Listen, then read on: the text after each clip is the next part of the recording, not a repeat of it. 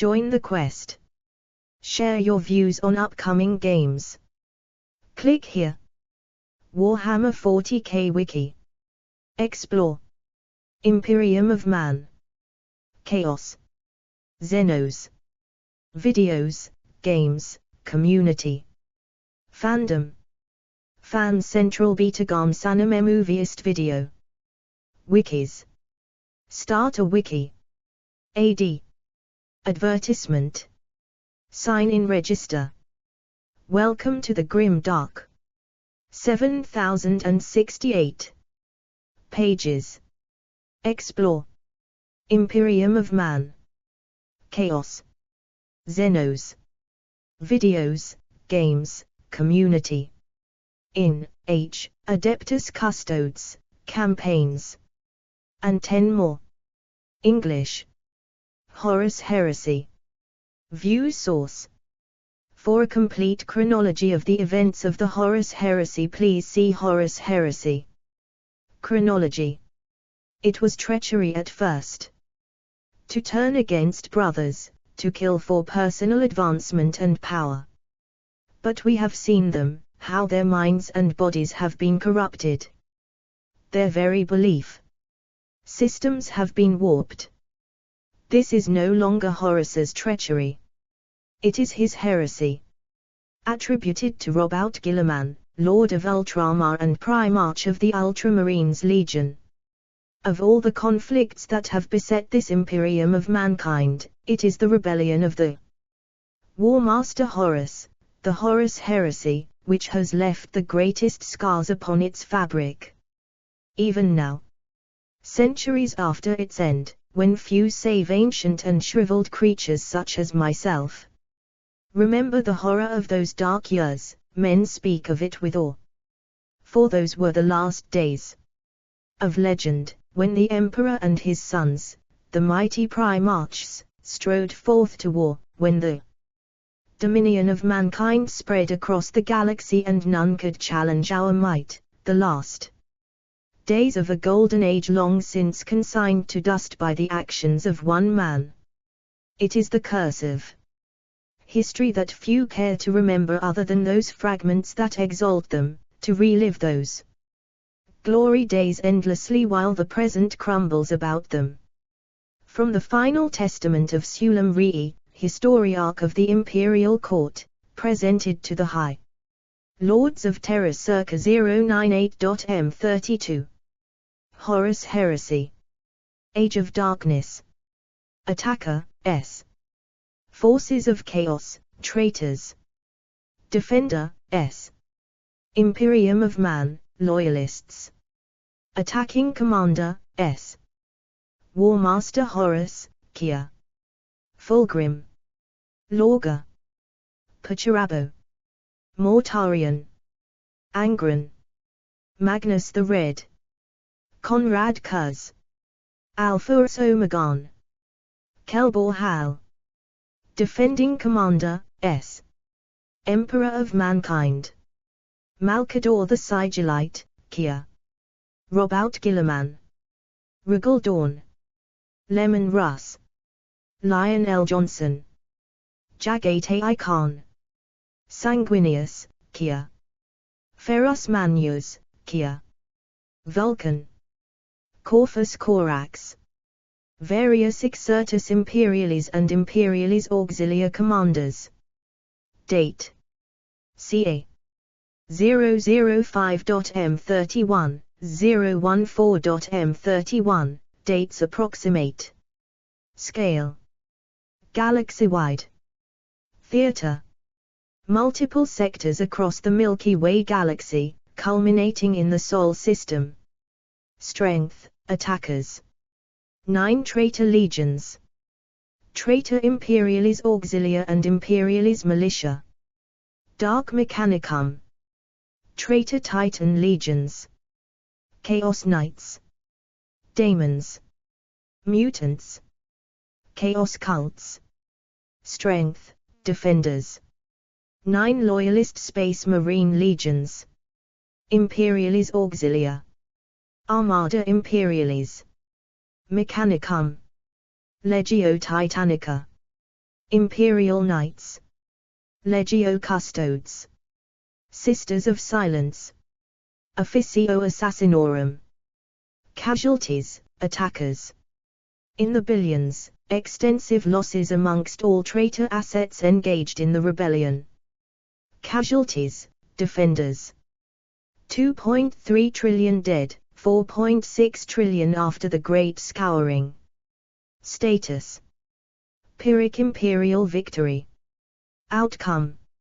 Emperor of mankind mortally wounded and placed within the Golden Throne, Horus slain by the Emperor, traitor legions broken and flee towards the Eye of Terror, true beginning of the Age of the Imperium. The Horus Heresy, sometimes referred to poetically as the Age of Darkness and originally known in its immediate aftermath as the Great Heresy War, was a galaxy-spanning civil war that consumed the worlds of mankind for 9 Terran years. Its outbreak marked the end of the Emperor of mankind's great crusade to reunite the scattered colony worlds of humanity in the Milky Way galaxy under a single government and the beginning of the current age of the Imperium. The Horus Heresy is in many ways the founding event of the Imperium of Man as it now exists. The Civil War began following the corruption by the ruinous powers of Chaos of the Imperial Warmaster Horus Lupercal, the Primarch of the Sons of Horus Legion and the most beloved genetic son of the Emperor. The Chaos Gods fed Horus' innate ambition and sense of betrayal by the Emperor until he turned upon his father and sought to claim the Imperium for his own. Horus convinced half of the other Primarchs and Space Marine legions, as well as large swathes of the Imperial Army and the forces of the ancient Mechanicum, to turn traitor alongside him and unleash a cataclysmic attempt to conquer the galaxy in his name. Over 9 Terran years the war raged, 7 of them consumed by Horus' drive on the throne world, until coming to a final cataclysm on Terra itself where Horus was slain and the Emperor mortally wounded, his dreams of creating a brighter future for mankind forever broken. The conflict was fought across the Milky Way galaxy early in the 1st century of the 31st millennium and resulted in more than 2.3 trillion dead, 4.6 trillion if one includes the planetary populations purged by the Imperium after the heresy due to the taint of Chaos corruption. The heresy concluded with the death of the traitorous Warmaster Horus, the internment of the Emperor in the Golden Throne and the exile into the Eye of Terror of the heretic Astartes traitor legions.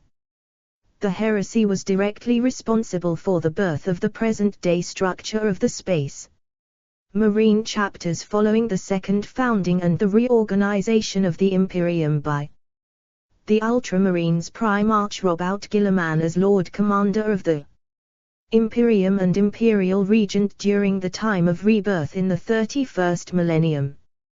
While the below account is highly detailed, it should be noted that much of this information would be completely unknown to the average inhabitant of the Imperium of Man in the 41st millennium. The Horus Heresy occurred over 10,000 Terran years ago, a nearly unimaginable span of time. As a result, it has become nothing more than a collection of often distorted or misunderstood legends and mythology to the average imperial citizen. When the effects of the deification of the Emperor, the theological needs of the Adeptus Ministorum and the outright deletions and fabrications of imperial history carried out by the Inquisition are added into the equation, the truth of the events surrounding the Horus Heresy could prove very shocking indeed to the people of the Imperium. Contents: 1. Old Earth. 2. Dark Age of Technology. 3. Age of Strife. 4. Unification Wars. 5. Council of War. 6. Great Crusade. 06.1 Triumph of Eleanor. 06.2 Seeds of Heresy Sown. 06.3 Lords of the Imperium. 7 Corruption of the Space Marine Legions. 07.1 Castigation of Kher. 07.2 Pilgrimage of Lorga. Small black square 7.2.1 Primordial Truth. 07.3 Fall of Horus. 8 Istvan Massacres. 08.1 Istvan 3 Atrocity. Small black square 8.1.1 Flight of the Eisenstein.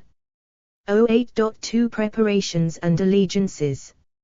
08.3 Drop Site Massacre on Istvan V. Small black square 8.3.1 Raven S Flight. Small black square 8.3.2 Horus Triumphant. 9 Disposition of the Traitor Legions. 09.1 The Traitor Auxilia. 09.2 The Traitor Fleets. 09.3 The Dark Mechanicum. 10 Hidden Forces. 11 Disposition of the Loyalist Legions. 011.1 Shattered Legions. 011.2 Hunter Killers. 011.3 The Sundered and the Black. 011.4 Loyalists Scattered. 12 Uncertainty and Allegiance. 13 The Dark Compliance. 14 Assassination Attempt on Horus. 014.1 Execution Team. 014.2 Black Pariah. 014.3 Dagonet. 014.4 Moment of Truth. 15 The Talon closes around Manachia. 16 Striking a blow for Horus. 016.1 Battle of Calth. Small black square 16.1.1 Cull of the Word Bearers. Small black square 16.1.2 Furious Abyss. Small black square 16.1.3 Calth Atrocity. 016.2 Shadow Crusade. 016.3 Sinus Campaign. Small black square 16.3.1 Sanguinius Betrayed. Small black square 16.3.2 The Black Rage. 016.4 Fall of the Iron Warriors. Small black square 16.4.1 Hydra Caudatus. 016.5 Angel Exterminatus. Small black square 16.5.1 Into the Eye of Terror. Small black square 16.5.2 Sisypheum. Small black square 16.5.3 Crone World. Small black square 16.5.4 Battle of Idris. Small black square 16.5.5 Apotheosis of Fulgrim. 17 Route to Terror. 017.1 Schism of Mars. 017.2 Fortifying Terror. 18 Siege of Terror. 018.1 Landing on Terror. 018.2 The Siege. 018.3 Inquisition. 018.4 Malcador the Hero. 018.5 Endgame. 018.6 Ascension. 19 Great Scouring and the Time of Rebirth. 20 Timeline of notable events. 21 Canon Conflict. 22 See also. 23 Sources. AD. Old Earth.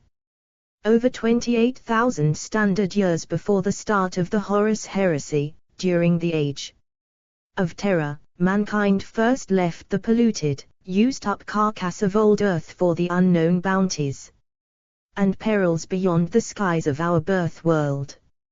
In those forgotten early years, it is unknown what enemies and trials humanity overcame in our uncaring universe to not only survive, but thrive and forge a domain amongst the stars. Colonies spread across our galaxy so that humanity was scattered across a million worlds and found treasures and horrors uncounted. Mankind's technological mastery ascended to an almost unimaginable zenith, and at its heart lay a resurgent Earth. The promised wonders of our species' earliest ambitions were made manifest, and our Application and control of the sciences was unparalleled. Humanity reached its pinnacle, raised up by the miracles of technology which it wrought, reshaping uncounted new colony worlds in the vision of distant old Earth. The legends which remain of that lost realm of ancient human empires speak of a galaxy of plenty, filled with opportunity, culture, technological progress and wonder. AD. Dark Age of Technology. In the heights of those times, lost to all but supposition and myth, humanity made itself as unto gods, able to harness the power of the stars, and fashion servants from clay and iron and give them counterfeit life to do their bidding. Unfortunately, this era of advancement was not to last. For mankind fell prey to its own sciences. Mankind's golden age failed, wherein the promised wisdom of science and technology did not elevate mankind to the divine, but rather smote it for the consequences of its reckless excesses and ambitions untempered by reason. Martian-Terran wars of terrible destruction ensued, and the beautiful, animate, thinking tools which mankind had created and so coveted were corrupted and turned upon all humanity in what was called the cybernetic revolt. Horrors were perpetrated to possess meager resources all but depleted from the earlier age of prosperity, and greed and hubris saw fearsome, ancient weapons unleashed that risked our species' very annihilation. Such were the terrors of this time that death could cross vast distances of space, coming unexpected and uninvited to consume entire worlds.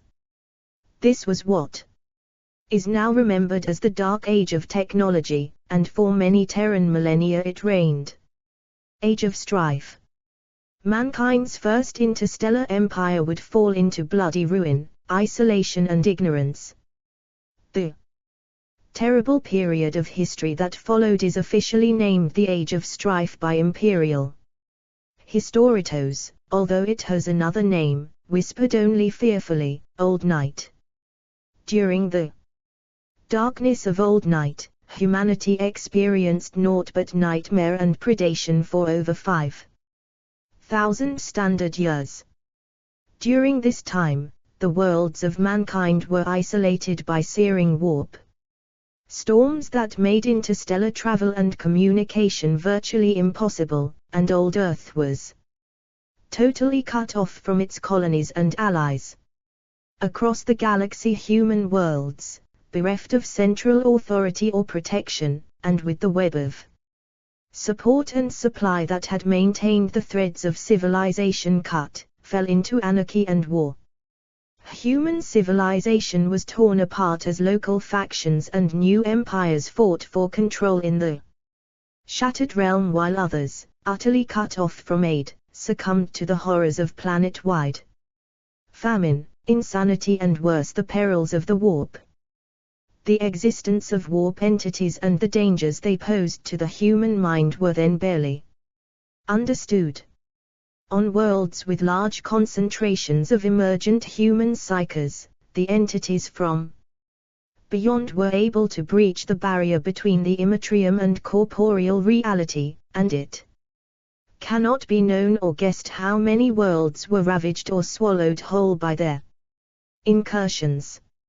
As human civilization fragmented, hundreds of Xenos species and enemies unknown seized their chance for revenge on humanity for its past conquests, or to plunder unprotected worlds and enslave their populations.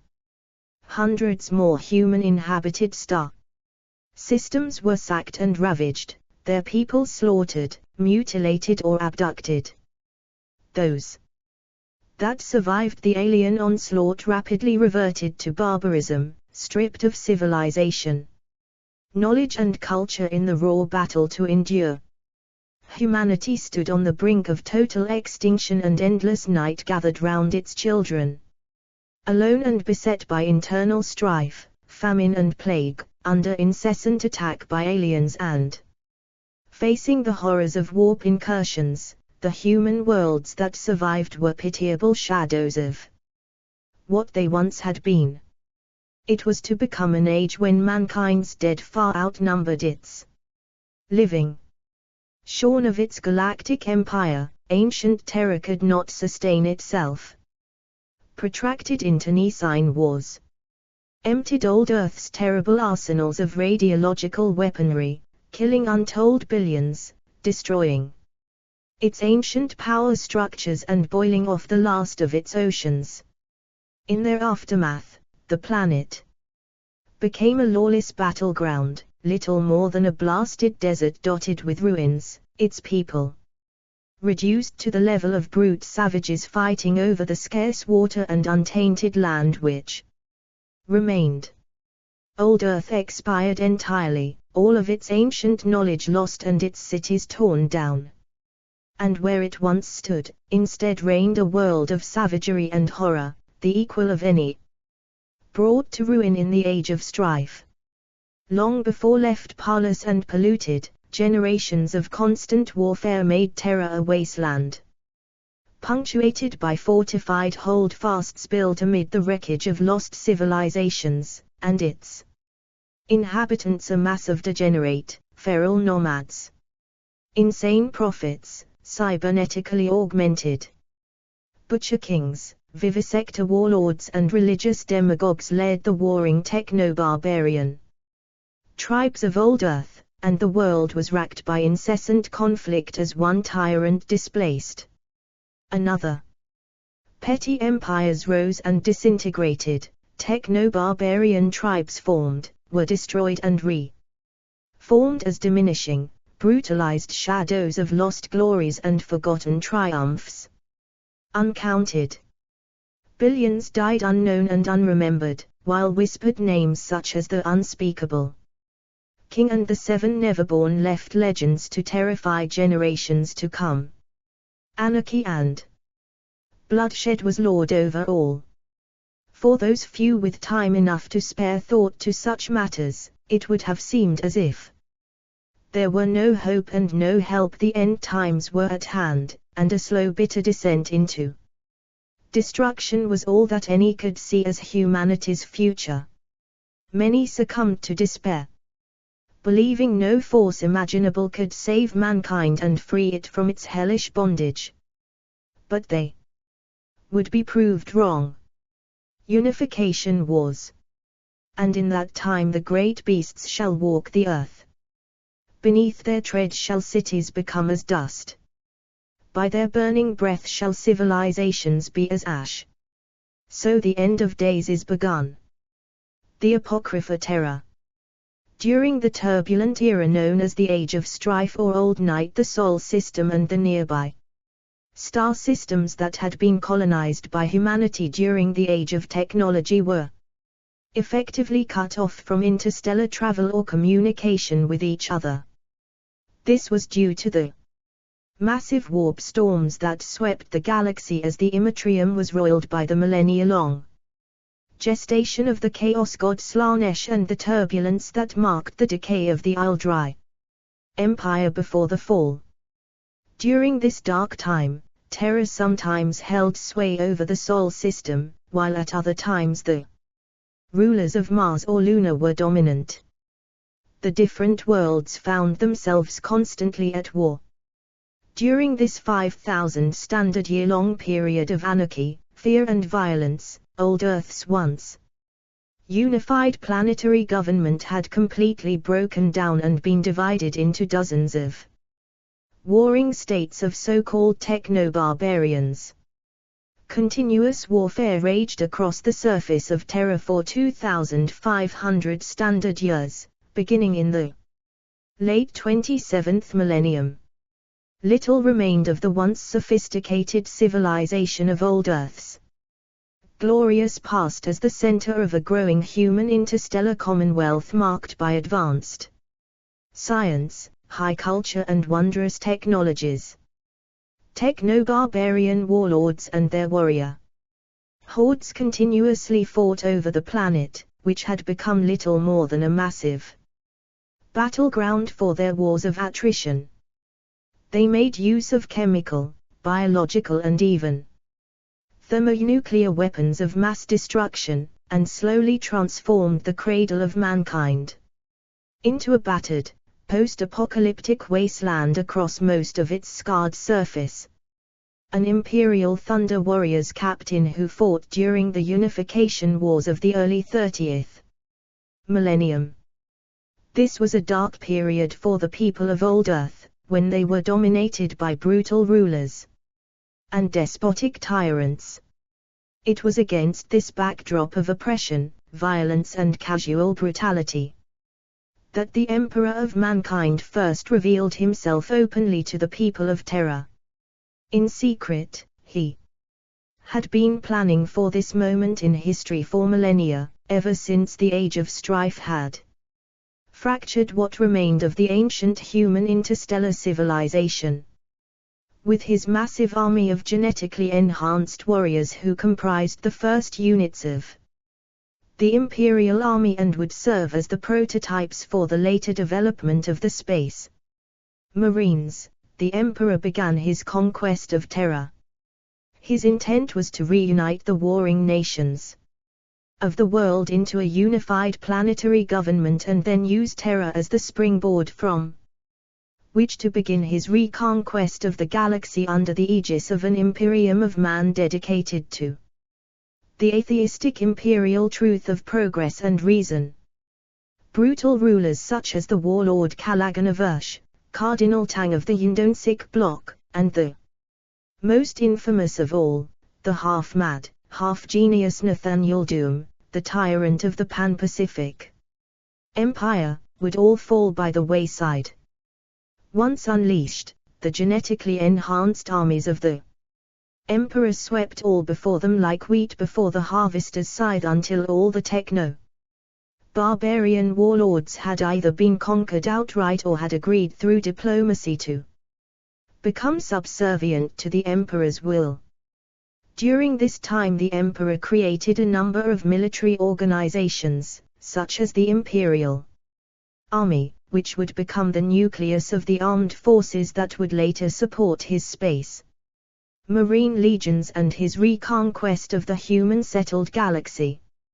Amongst the early Imperial Army units that saw action during the Unification Wars were such venerable regiments as the Geno 52 Chiliad, which would become one of the oldest and most respected regiments within the Imperial Army. Like many of these early regiments, the Geno soldiers were created through the use of some of the Emperor's sophisticated genetic engineering techniques, developed in his laboratories beneath the Himalayan mountains and by the advanced geneticists who called Luna home. The most elite of this first generation of genetically engineered super soldiers were known as the Thunder Warriors, men who were physically stronger and more formidable in combat than even the later Space Marines, though they were engineered to be vicious killers and lacked many of the more noble aspects of the Astartes as well as their tremendously long lifespans. The Thunder Warriors were engineered to be the means to an end and were never intended to be integrated into the Emperor's new realm after unity had been achieved.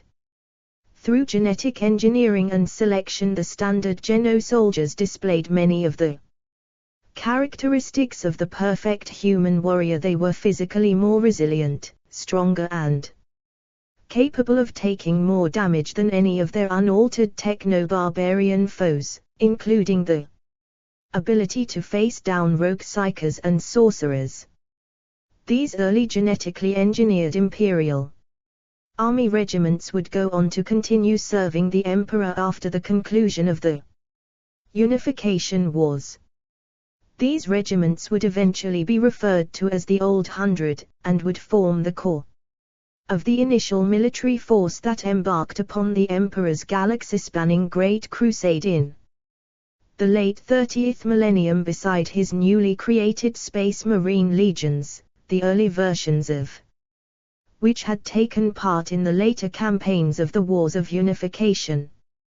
When the unification wars were complete in the late 30th millennium, the Emperor forged a new unified planetary government for Terra under his leadership. He next journeyed to Mars and met with the tech adepts of the cult Mechanicus. In return for the use of the Mechanicum's vast manufactoria, the use of its Titan legions and the orbital shipyards to construct the weaponry and starships he would need for his great crusade to reunite mankind under the banner of the imperial truth, the Emperor agreed to grant the Mechanicum complete autonomy on Mars and its other forge worlds, as well as an exemption to the atheism required by the imperial truth. This agreement, known as the Treaty of Mars, the Treaty of Olympus to the Mechanicum, marks the true foundation of the Imperium of Man in the alliance between Terra and Mars. Council of War. Following the successful conclusion of the Unification Wars, the Emperor convened the ruling body known as the War Council to manage the execution of the Great Crusade intended to reunite the entire human-settled galaxy under a single government.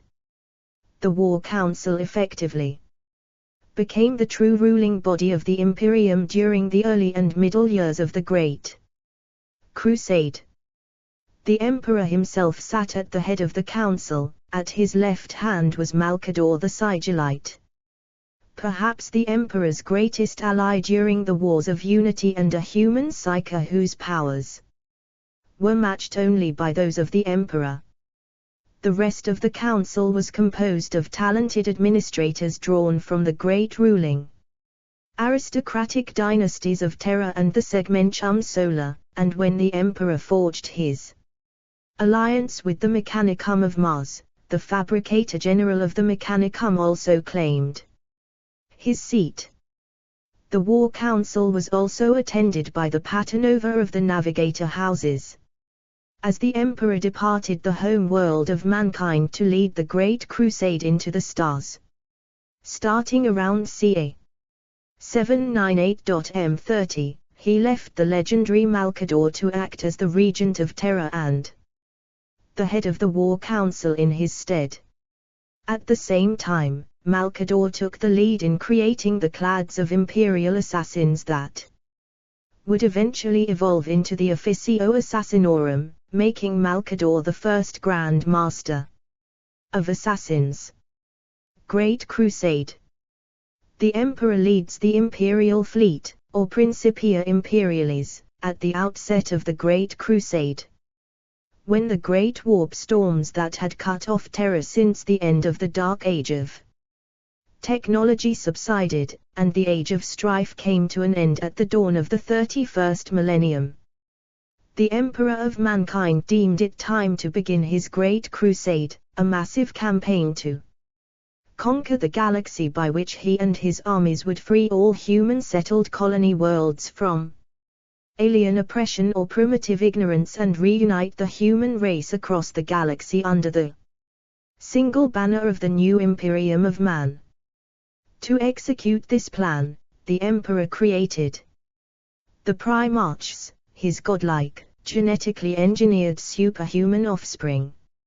Ancient Departamento Cartographici map labeled Imperium Dominatus, which displays the extent of the imperial domain in the last year of the Great Crusade, ca.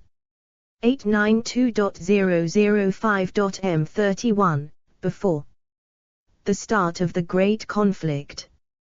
The Primarchs were still in their infancy, growing to hyper-accelerated maturity in their special gestation tanks, when they were snatched away from the genetic laboratory deep beneath the Himalayan mountains on Terra, where they had been created and gestated by the Emperor using his own DNA.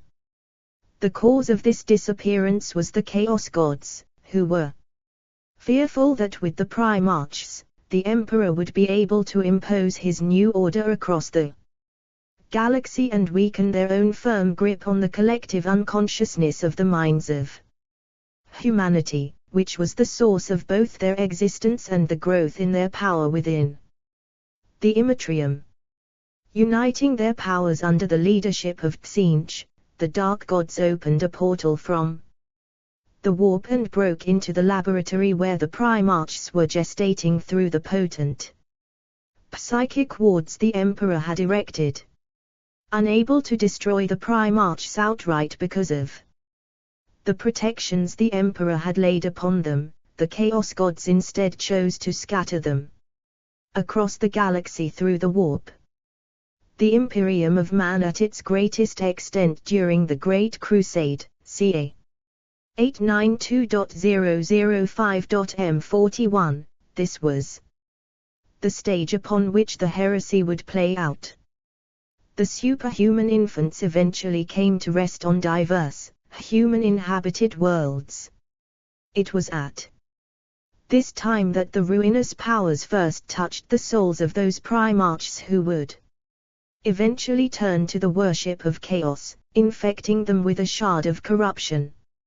Certainly the fact that each of the Primarchs was ultimately cast ashore on an inhabited human world was no accident. The Chaos Gods may have hoped that by having the Primarchs raised among humanity without the direct guidance of the Emperor as they grew, they would display more of the human weaknesses that would make them easier to corrupt when the time came. During the course of the Great Crusade, the Emperor encountered each of the Primarchs on their scattered home worlds in turn.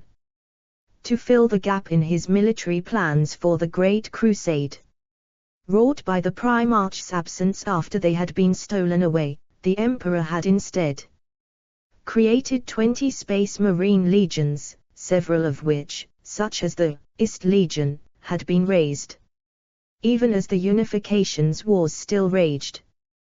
The Emperor used the Primarch's individual genetic material still in his possession to craft the genetically enhanced transhuman warriors of each of the Legion's Astartes, creating 19 gene seed organs that could be implanted within an adolescent human male to transform him into a Space Marine. After the Emperor rediscovered his sons scattered across the galaxy, he deemed it fitting that each Primarch should lead their genetic offspring as the master of the Legion, whose Astartes bore their DNA. However, in time this decision would prove a critical mistake, as the Space Marine gene seed creation process made the Emperor, the Primarchs and the Space Marines analogous to grandfather, fathers and sons, respectively, in their genetic inheritance and superhuman abilities. In time, many of the Space Marines in the legions, especially those recruited from their Primarch's home world rather than from Terra before the Primarch's rediscovery, would come to venerate and feel more loyalty for their Primarch than the Emperor of Mankind. Triumph of Ulanor. You are like a sun and together we have all but conquered the galaxy. Now the time has come for me to retire to Terra. My work as a soldier is done and now passes to you, for I have great tasks to perform in my earthly sanctum. I name you War Master, and from this day forth all of my armies and generals shall take orders from you as if the words came from mine own mouth. But words of caution I have for you, for your brother Primarchs are strong of will, of thought and of action. Do not seek to change them, but use their particular strengths well. You have much work to do, for there are still many worlds to liberate, many peoples to rescue. My trust is with you. Hail, Horus! Hail the War Master! The Emperor of Mankind, at the Triumph of Ulanor. The Triumph at Ulanor, an ancient mural portraying the gathering of the brother Primarchs, from left to right, Sanguinius, Mortarion, Magnus, Angron, Chagatai Khan, Lorga, Rugal, Dawn, Horus and Fulgrim. The Ulanor Crusade was a vast imperial assault on the Orc Empire of the Overlord Arlak during the late 30th millennium. This massive undertaking would mark the culmination of the Great Crusade's expansion. Alinor, the capital world of this greenskin empire, and the site of the final assault, lay in the Alinor system of the galaxy's Alinor sector. The crusade included the deployment of 100,000 space marines, 8 million Imperial Army troops, and thousands of Imperial starships and their support personnel. The Alinor Crusade marked the high point of the Great Crusade's vast effort to reunite the scattered colony worlds of humanity. The Orcs of Alinor represented the largest concentration of Orcs ever defeated by the military forces of the Imperium of Man before the Third War for Armageddon began during the 41st millennium. With the great victory sealed in blood and iron, the call to a triumph was sounded, to recognize this high point of the Great Crusade and to honor all the warriors of the Alinor Crusade, mortals and Astartes alike, for their extraordinary valor and service to humanity's cause. By the Emperor's command, Alinor was remade as a trophy world, designated Mundus Tropellum on all galactic maps and records of Tithe.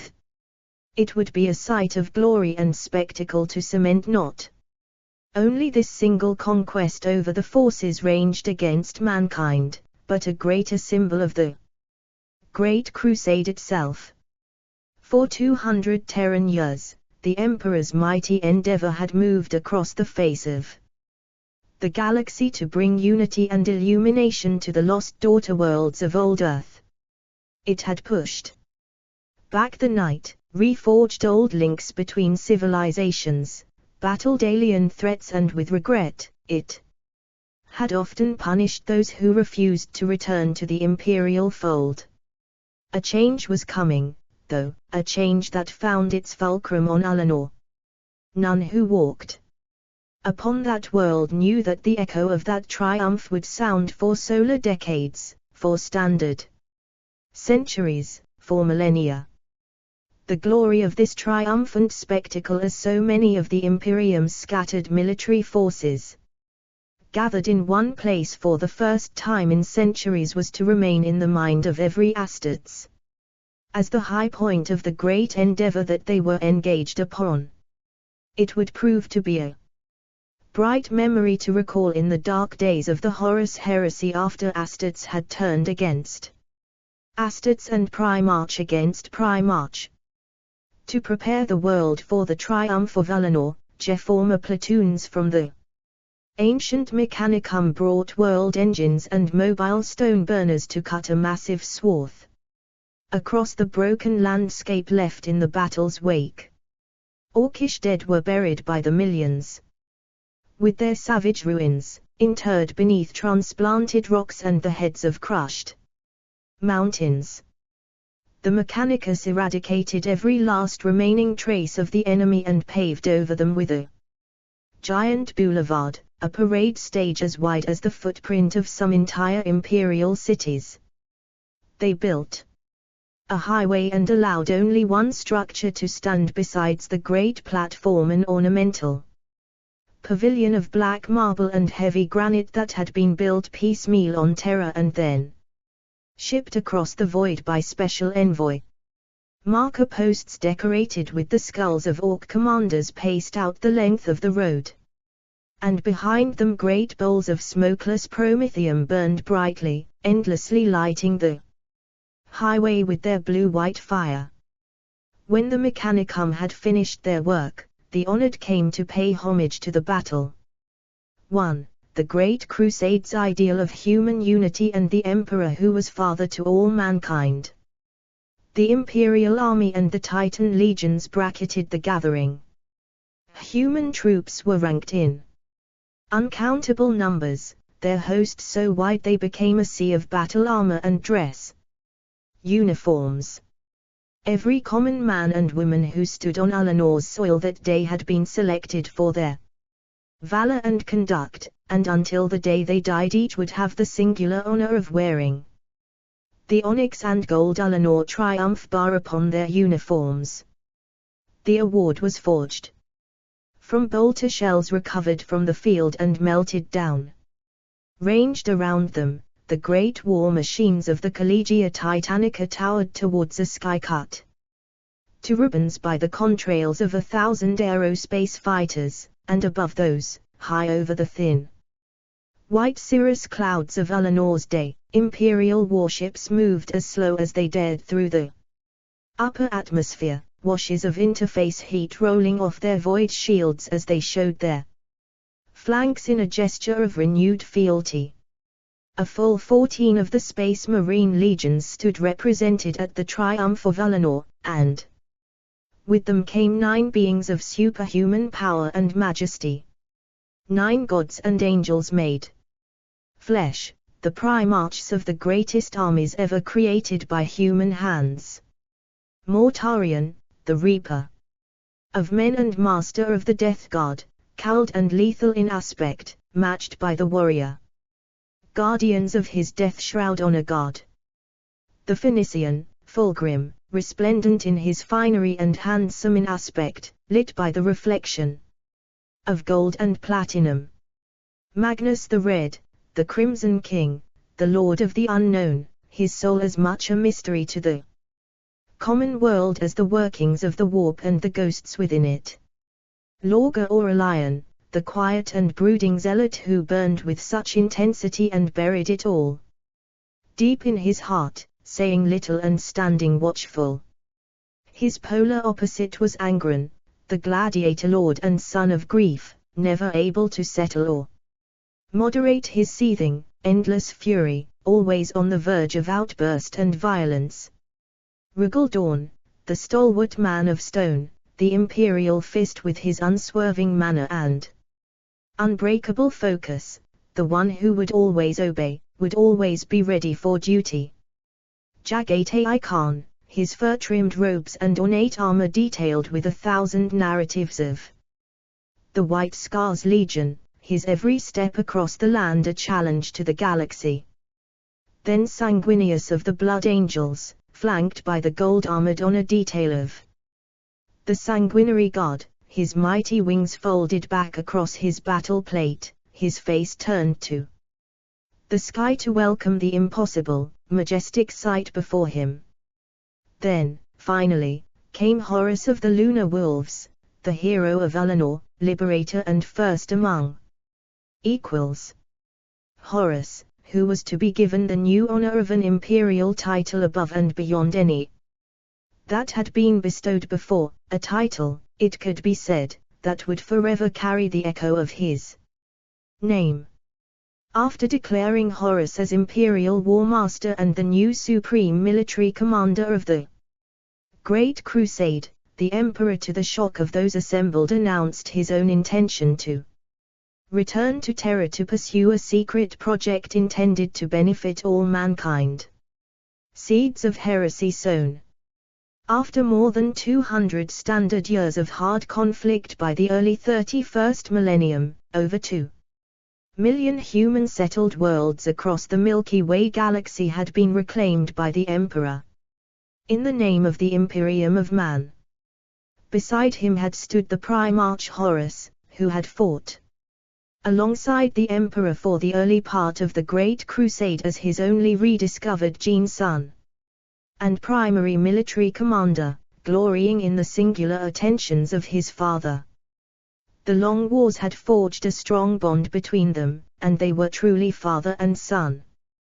But now the Emperor had to consolidate his newborn Imperium, and undertake the next phase of his grand plan. He intended to create a way through the Immatrium much like that used by the Ildry that would be open to humanity by wielding the psychic augmentation technology of the artifact from the age of technology known as the Golden Throne. This work required his continued presence on Terra, and so after Horus' magnificent victory in the Ulanor Crusade, against the largest horde of orcs ever encountered in the galaxy at that time, the emperor departed and left Horus in charge of the Great Crusade with the exclusive title of War Master. As War Master, Horus was the commanding general of all of the Imperium of Man's military forces, charged with leading the other Primarchs and their legions through the remainder of the Great Crusade. At this announcement there was much shock and outrage. Many of the other Primarchs did not understand why the Emperor was leaving them to fight the enemies of mankind alone, and, worse still, why Horus should be raised as the first amongst equals. Rugal, Dawn, Sanguinius and Fulgrim were pleased for their brother, the new War Master, while others, such as Angron, Rob Out Gilliman, Lionel Johnson and Pacharabo, all reacted with varying degrees of disapproval. The situation only grew worse when the Emperor announced that he would be creating a civilian administrative bureaucracy known as the Council of Terror that was comprised of imperial bureaucrats and nobles to carry out the day-to-day governmental affairs of the Imperium, replacing the direct rule of the Emperor while he was engaged in his secret Imperial Woodway project. The Council of Terror would implement and administer the new galaxy-wide tax of resources and manpower called the Imperial Tithe and other matters of day-to-day law in the Imperium of Man, while the Emperor focused on bringing his Woodway project to fruition using the technology of the Golden Throne. The Primarchs would be relegated to a primarily military role as the Imperium's most preeminent commanders. Many of the Primarchs, including Horus, were deeply disturbed that their father would make them subject to normal men and women who had never shed blood in the establishment or expansion of the Imperium, and that he would remove them from the political positions of rule to which they believed they were entitled after their sacrifices. However, the Emperor had sought to create a civilian bureaucracy for the Imperium precisely because he wanted regular human beings to learn to govern themselves once more and not become beholden to a permanent, genetically enhanced ruling class. The Chaos Gods would ultimately use the Primarch's resentment as one of the all-too-human weaknesses they could exploit to corrupt half their number. Lords of the Imperium. After the decisive victory during the Ullanor Crusade, when mankind's reascension to predominance in the galaxy was no longer in doubt, the Emperor bestowed upon the Primarch Horus Lupercal the title of Imperial War Master and ceded to him control of all the Imperium's military forces in the Emperor's stead. The other Primarchs were then instructed to follow Horus and obey him and complete the Great Crusade under his direction. There was, it is said, some disquiet among the Primarchs that the Emperor had decided to no longer fight alongside them, but the Emperor at the time was as adamant as he was close-mouthed as to what he would do on his return to Terra.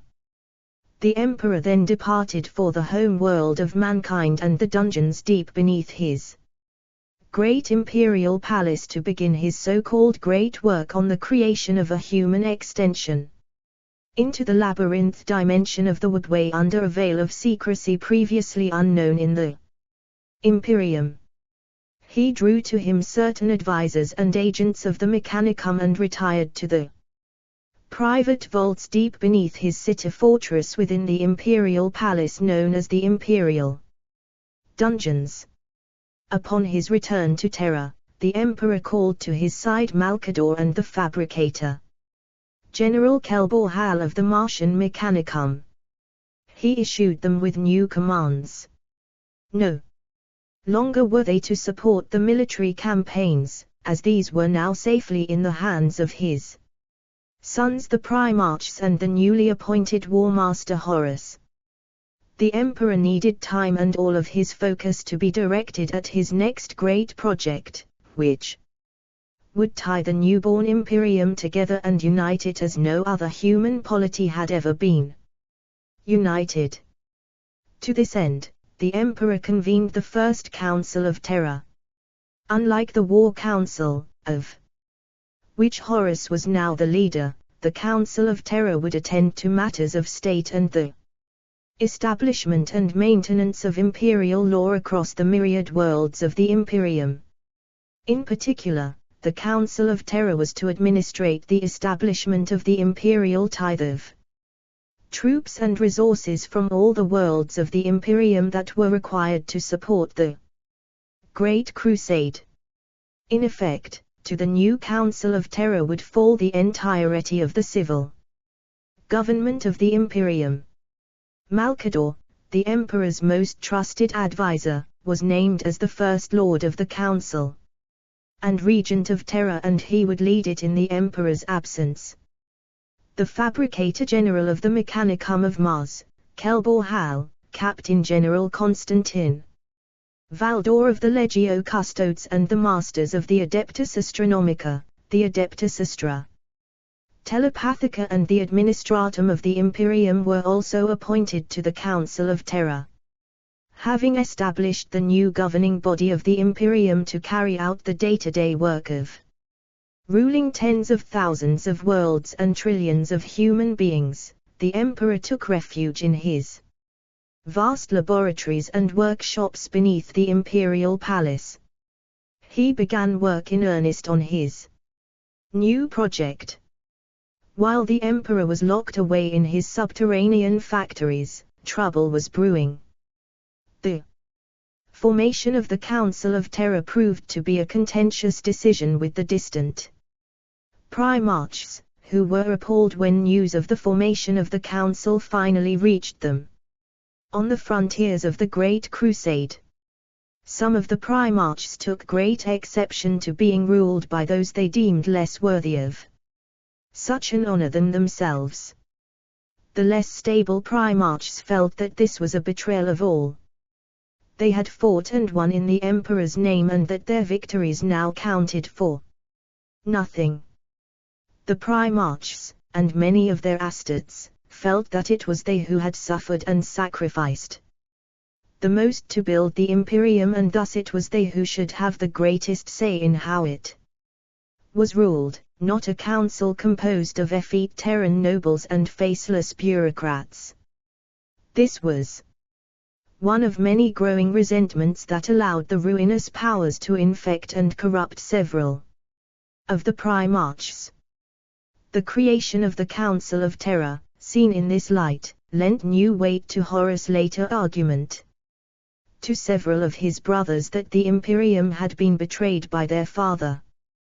He argued that the Emperor had proved more than willing to turn his back on his sons and generals and give power instead to petty mortal administrators and the sycophantic tech adepts of Mars who lacked the Primarch's brilliance and superhuman abilities. As Horus prepared his rebellion against the Emperor, he convinced himself that petty functionaries and administrators had supplanted the Primarchs and the astartes within the Imperium they had won. Once the Imperium had been wholly geared for the war and conquest. That was its life's blood since its inception, but now Horus believed that it had become burdened with parasitic executors, scribes and scriveners who demanded to know the cost of everything. Bureaucracy was taking over red tape, administrators and clerks were replacing the heroes of the age. Horus argued to his more receptive brothers that unless the Imperium changed its ways and direction, its greatness as an empire would soon be a footnote in history books. Horus feared that everything he and his brother Primarchs had achieved would be a distant memory of former glory, lost in the mists of time like the civilizations of ancient Terra. It was this hubris and arrogance that led to the War Master's inevitable fall to chaos and the resultant civil war that would consume the entire galaxy, ushering in a new age of darkness that would last for millennia. Yet Horus and his more resentful brothers had completely misunderstood the Emperor's intent. In creating the Council of Terror, the council was to become the body of civilian government that would administrate the myriad bureaucratic tasks needed for the survival of the newly formed human interstellar empire. The emperor was determined that in his imperium power would reside with those mortal men and women who were governed by its apparatus and not with an artificial military elite, composed of genetically engineered beings who were so powerful that they already possessed only a very tenuous grip upon their own humanity. The Primarchs and their space marines had been created to give life to the Emperor's dream of a united human imperium stretching across the galaxy and to defend it from humanity's myriad foes. They were never intended to rule it as a hereditary caste of immortal warriors imposing their whims upon those they deemed mere mortals by brute force. The Primarchs and the Space Marines had been created to protect mankind, not become new tyrants over it. Corruption of the Space Marine Legions. Chaos corrupted Astartes of the Word-Bearers Legion. Long before the tragic events that would unfold on Istvan III and initiate the conflict of the Horus Heresy, the Primarch Lorga of the Word-Bearers Legion had already committed himself and his Astartes to the service of the ruinous powers. Lorga was a puritanical religious zealot who was said to have experienced visions that foresaw the coming of the Emperor, who he believed to be a living god. This belief resulted in a series of bitter religious wars as Lorga fought to impose his new religious doctrine worshipping the Emperor on his home world of Colchis.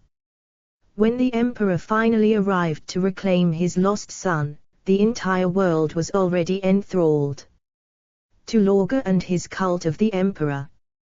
The people of Colchis united behind their new god, Emperor.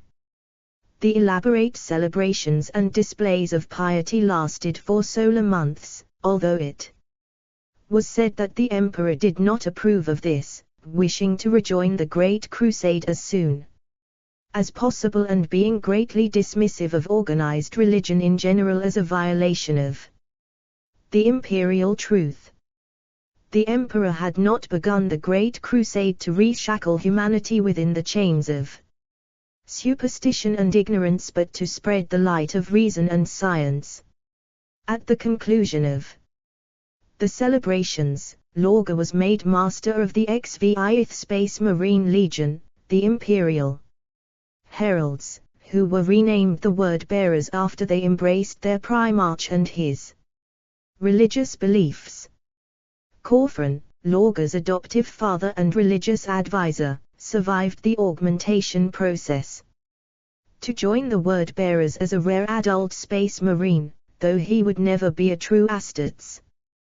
Corfran became Lorga's chief advisor, lieutenant and the commander of the Word-Bearers Elite First Company as the XVIth Legion's first captain. Lorga led his legion throughout the Great Crusade, as the Word-Bearers sought to eliminate all blasphemy and heresy within the new Imperium of Man. Ancient texts and icons of other faiths were burned. The construction of vast monuments and cathedrals venerating the Emperor as the god of mankind were supervised by Lorga and the Word-Bearers on many of the worlds they brought into imperial compliance. The greatest chaplains of the Word-Bearers produced enormous works on the divinity and righteousness of the Emperor, and gave grand speeches and sermons to the masses of conquered worlds. The progress of the Word-Bearers was slow in bringing new worlds into imperial compliance, but the imperial domination of those who were defeated by the XVI superscript text legion was always complete, as religion proved to be a potent tool in securing imperial loyalty. At some point during this period, Lorga penned the work known as the Lectitio Divinitatis, which laid out the case that the Emperor of mankind was a divine being and was worthy of worship as the rightful God of humanity. This book would later, ironically considering the identity of its author, become instrumental in the founding of the imperial cult and the ecclesiarchy. Castigation of Kher. Ancient remembrance. A sketch of Lorga or a lion, primarch of the Word-Bearers Legion, during the Great Crusade. At this time, some 40 standard years before the start of the Horus Heresy, the absolute loyalty of Lorga and the Word-Bearers Legion to the Emperor and his Imperium was unquestioned. Their compliant worlds regularly delivered tithes in the Emperor's name, and the orders of terror were accepted without question throughout the worlds liberated by the Word-Bearers. Lorga and his Legion had successfully prosecuted the Emperor's Great Crusade for almost a full Terran century, and in that time the Emperor had never once admonished his zealous son or the Word-Bearers Legion for their fervent worship of him, even though such doctrine clashed with the Emperor's imperial truth.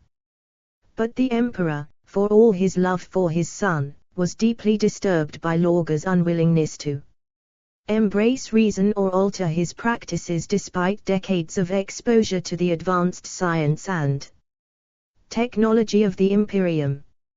He had initially tolerated the beliefs of his deeply religious son, but as the Great Crusade reached its height, the Emperor found himself increasingly frustrated with the slow pace with which Lorga conquered and then brought worlds into compliance for the Imperium.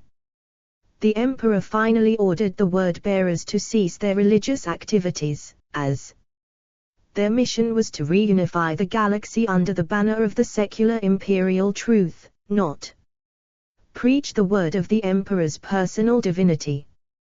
The Emperor had long opposed the spread of organized religion and was determined to use the creation of the new Imperium of Man to enshrine reason and science, not religion, as the true guiding light of a new interstellar human civilization. The Emperor was particularly troubled by any notion that he should be worshipped as a god, and the actions of the Word-Bearers Legion in slaughtering those who refused to accept the Emperor's divinity stank of the religious excesses that had so often poisoned human history. The Emperor ordered a task force composed of the Ultramarines Legion and led by their Primarch Robout Guilliman and accompanied by a force of his elite personal bodyguards, the Legio Custodes and the Imperial Regent, Malcador the Sigillite, to raise the capital city of the planet Kher, a world dear to the Word-Bearers, who considered its capital, Monarchia, the perfect city because of the intense religious devotion of its citizens and the sheer number of cathedrals and monuments dedicated to the worship of the Emperor as a god. Following the city's destruction by the Ultramarines, the entire Word-Bearers Legion, 100,000 Space Marines strong, were ordered to assemble on the planet's surface, within sight of the smoldering ruins of Monarchia, where its astartes were humiliated and rebuked by the Emperor himself, who psychically forced everyone, including Lorga, to kneel before him, and explained to them that they had failed both him and humanity. Lorga was stunned by his father's reproach and refusal to accept his worship, and fell into a deep melancholy. Feeling betrayed by the Emperor, Lorga refused audience to all but Corfran, the Word-Bearers' first captain and cardinal of its faith. Corfran was Lorga's adoptive father and had raised him from infancy on Colchis as a member of the Colchisium religious order called the Covenant. Corfran had served as Lorga's chief lieutenant and advisor since the time when he ruled as the theocrat of Colchis. Lorga also called the Legion's first chaplain Erebus to his side, who had long been another trusted advisor. Corfran and Erebus sympathized with Lorga's unrequited religious longings, and felt that the word-bearer's legion should serve gods truly worthy of their worship. Corfran and Erebus explained that they knew of such gods, the divine beings once worshipped by the old faith of Colchis. Thus, it was in this way that Lorga first learned of the existence of the Chaos gods, who not only accepted the zealous worship he offered, but demanded it. Thus the seeds of the Horus Heresy were first sown amongst the word-bearers. Intrigued, Lorga demanded that the legion find these gods, and Corfran and Erebus, both of whom had been secret devotees of Chaos for decades, proposed a pilgrimage. Pilgrimage of Lorga. The Primarch Lorga stands triumphant over an elder avatar of Cain deep within the Eye of Terror during the so-called pilgrimage of Lorga. Prompted by First Captain Corfran and the 17 Legion's first chaplain Erebus, both secret devotees of the Chaos gods through Colchis old faith, Lorga journeyed with his word-bearers Legion's chapter of the serrated sun to what was then the fringes of known imperial space as part of the 1301 St expeditionary fleet of the Great Crusade. At this time, Lorga had not yet fallen to the corruption of Chaos, though he had turned against the Emperor of mankind as a deity no longer worthy of his worship. Lorga believed that the Emperor was wrong to condemn mankind's natural instinct to seek out the divine as an unworthy superstition, and he intended to discover if there were truly deities worthy of humanity's respect. To this end, though Lorga no longer had any love or loyalty for the Emperor, he and his 17 Legion rejoined the Great Crusade. But did so only so their efforts could serve as a front for their pursuit of the pilgrimage of Lorga. The word-bearers were also accompanied on this pilgrimage by 5 members of the Legio Custodes who had been set by the Emperor to watch over everything the word-bearers did to prevent them from falling back into error once more. The word-bearers' pursuit of any scrap of information that could be found on the primordial truth or the nature of the place where gods and mortals could mingle ultimately led the 1301 St expeditionary fleet to the Cadia system, near the largest permanent warp storm in the galaxy, later known to the Imperium as the Eye of Terror. The expeditionary fleet's master of astropaths advised Lorga that unusual voices in the warp were heard in the vicinity of the Great Warp Rift, voices that spoke directly to the Primarch as well, which were the voices of the Chaos entities within the Immatrium.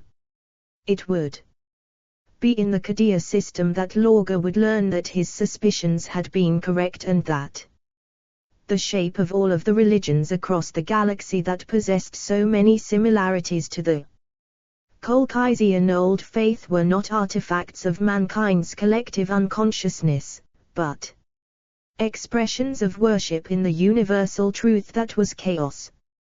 Primordial truth. The so-called primordial truth of the existence of Chaos changed Lorga and the word-bearers forever as they were exposed to the ruinous powers and slowly corrupted, the first of the space marine legions to worship the Chaos gods and become traitors to the Emperor in their hearts. Lorga and the word-bearers spent the remaining years of the Great Crusade attempting to enlighten humanity about the true spiritual nature of creation, ultimately resorting to manipulation and deception to sway 9 of the Primarchs to the cause of Chaos as their gods demanded, the most notable being the War Master Horus. When it became clear that mankind could not be enlightened by Chaos without first being forcibly weaned at a great price in blood from the Emperor's false imperial truth, Lorga would go on to willingly help orchestrate the terrible Battle of Istvan III and the drop site massacre at Istvan V, as well as the larger Horus heresy itself. When Horus openly declared his rebellion against the emperor, the word-bearers were one of the first legions to support him and his cause. The worlds they had conquered since their conversion to chaos also joined the side of the traitors, having been secretly corrupted to the worship of the ruinous powers in the final days of the Great Crusade. Fall of Horus. Horus, the imperial war master and primarch of the Sons of Horus Legion after his fall to chaos. Lunar Wolves Legion badge. During the Great Crusade, it became apparent that the primarchs were far from the perfect specimens of humanity they were intended to be. Although each primarch was physically and mentally godlike compared to a baseline human being, they harbored the flaws of vanity, egotism, hunger for power, jealousy, arrogance, insecurity and all the other sins of the human character. As the War Master, Horus took over command of the Great Crusade, and accepted his new duties with earnest dedication.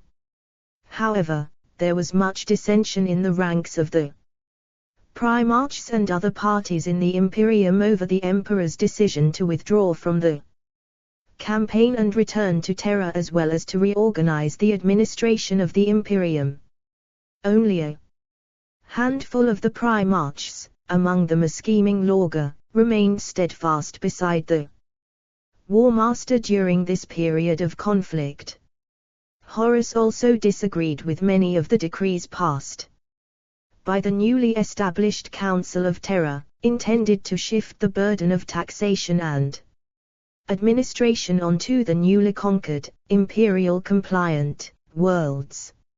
Even worse, Horus came to believe in his heart that he was failing his father, and was deeply wounded that the Emperor had revealed to none of the primarchs, not even his most favored son, why he had secluded himself upon Terra and the truth behind his secret Woodway project.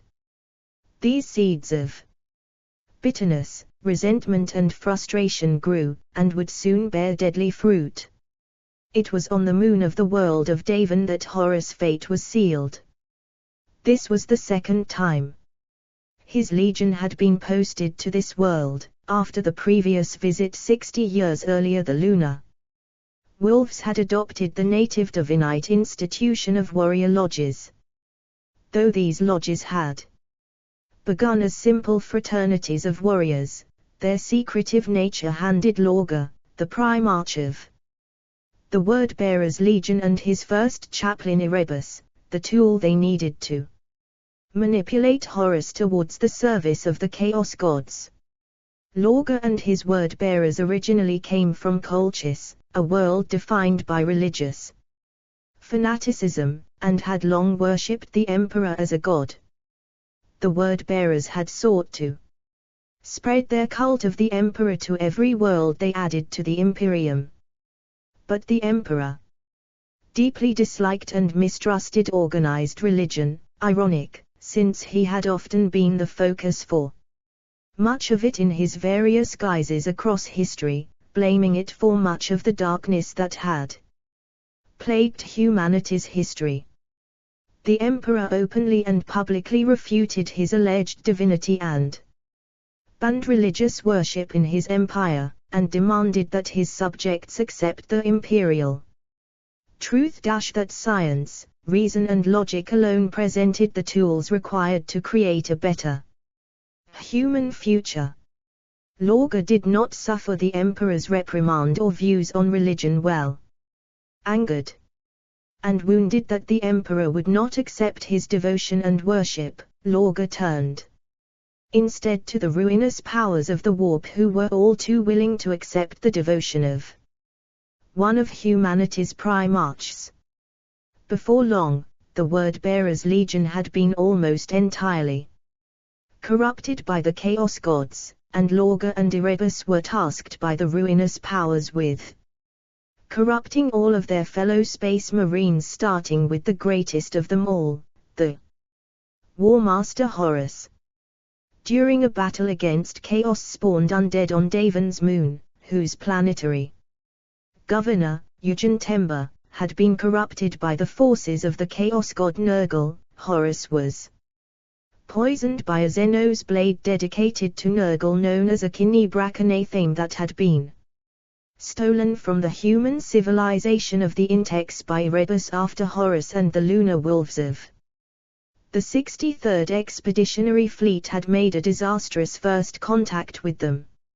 Erebus then gifted the weapon to the chaos-corrupted form of the Imperial Army commander Eugen Temba, who the War Master had left behind to govern Daven 60 years before.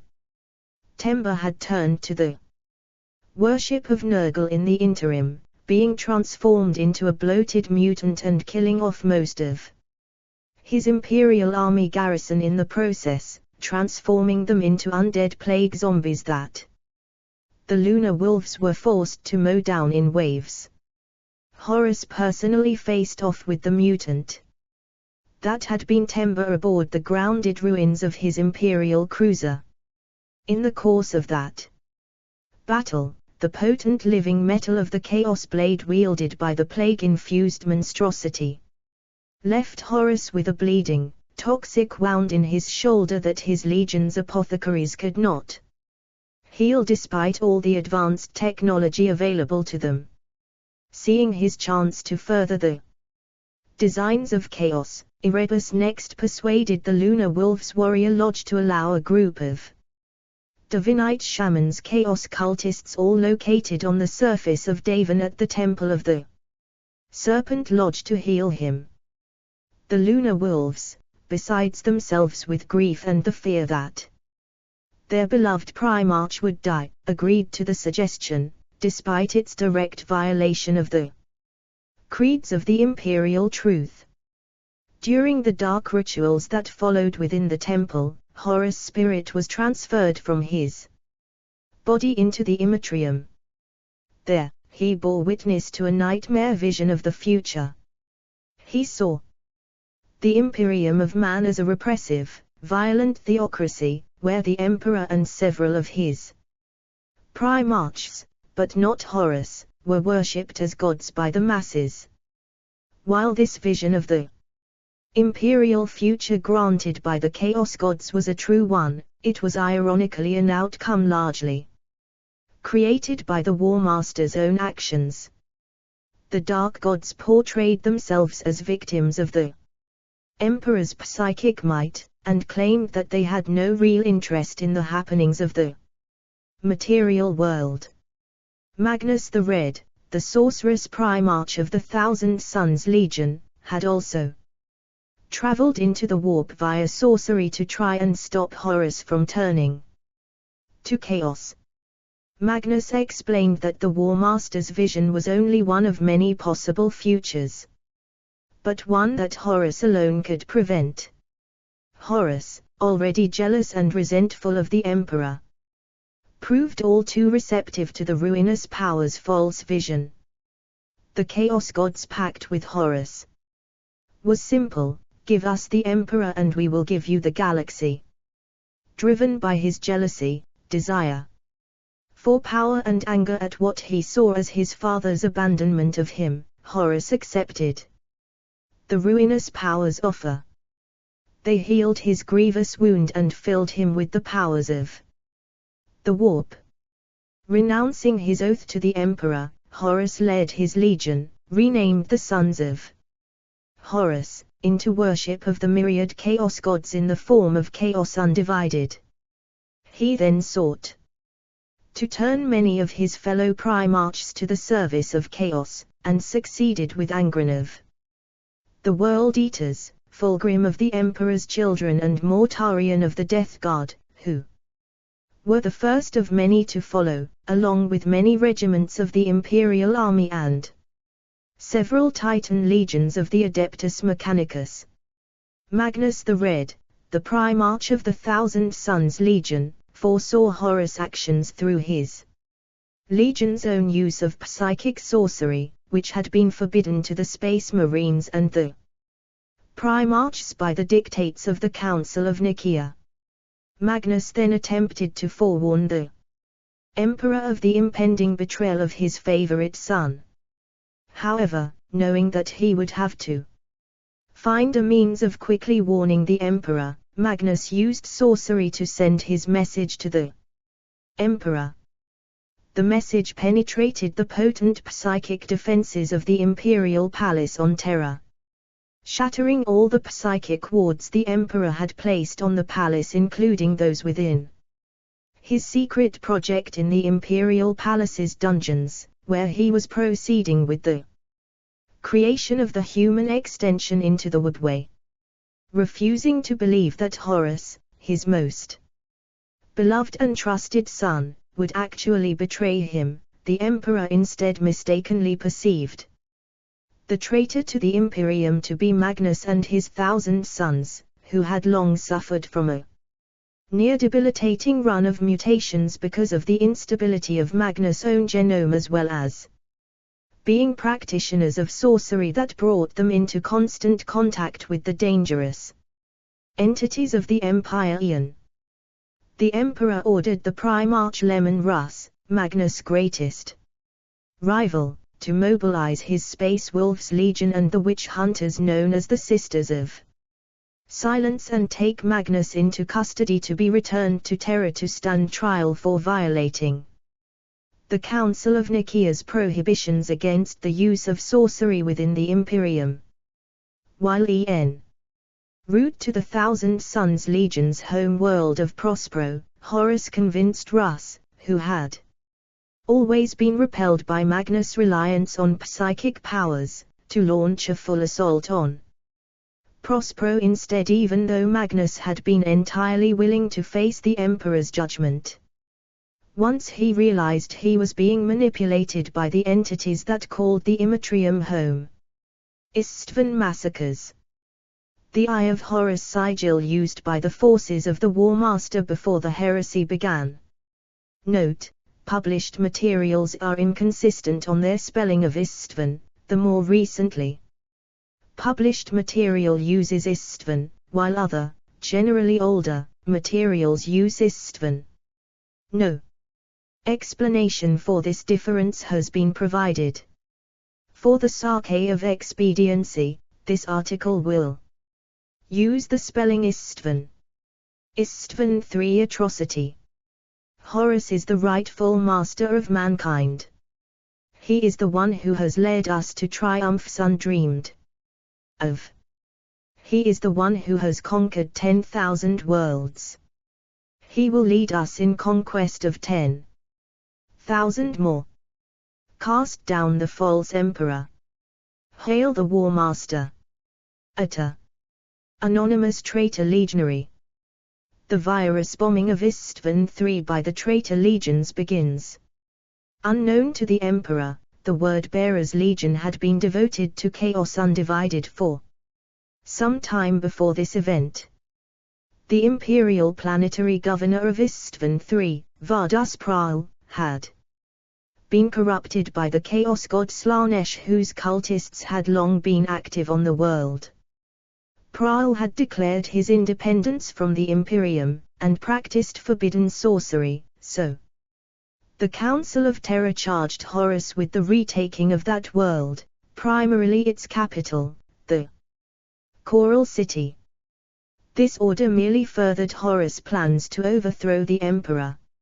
Although the 4 legions under his direct command, the Sons of Horus, the World Eaters, the Death Guard and the Emperor's children had already turned traitor and now pledged themselves to chaos, there were still some loyalist elements within each of these legions that approximated 1/3 of each force. Many of these warriors were Terran-born space marines who had been directly recruited into the Astartes legions by the Emperor himself before being reunited with their primarchs during the Great Crusade.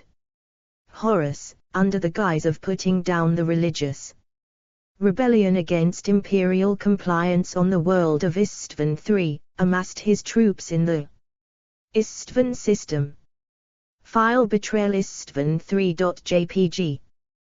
The Battle of Istvan III, later called the Istvan III atrocity, begins in earnest, after the virus bombing of the planet.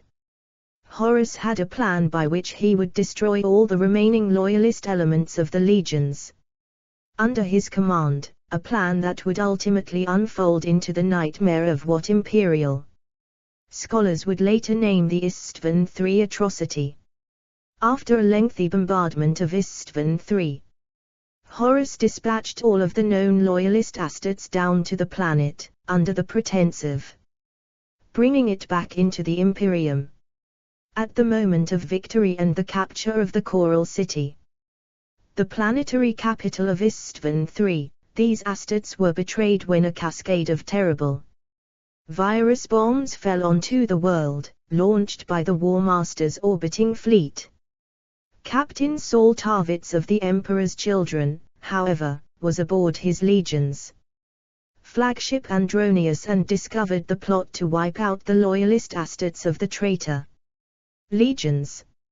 He was able, with help from battle captain Nathaniel Garrow of the Death Guard, who was in command of the Death Guard frigate Eisenstein, to reach the surface of Istvan III. Despite pursuit, and warn the loyalist space marines he could find of all four legions of their impending doom. Those that heard or passed on Tarvitz's warning took shelter before the virus bombs struck. The initial phase of the Horus Heresy begins on the surface of Istvan III. The civilian population of Istvan III received no such protection. 8 billion people died almost at once as the lethal flesh-dissolving virus called the Life Eater carried by the bombs infected every living thing on the planet. The psychic shock of so many deaths at one time shrieked through the warp, briefly obscuring even the Astronomicon. The Primarch of the World Eaters, Angron, realizing that the virus bombs had not been fully effective at eliminating all the loyalists, flew into a rage and hurled himself at the planet with 50 companies of traitor marines. Discarding tactics and strategy, the World Eater's legions traitors worked themselves into a frenzy of mindless butchery. Horus was furious with Angron for delaying his plans, but the War Master sought to turn the delay into a victory and was obliged to reinforce Angron with troops from the Sons of Horus, the Death Guard, and the Emperor's Children. Fortunately, a contingent of loyalists led by battle captain Garrow escaped Istvan III aboard the damaged Imperial frigate Eisenstein and fled to Terra to warn the Emperor that Horus had turned traitor. Loyalist Emperor's Children astartes hold a grim trophy, taken from their traitorous former brethren. On Istvan III, the remaining loyalists, under the command of captains Tarvitz, Garviel, Loken and Tarik Torgidon, another loyalist member of the Sons of Horus, fought bravely against their own traitorous brethren. Yet, despite some early successes that delayed Horus' plans for 3 full months while the battle on Istvan III played out, their cause was ultimately doomed by their lack of air support and Titan firepower. During the battle, the Sons of Horus, Captains Ezekiel Abaddon and Horus Aximand, were sent to confront their former Mournival brothers, Loken and Torgidon. Horus Aximand beheaded Torgidon, but Abaddon failed to kill Loken when the building they were in collapsed. Loken survived and witnessed the final orbital bombardment of Istvan III that ended the Loyalists' desperate defense. To prove his worth and loyalty to Lord Commander Eidolon of the Emperor's Children, and thus to his Primarch, Fulgrim Captain Lucius of the 13th Company of the Emperor's Children, the future champion of Slaanesh known as Lucius the Eternal, turned against the loyalists that he had fought beside because of his prior friendship with Saul Tarvitz. Lucius slew many of them personally, an act for which he was then accepted back into the Emperor's children on the side of the traitors. In the end, the loyalists retreated to their last bastion of defense, only a few hundred of their number remaining. Finally, tired of the conflict, Horus ordered his men to withdraw, and then had the remains of the coral city bombarded into dust. For a final time from orbit. Flight of the Eisenstein. His dreams and hope are in ruin, his trust proved false, and his brightest sun fallen to darkness. These are bitter tidings, a nightmare made flesh, but they must reach the Emperor. Battle Captain Nathaniel Garrow, Legion's Astartes Death Guard. Death Guard frigate, similar to the Eisenstein. 70 loyalists of the Death Guard Legion and the Imperial Saint Euphrates Keeler led by Battle Captain Garrow had commandeered the Imperial frigate Eisenstein and, evading the traitor forces of Horus, were able to escape from the Istvan system into the Immatrium, after being told what was happening on the planet.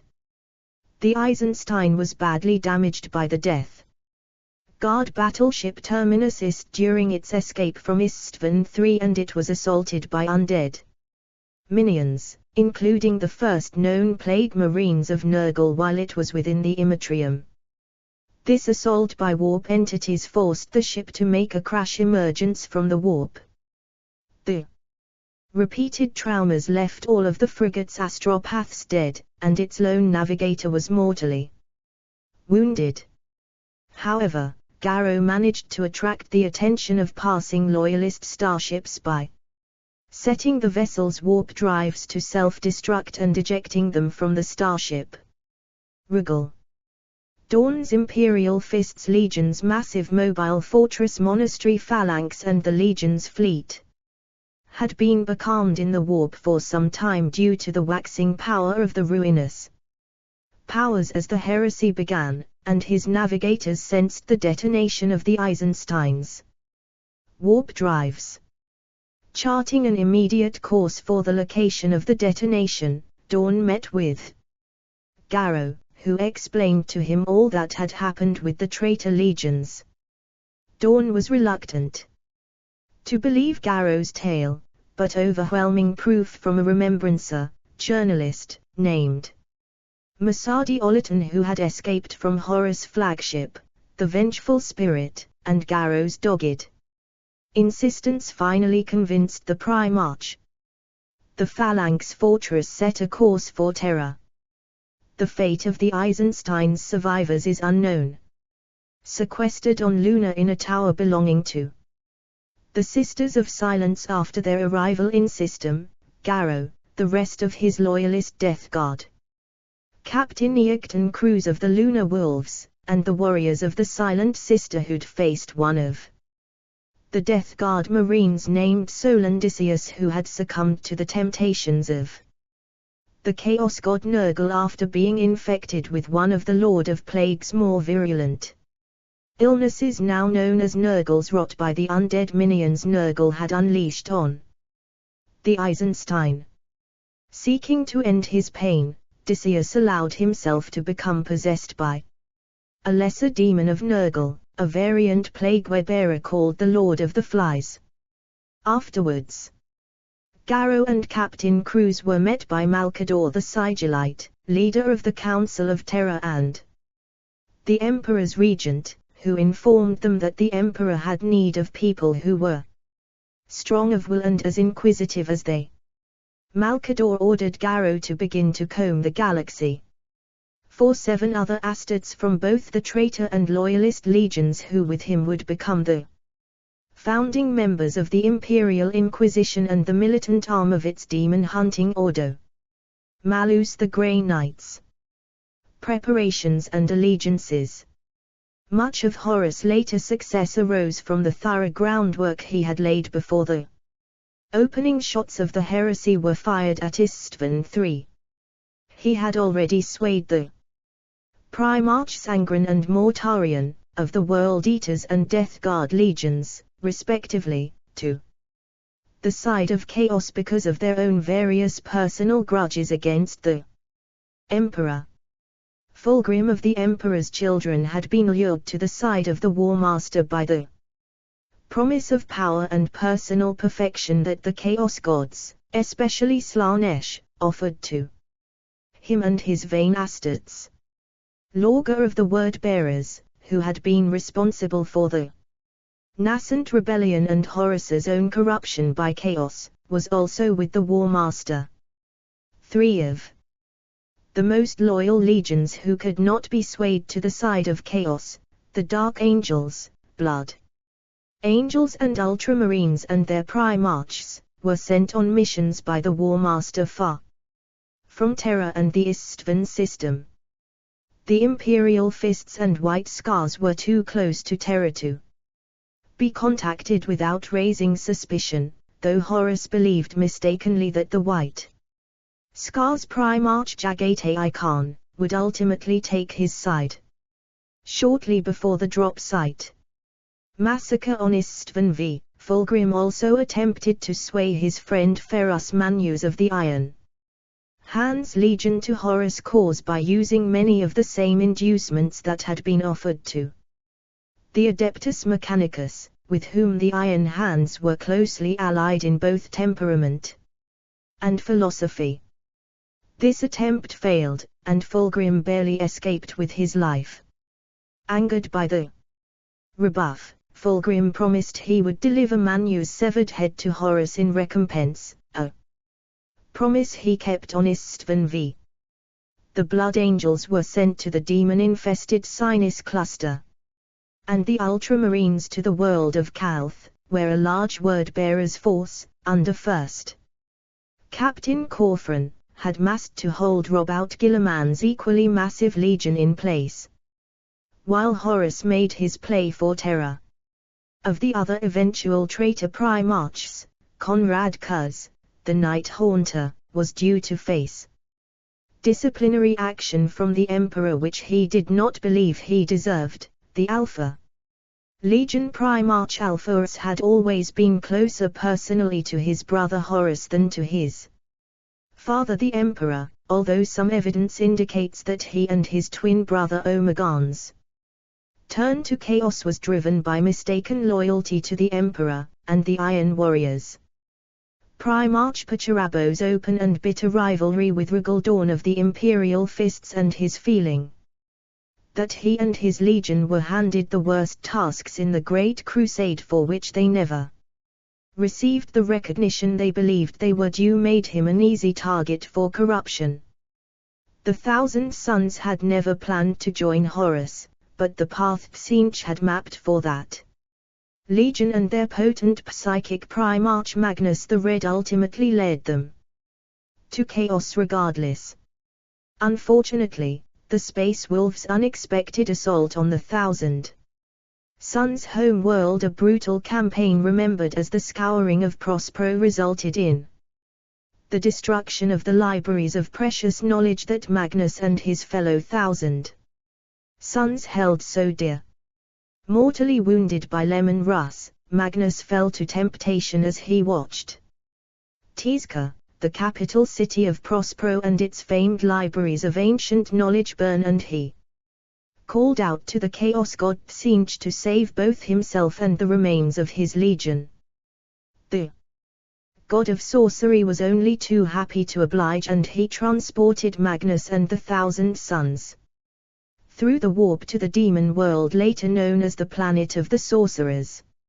Magnus became a demon prince of Tzeentch and now desired only vengeance against the Emperor for what he saw as a betrayal, never realizing that it was Horus who had truly engineered his downfall and corruption.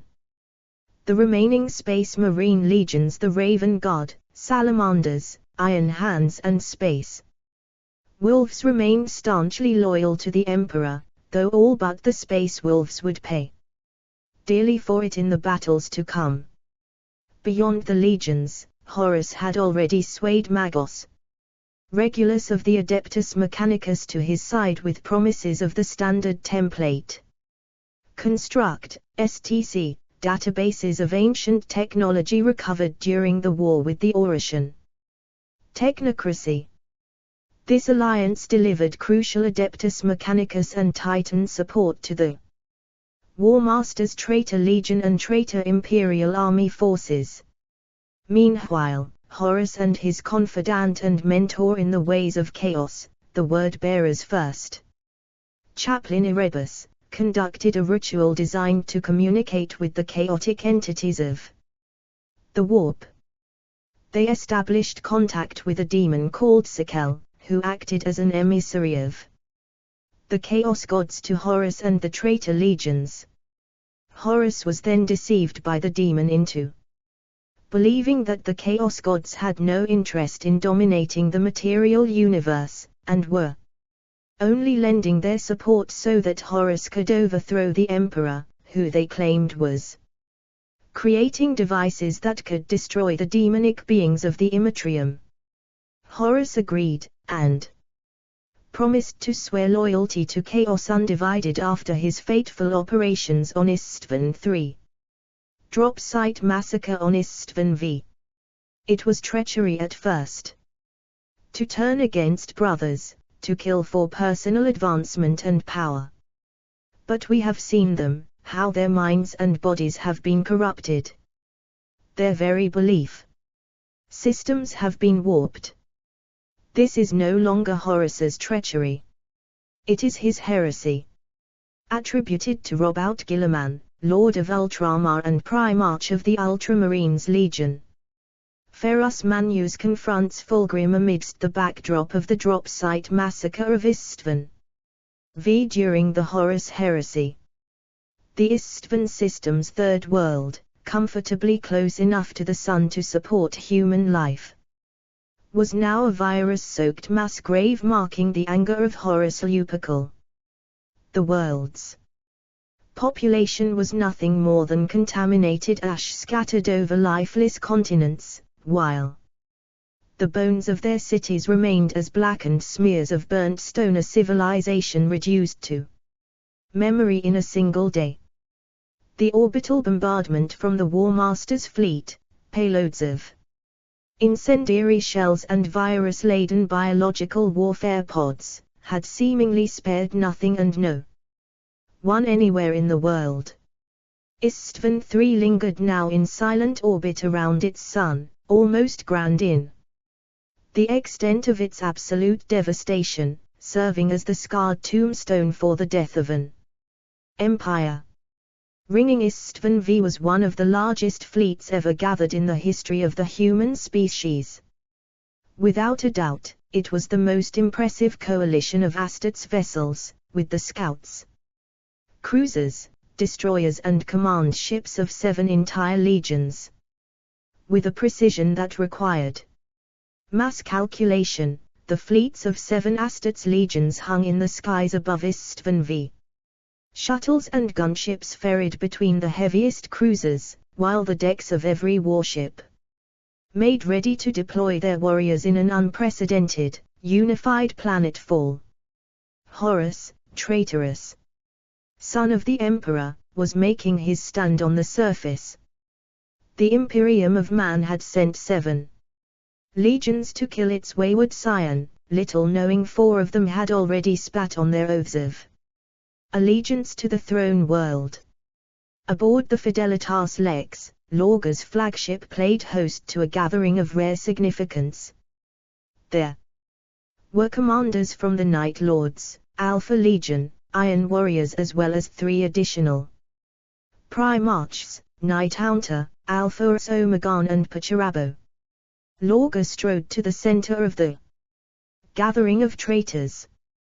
He then proceeded to impress upon the gathering of his sons, brothers and cousin Astartes of the importance of their cause, and of the significance this day would hold in history.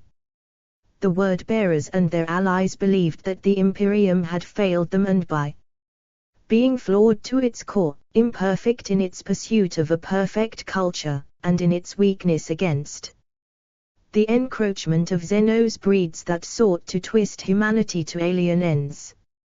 And it had failed them, most of all, by being founded upon lies. The Imperium was forged by a dangerous deceit. and had eroded them all by demanding they sacrifice truth on the altar of necessity. This was an empire, propagated by sin, that deserves to die. And here, on Istvan V, they would begin the purge. From the ashes would rise the new kingdom of mankind, an imperium of justice, faith, and enlightenment. An imperium heralded, commanded and protected by the avatars of the gods themselves. An empire strong enough to stand through a future of blood and fire. The emperor believes them loyal. Therefore legions were ordered to Istvan V on his misguided conviction alone.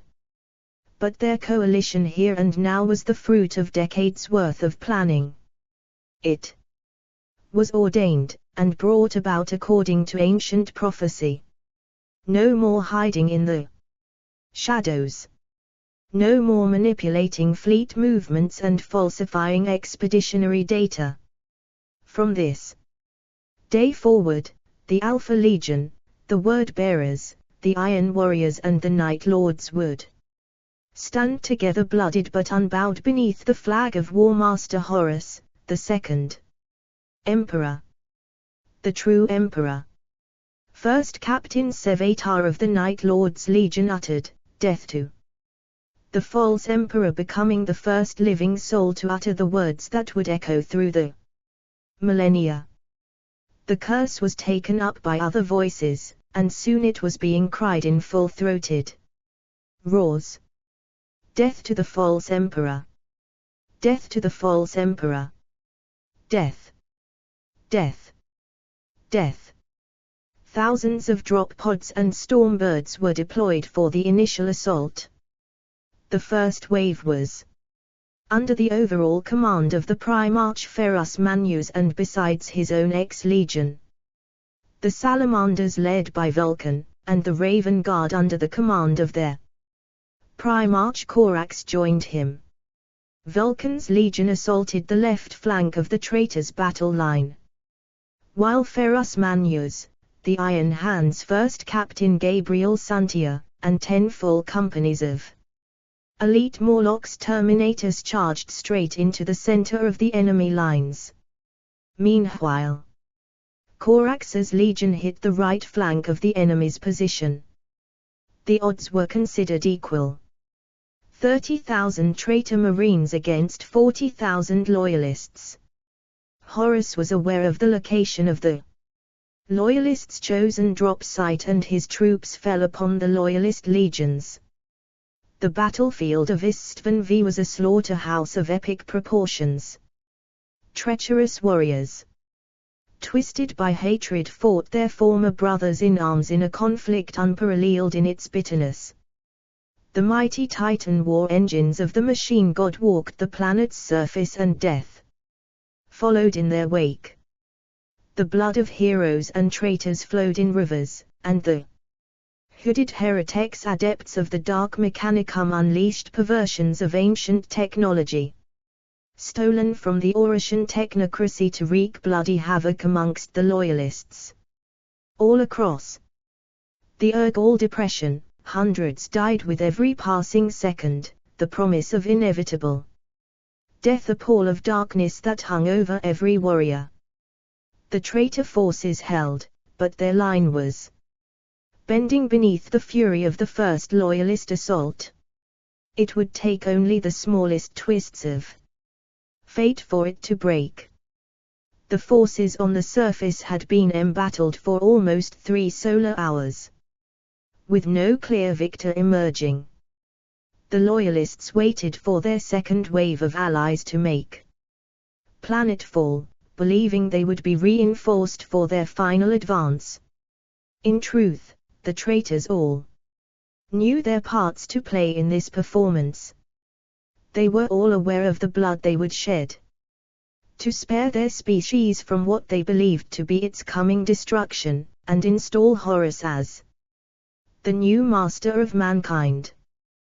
Though the Iron Hands, Raven Guard and Salamanders had managed to make a full combat drop and secured the drop site, known as the Urgal Depression, they did so at a heavy cost.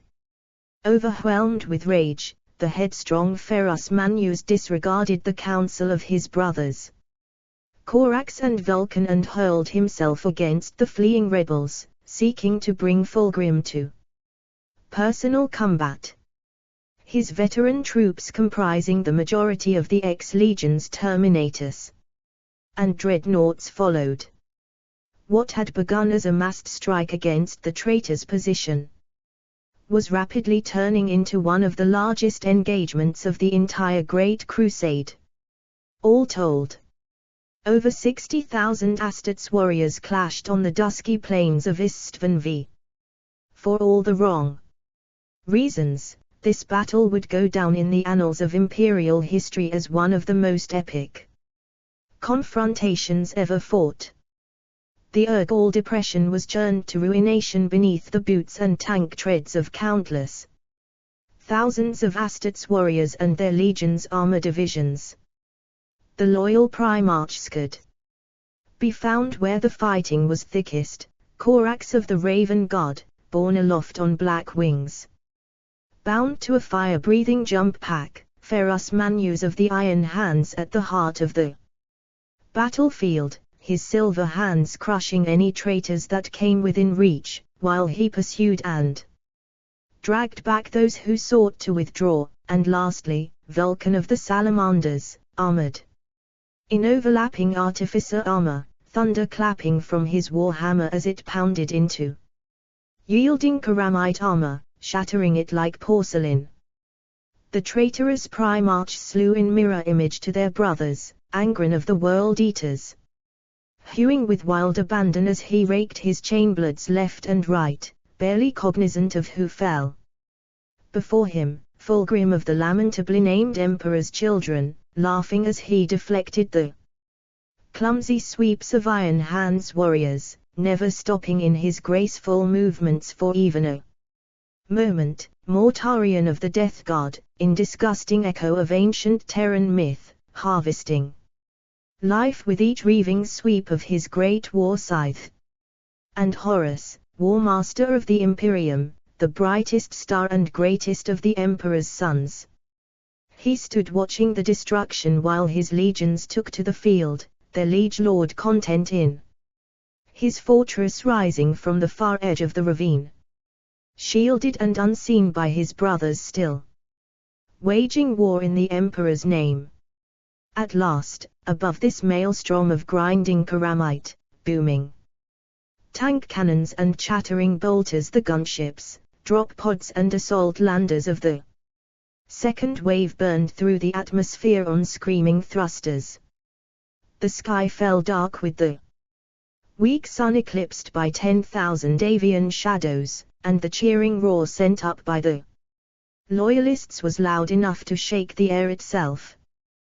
The traitors, the bloodied and battered legions, loyal to Horus, fell into a fighting withdrawal without hesitation. The second wave of Loyalist Space Marine legions descended upon the landing zone on the northern edge of the Urgal Depression. Hundreds of Stormbirds and Thunderhawks roared towards the surface, their armored hulls gleaming as the power of another 4 Astartes legions arrived on Istvan V. Yet the Space Marine legions of the reserve were no longer loyal to the Emperor, having already secretly sworn themselves to chaos and the cause of Horus. The Night Lords of Conrad Kuz, the Iron Warriors of Pacharabo, the Word-Bearers of Lorga Aurelion, and the Alpha Legion of Alphaurus represented a force larger than that which had first begun the assault on Istvan V. The secret traitor legions mustered in the landing zone, armed and ready for battle, unblooded and fresh. The Iron Warriors had claimed the highest ground, taking the Loyalist landing site with all the appearance of reinforcing it through the erection of prefabricated plasteel bunkers. Bulk landers dropped the battlefield architecture, dense metal frames fell from the cargo claws of carrier ships at low altitude, and as the platforms crashed and embedded themselves in the ground, The craftsman warriors of the 4 legion worked, affixed, bolted and constructed them into hastily rising fire bases. Turrets rose from their protective housing in the hundreds, while hordes of lobotomized servitors trundled from the holds of Iron Warriors' troopships, single-minded in their intent to link with the weapons systems interfaces. The word-bearers bolstered their brother legions on one flank of the Urgal Depression while the Night Lords took positions on the opposite side. Down the line, past the mounting masses of Iron Warriors battle tanks and assembling Astartes, first Captain Sevatar of the Night Lords and his first company elite, the Atramentar took up defensive positions. Both the word-bearers and the Night Lords were to be the anvil, while the Iron Warriors would be the hammer yet to fall. The enemy would stagger back to them, exhausted, clutching empty bolters and broken blades, believing their presence to be a reprieve. Word-bearers' heavy support squad opens fire on the Loyalists during the drop site massacre on Istvan v. Death Guard tactical squad opens fire on the Loyalists. Dragging their wounded and dead behind them, Korax and Vulcan led their forces back to the drop site to regroup and to allow the warriors of their recently arrived brother Primarchs of the second wave a measure of the glory in defeating Horus. Though they voxed hails requesting medical aid and supply, the line of Astartes atop the northern ridge remained grimly silent as the exhausted warriors of the Raven Guard and Salamanders came to within 100 meters of their allies. It was then that Horus revealed his perfidy and sprung his lethal trap. Inside the black fortress where Horus had made his lair, a lone flare shot skyward, exploding in a hellish red glow that lit the battlefield below.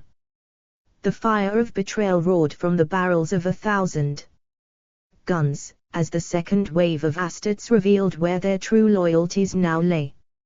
Ferus Manus looked on in stunned horror as Fulgrim laughed at the look on his brother's face as the forces of his allies opened fire upon the Salamanders and Raven Guard, killing hundreds in the fury of the first few moments, hundreds more in the seconds following, as volley after volley of bolter fire and missiles scythed through their unsuspecting ranks. Even as terrifying carnage was being wreaked upon the Loyalists below, the retreating forces of the War Master turned and brought their weapons to bear on the enemy warriors within their midst. Hundreds of World Eaters, sons of Horus and the Death Guard fell upon the veteran companies of the Iron Hands, and though the warriors of the X-Legion continued to fight gallantly, they were hopelessly outnumbered and would soon be hacked to pieces. The Iron Hands had damned themselves by remaining in the field. The Raven Guard front ranks went down as if scythed, harvested in a spilling line of detonating bolter shells, shattered armor and puffs of bloody mist. Black-armored Astartes tumbled to their hands and knees, only to be cut down by the sustained volley, finishing those who fell beneath the initial storm of head and chest shots. Seconds after the first chatter of bolters, beams of achingly bright laser slashed from behind the word-bearers as the cannon mounts of land raiders, predators and defensive bastion turrets gouged through the Raven Guard and the ground they stood upon. The Iron Warriors and word-bearers kept reloading, opening fire again, hurling grenades and prepared to fall back. The word-bearers' legion had taken up landing positions on the west of the field, ready to sweep down and engage the Raven Guard from the flank. The Raven Guard were confronted by the treacherous word-bearers, with their Primarch Lorga, the first Captain Corfran and the first Chaplain Erebus at their vanguard. The two legions fought one another in bitter combat. In the midst of this battle, the word-bearers unleashed the elite unit known as the Galvorback Astartes, who had allowed themselves to be possessed by daemons. They attacked the Raven Guard's Primarch en masse, but despite the advantage of their numbers, Corax's formidable abilities as a consummate warrior proved to be more than a match for the possessed Astartes, and he slew them with impunity. Seeing the slaughter of his most favored sons, Lorga intervened and prevented the death of the remaining Galvorback Astartes. The two opposing Primarchs then duelled one another in close combat, and the Raven Guard's Primarch quickly gained the upper hand over his outmatched brother. Lorga had always been more of a scholar than a warrior, and Corax prepared to execute him for his betrayal of the Emperor. Lorga was spared from execution by the intervention of the Night Lords Primarch, Conrad Kuz, at the last moment. The Night Haunter and the Raven fought a brutal melee. Kuz quickly gained the upper hand over his battle-weary brother and prepared to slay him, but Corax managed to escape death by taking to the sky with his master-crafted jump pack.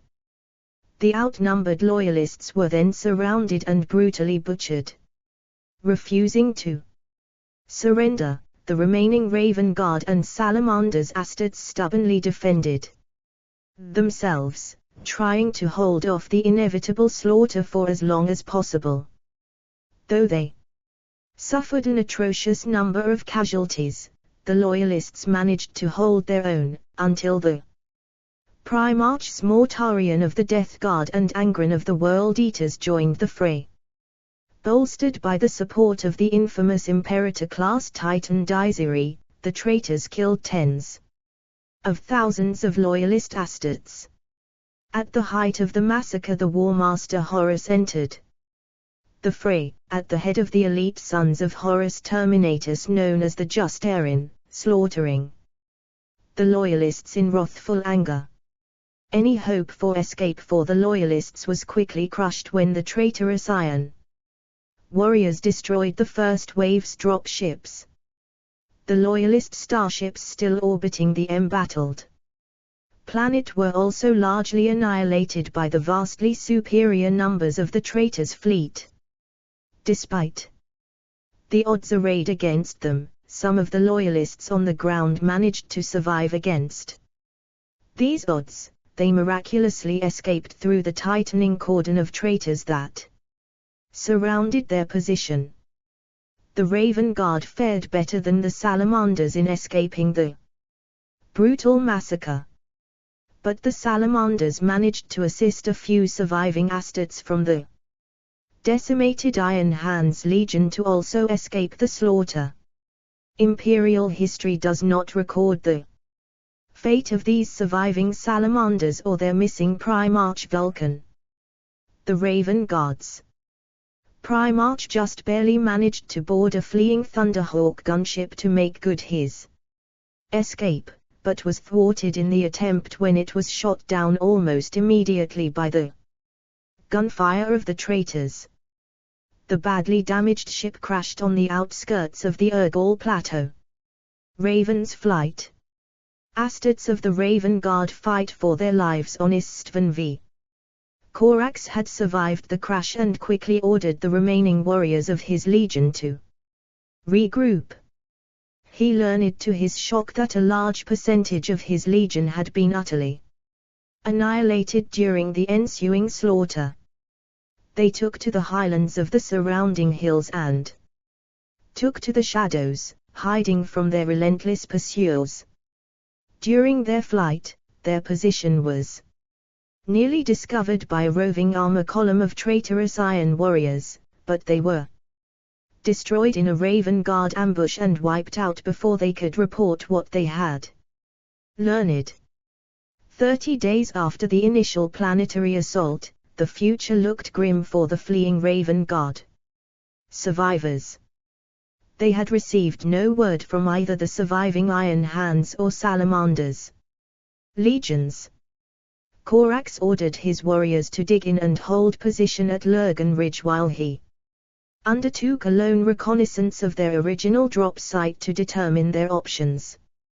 Utilizing his innate psi abilities to escape detection, Korax successfully conducted a reconnaissance of the traitor legion's positions around the heavily fortified drop site. Though the Primarch informed his men that his mission was to reconnoiter the drop site, his primary objective was to scour the Urgal Plateau for the bodies of his fallen sons, but he failed to find them. After 98 days of relentless pursuit, the Raven Guard survivors were finally backed into a literal corner. Caught upon the windswept mountainside, Korax's legion remained resolute. Behind the peak stretched the great salt plains that had forced them into this last, defiant stand. Ahead of them massed the might of the World Eaters, the rage-driven Astartes Legion of Angron, who strode at their head roaring for the blood of his brother. A sea of white and blue World Eaters. Astartes spattered with the red of gore swept up from the valley intent on the destruction of the Raven Guard. Maddened by their neural implants and driven into a battle frenzy by inhuman cocktails of stimulants, the berserk warriors of the World Eaters pounded up the sloping mountainside while their tanks and guns provided covering fire. Every warrior bellowed his eagerness to fulfill the blood oaths he had sworn to his Primarch. But before they could utterly eradicate the surviving Raven Guard Astartes, the World Eaters were attacked from an unexpected quarter.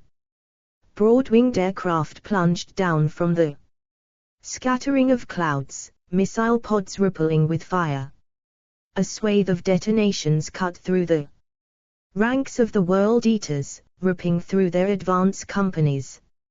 Incendiary bombs blossomed in the heart of the approaching army, scattering white-hot promethium over the steep slopes. Korax looked on with incredulity as blistering pulses of plasma descended from orbit, cutting great gouges into Angron's legion. The roar of jets became deafening as dropships descended on pillars of fire, black dropships emblazoned with the badge of the Raven Guard. The legionaries scattered to give the landing craft space to make planetfall. As soon as their thick hydraulic legs touched the ground, their ramps wind down and boarding gateways opened. The Raven Guard met their rescuers in stunned disbelief. These dropships were part of a desperate rescue mission that had been devised by Commander Bran, a Raven Guard captain who had been left in charge of the Legion's home world of deliverance. Without further delay, the Raven Guard survivors quickly prepared for embarkation and escaped aboard the dropships, braking for orbit and leaving behind the frothing berserkers of the World Eaters, their angry Primarch futilely baying for blood. Horus triumphant. The road to Terra is open. The time has come for us to take the war to the Emperor in his most impregnable fastness. We will make immediate preparation for the invasion of Terra and an assault on the Imperial Palace. Make no mistake, and it will be ours, my brothers. This will be no easy task, for the Emperor and his deluded followers will fight hard to prevent us from interfering with his plans for godhood. Doubtless much blood has yet to be spilled, theirs and our own, but the prize is the galaxy itself. Are you with me? War Master Horus, Master of Istvan. War Master Horus stands triumphant. After the killing had stopped and the dead were gathered into great funeral pyres across the broken desert of the Urgal Depression, the once grey skies of the planet burned orange with the reflected glow of 1,000 pyres. The firelight bathed the rippling, glassy sands in a warm radiance, and towering pillars of black smoke from the burning corpses filled the air. Thousands of Astartes loyal to Horus gathered before a great reviewing stand, constructed by the tech priests of the Dark Mechanicus with astonishing speed. As the sun began to sink beyond the horizon, the smooth black plains of the stand shone with a blood-red glow. The stand was erected as a series of cylinders of ever-decreasing diameter, one standing atop another. The base was perhaps 1,000 meters in width, constructed as a great grandstand upon which the sons of Horus stood, their preeminent position as the elite of the War Master in no doubt. After this great victory, each warrior bore a flaming brand, and the firelight cast brilliant reflections from their armor. Atop this pedestal of flame was another platform, occupied by the senior officers of the 16 Legion. Above the senior officers of the Sons of Horus stood the traitor Primarchs. The sheer magnificence of such a gathering of might was breathtaking. 7 beings of monumental power stood on the penultimate tier of the reviewing stand, their armor still stained with the blood of their foes, their cloaks billowing in the winds that swept the Urgall depression. Finally, the uppermost tier of the reviewing stand was a tall cylinder of crimson that stood 100 meters above the Primarchs. Horus stood on top of it, his clawed gauntlets raised in salute. A furred cloak of some great beast hung from his shoulders, and the light of the corpse pyres reflected from the amber eye upon his breastplate. The War Master was illuminated from below by a hidden light source, bathing him in a red glow that gave him the appearance of the statue of a legendary hero, as he stood looking down on the endless sea of his followers from the towering platform. An Eye of Horus symbol like this one was burned into the northern slopes of the Urgall depression to mark the traitor's victory on Istvan V. As the sun finally dipped below the horizon, a flight of assault craft roared over the Urgall hills, their wings dipping in salute to the mighty warrior below. Solid waves of cheering crashed against the reviewing stand, howls of adulation torn from tens of thousands of throats. No sooner had the aircraft passed overhead than the massed Astartes began to march around the reviewing stand, their arms snapping out and hammering their breastplates in salute of the War Master. At some unseen signal a flame ignited on the northern slopes of the Urgall depression, and a blazing line of phosphor leapt across the ground in a snaking arc that described the outline of an enormous blazing eye upon the hillside. The adulation soared to new heights as the Eye of Horus seared itself into the sands of Istvan V, the War Master's forces, roaring themselves hoarse in his praise. Super heavy tanks fired in salute of Horus, and the towering immensity of the Daisiri inclined its massive head in a gesture of respect. The ashes of the dead fell like confetti over Horus' mighty army as thousands of traitor Astartes cheered. Their cries of "Hail Horus!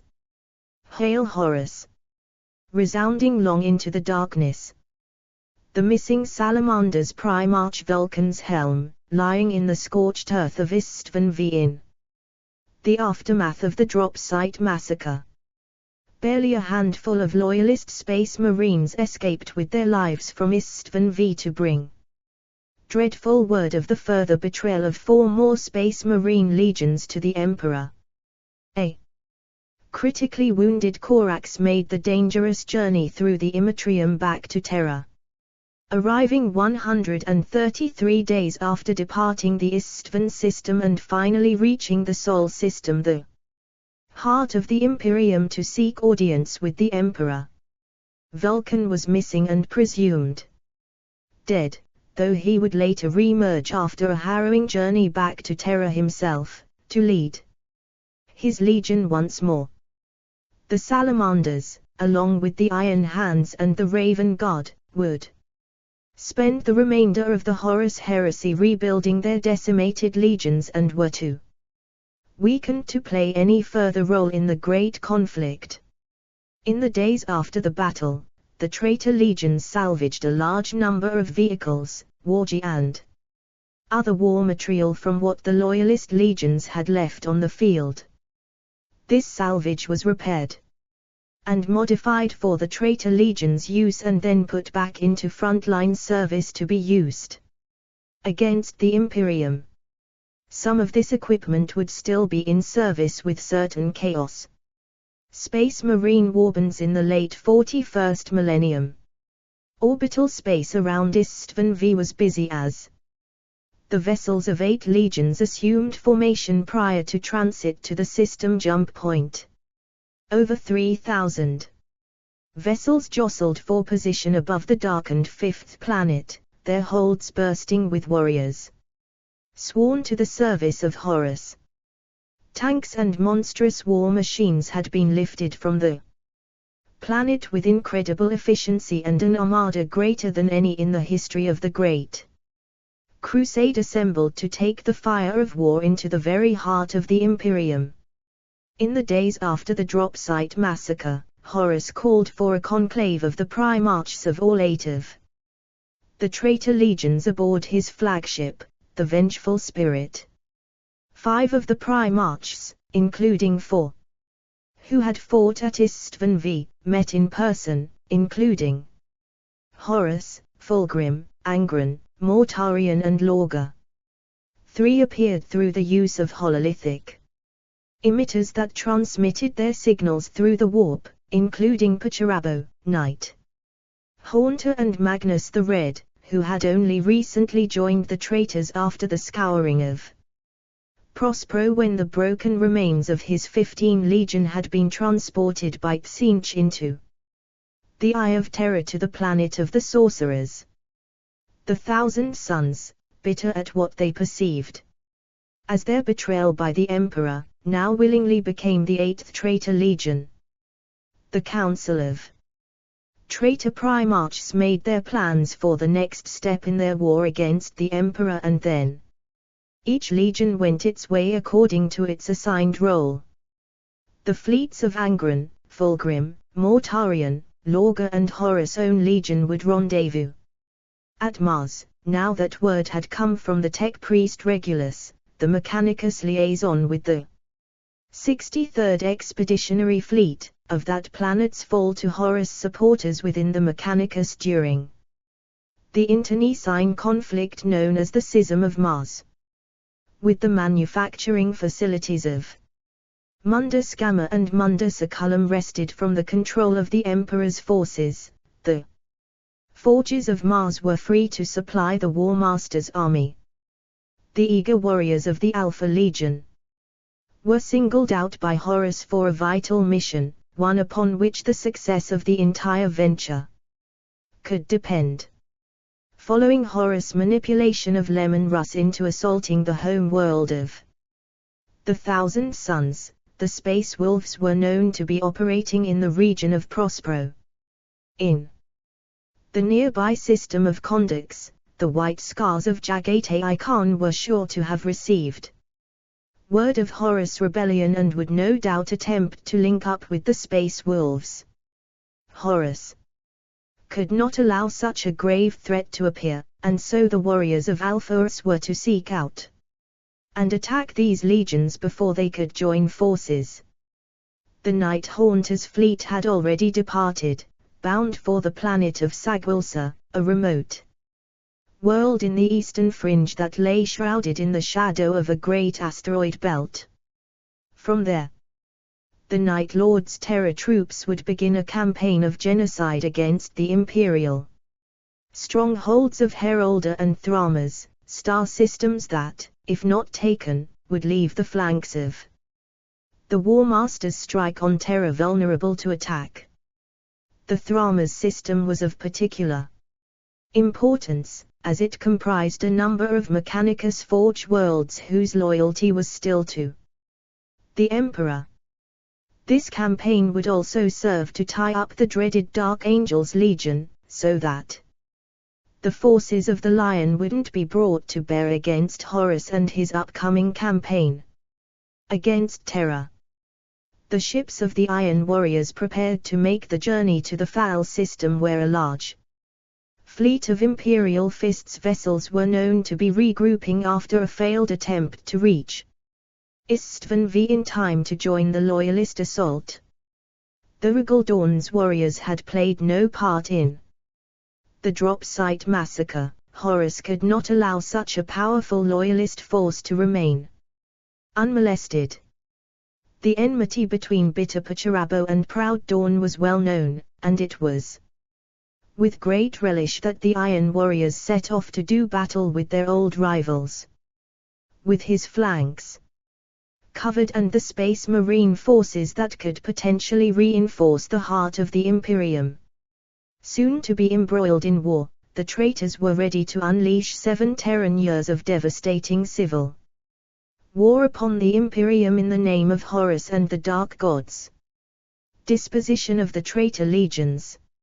Much remains uncertain in regards to the strategic positions, deployments and configuration of the forces loyal to the War Master Horus in the early phases of the war, and even their full scope and extent cannot be ascertained with any genuine certainty by the historian. Perhaps a full half of the Titan legions and the numberless hosts of the Exertus Imperialis, hundreds of millions of soldiers, vessels and war machines had either through corruption, misguided loyalty to Horus or simple blind ignorance in compliance with their orders, sided with the War Master. But this alone would never be enough to overthrow the Emperor. 1,000 battleships might be wrecked against the defenses of Terra, 10 million auxilia might spend their lives in besieging the Eternity Gate, and 10 millions follow them, and again, but Horus knew this alone would never avail him. Not against the superhuman warriors who held it, not against the Legio Custodes and defenses designed by the Emperor's own hand and garrisoned now by Regal Dawn and his sons, the Imperial Fists. So it was that the greatest attention should be placed on the location and strengths of the traitor legions.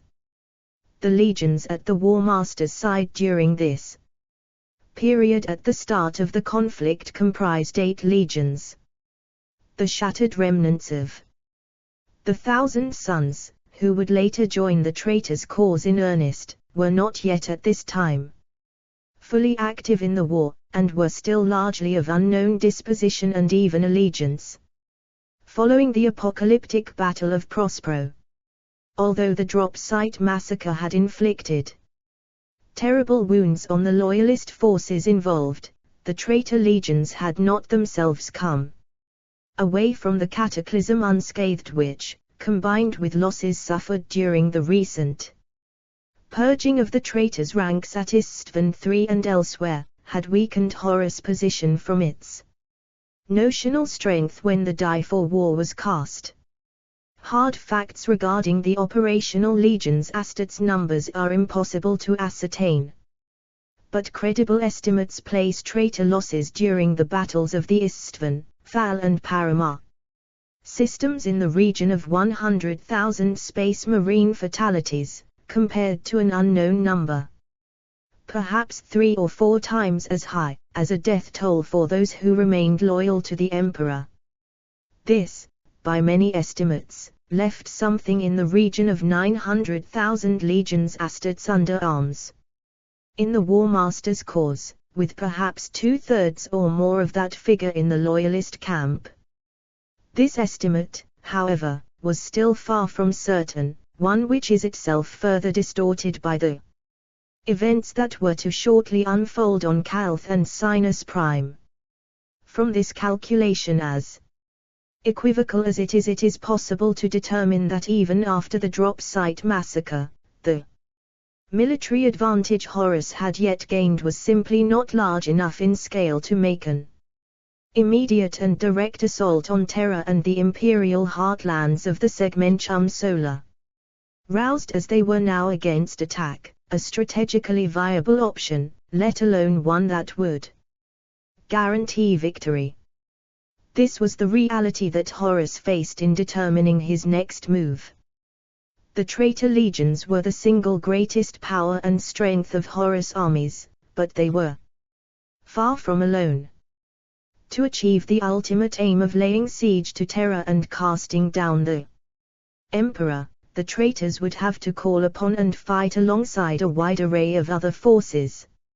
Some simply obeying the will of masters of long association, while others were brought into the War Master's fold through bribery, pacts of alliance, coercion, or the infamous progress of the Dark Compliance. As early as the traitors' defense of the Urgal Depression during the Istvan v. Drop Site massacre, mortal auxiliary troops were used with unspeakable callousness by their Space Marine masters, herded towards the enemy as bullet soaks on which the foe's ammunition would be expended before battle was truly joined, and such disregard for the purely human component of the War Master's forces would be shown time and again throughout the bloody years that were to follow. This was not, however, universal, as at other times, Horus and his principal subordinates entrusted vital missions to the more reliable of his mortal allies, and split entire battle groups of traitor auxilia and armada units on independent operations either of conquest or destruction, although it was not uncommon for him to assign an officer or cadre of the Sons of Horus, Iron Warriors or Alpha Legion to oversee such forces in the field. The traitor auxilia: "Fear not that I am come to demand your surrender. There is in me no such gift of mercy. I am come to deliver not words, but fire." Baron Armelon, emissary of the War Master to the Planetary Council of Subinus. By far the largest numbers of human troops under the War Master's command were drawn from the Imperial Auxilia, and ranged from the massive Imperial Army regiments of the line to the elite ranks of the Solar Auxilia. In addition to these experienced and well-equipped forces, the War Master also exercised command over native militias, planetary tithe hosts and rogue trader conquester companies. The latter were able to range far and wide, often serving as emissaries of the War Master and delivering in-person demands for planetary governors to swear loyalty to his cause, or suffer the ruin of their worlds. Some accounts even suggest traitor rogue trader conquester forces continued their exploration of the outer darkness even as the heresy consumed the Imperium, claiming untold worlds not in the name of the Emperor, but of the War Master. Some even established pocket empires far beyond the Imperium, crowning themselves as the War Master's suzerains over realms that lingered beyond the heresy and well into the age of the Great Scouring. The traitor fleets. In addition to these ground forces, Horus' mighty host was bolstered still further by entire fleets of warships turned to his service, whether willingly or otherwise. The need for such a vast armada only became apparent after the events of Istvan, when the shortest route to attack Terra was no longer available, and the wars of the so-called Age of Darkness had begun. Without an aggressive expansion in the number of warp-capable voidcraft in the traitor's hands, Horus' war would simply not have been possible, for while the legions Astartes controlled their own ships, and thousands more besides as part of the great expeditionary fleets, in scale alone they were insufficient to move and supply the vast hosts of all kinds that Horus had now gathered under his banner and to fight the battles flaring up across a war zone that encompassed the galaxy entire. To ensure the continued service of these vessels and their crews when separated from his legion's direct control, the War Master placed within them numerous hidden agents, cults, spies and assassins. Many a traitor shipmaster who attempted to renege on his oaths to Horus whilst thinking himself beyond the War Master's gaze, found himself cut down by a deck officer who was in fact a sworn agent of Horus, while those who displayed ruthless ambition in the War Master's service or who embraced the strange and sinister teachings promulgated by the dark forces that walked in Horus' shadow were rewarded. The Dark Mechanicum. The traitor fabricator General Kelbor Hal. Aside from the human component in the traitor's ranks, the powers of the Mechanicum and their kin were also of great importance to the war. Within the ranks of this Dark Mechanicum, as they became known, could be found powerful elements of the Martian priesthood, the Ordo Reductor and the Legio Cybernetica, along with many of the feared Myrmidon Destructor cults, and a number of subcults which had operated for long years on the edge of tech heresy, all drawn together by fabricator General Kelbor Hal. With them had come the support of more than half of the legions of the Titanicus as well as dozens of allied knight houses, and now Mars itself was lost to the Loyalists, while the output and military power of Forge worlds such as Sarum, Voss, Cyclothrath and Styges had declared for the traitors, with others such as Anvilus, Incaladian and Rizza paralyzed by civil war. Hidden forces. As the fires of the heresy consumed ever greater swathes of the Imperium, other, less conventional forces fought alongside the traitors. Aside from the legions of long-implanted spies, agents, terrorist cells and mercenaries, many were cultic in origin. These were drawn from the vast numbers of fanatics steeped in the insanity of the Immatrium that were rising up on world after world, where the disciples of the Dark Apostle Erebus and the divinities that had followed in the War Master's wake among others had seeded unspeakable blasphemy. Before the war, most were frenzied zealots who threw themselves upon their erstwhile lords, screaming the praises of entities then unnamed, but which became all too familiar as the heresy ground on. Few worlds were untouched by the presence of these deluded cults, but it is notable that many of the traitor space marines avoided direct contact with them. The word bearers in particular factored the cult forces into their battle plans, and it is notable that many appeared to venerate the warriors of Lorga as demigods or angels, prostrating themselves upon the ground in their persons or laying down their own lives in battle without question. There was one further ally Horus could call upon, one most often encountered where the warp cults had previously risen up or where the greatest amounts of blood had been shed, though as the war ground on, incursions grew ever more widespread and unpredictable. These were the entities of the warp, known by some by the ancient and arcane term daemons, though many of the Imperium's savants thought of them instead as aliens that simply existed within the Immatrium, much as the dreaded parasite Psychnoin did, or as psychic phenomena. Mortal insanity given physical, albeit temporary form with the rise in warp storm activity across the galaxy. Few perceived the true danger or power of such creatures, nor would they for some time yet. Eventually, many of the traitor legions would fight side by side with the legions of the Abyss, sharing their sins and chanting the names of the same dark powers.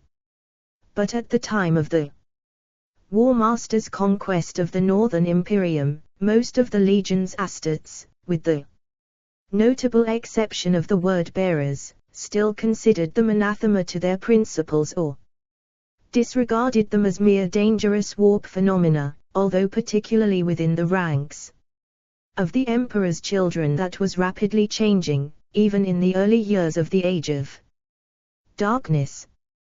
The truth often now overlooked is that for many years after the battles of Istvan, most of the traitor legions were concerned more with a political rebellion and with imposing a new order on the Imperium than with surrendering it to the anarchy and war-brent chaos that would descend in the latter years of the heresy.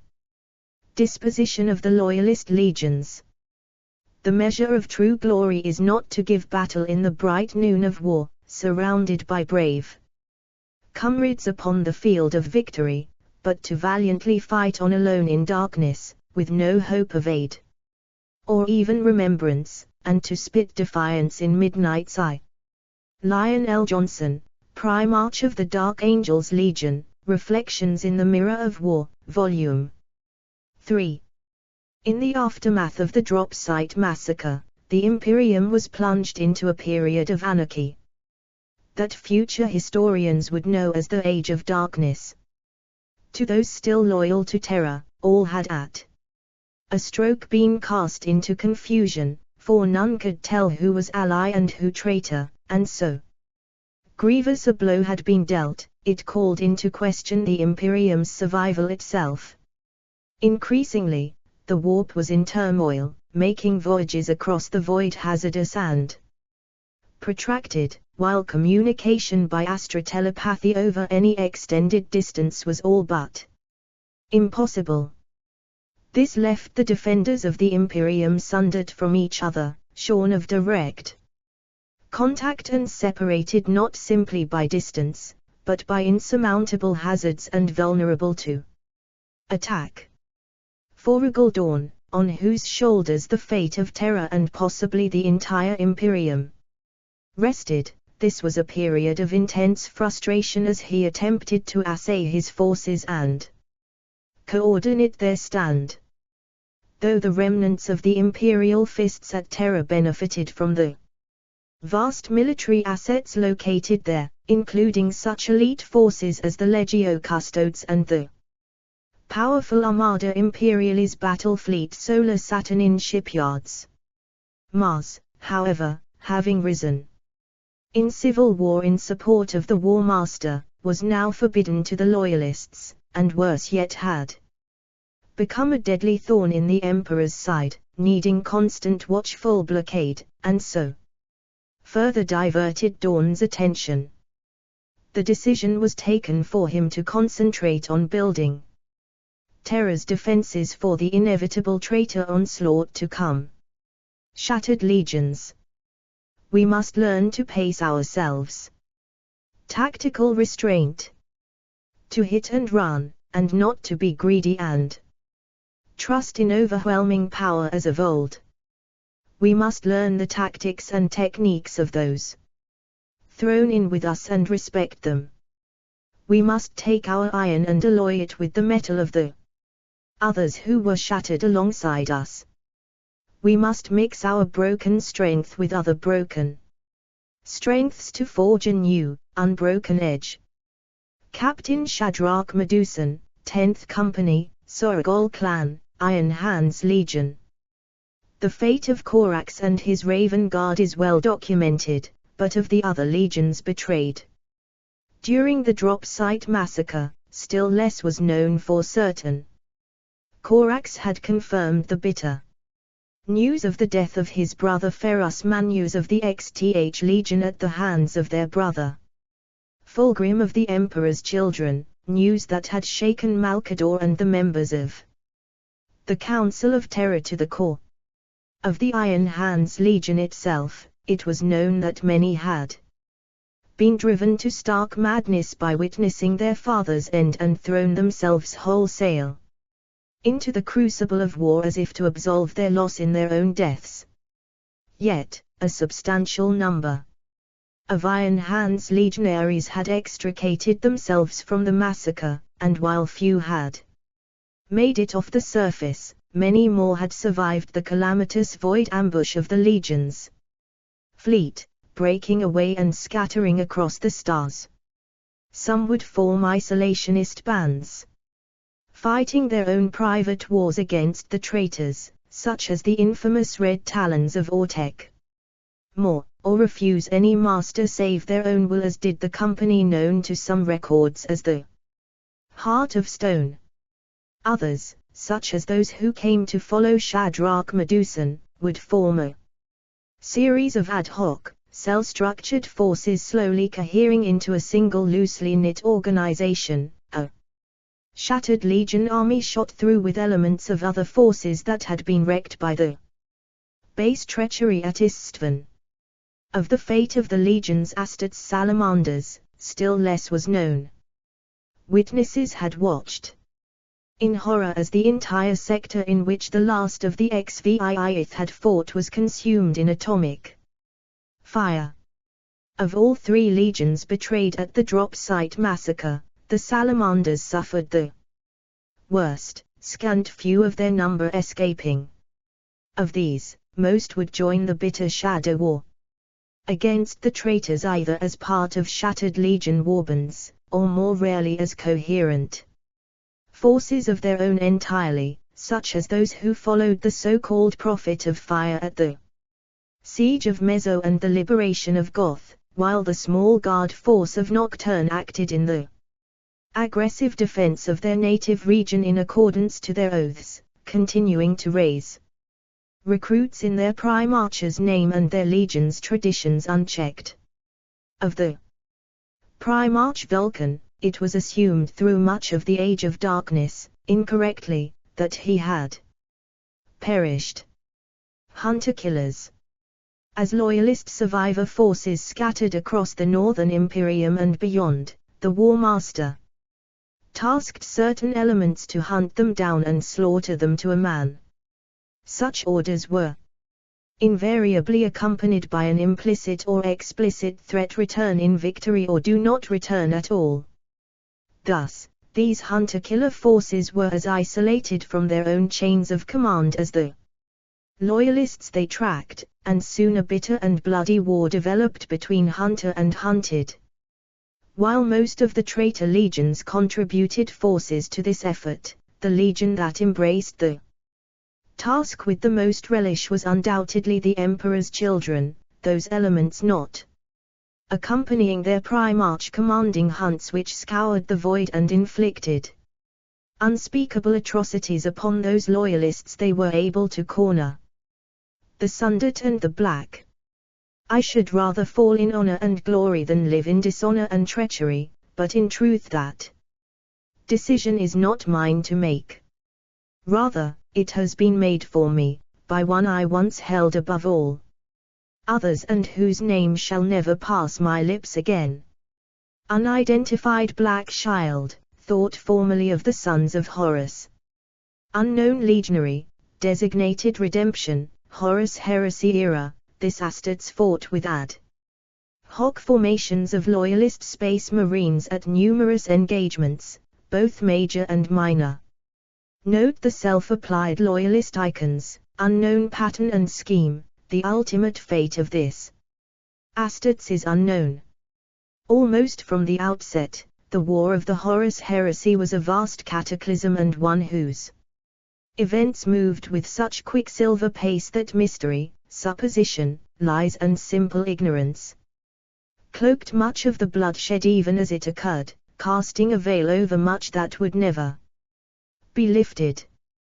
Though the roll call of Space Marine legions, Titan Legio, auxiliary regiments and Mechanicum Tamata that sided with the arch-traitor and those who remained loyal is largely known and accepted, the full truth is far more complex and far more mysterious than commonly believed.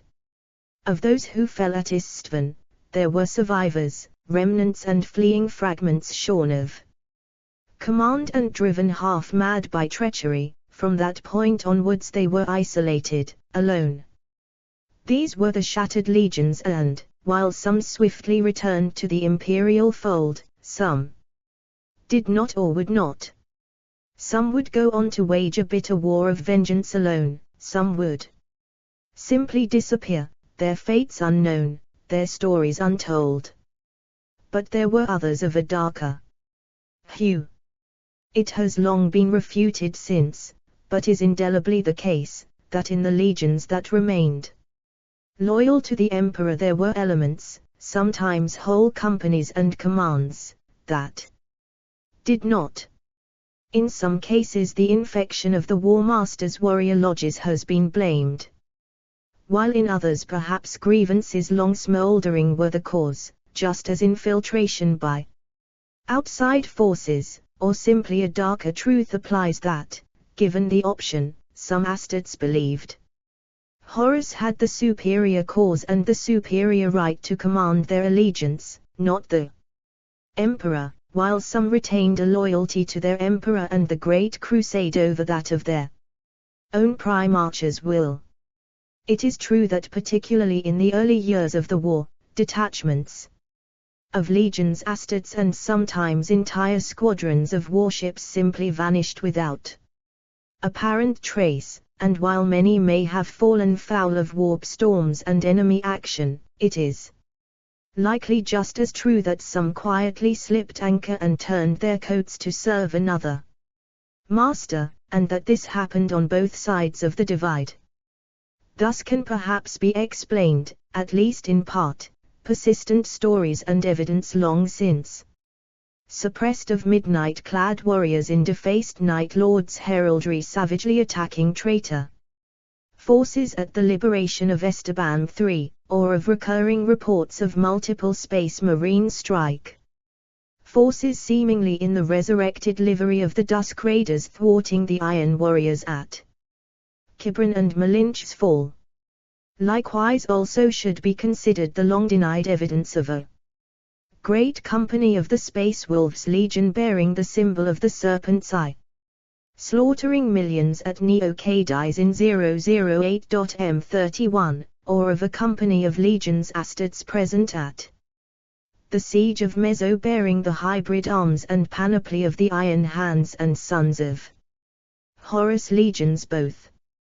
These were merely a handful of still infamous cases, but there are many more unsubstantiated or simply now forgotten which paint a more complex and uncertain picture of this great civil war than is normally accounted.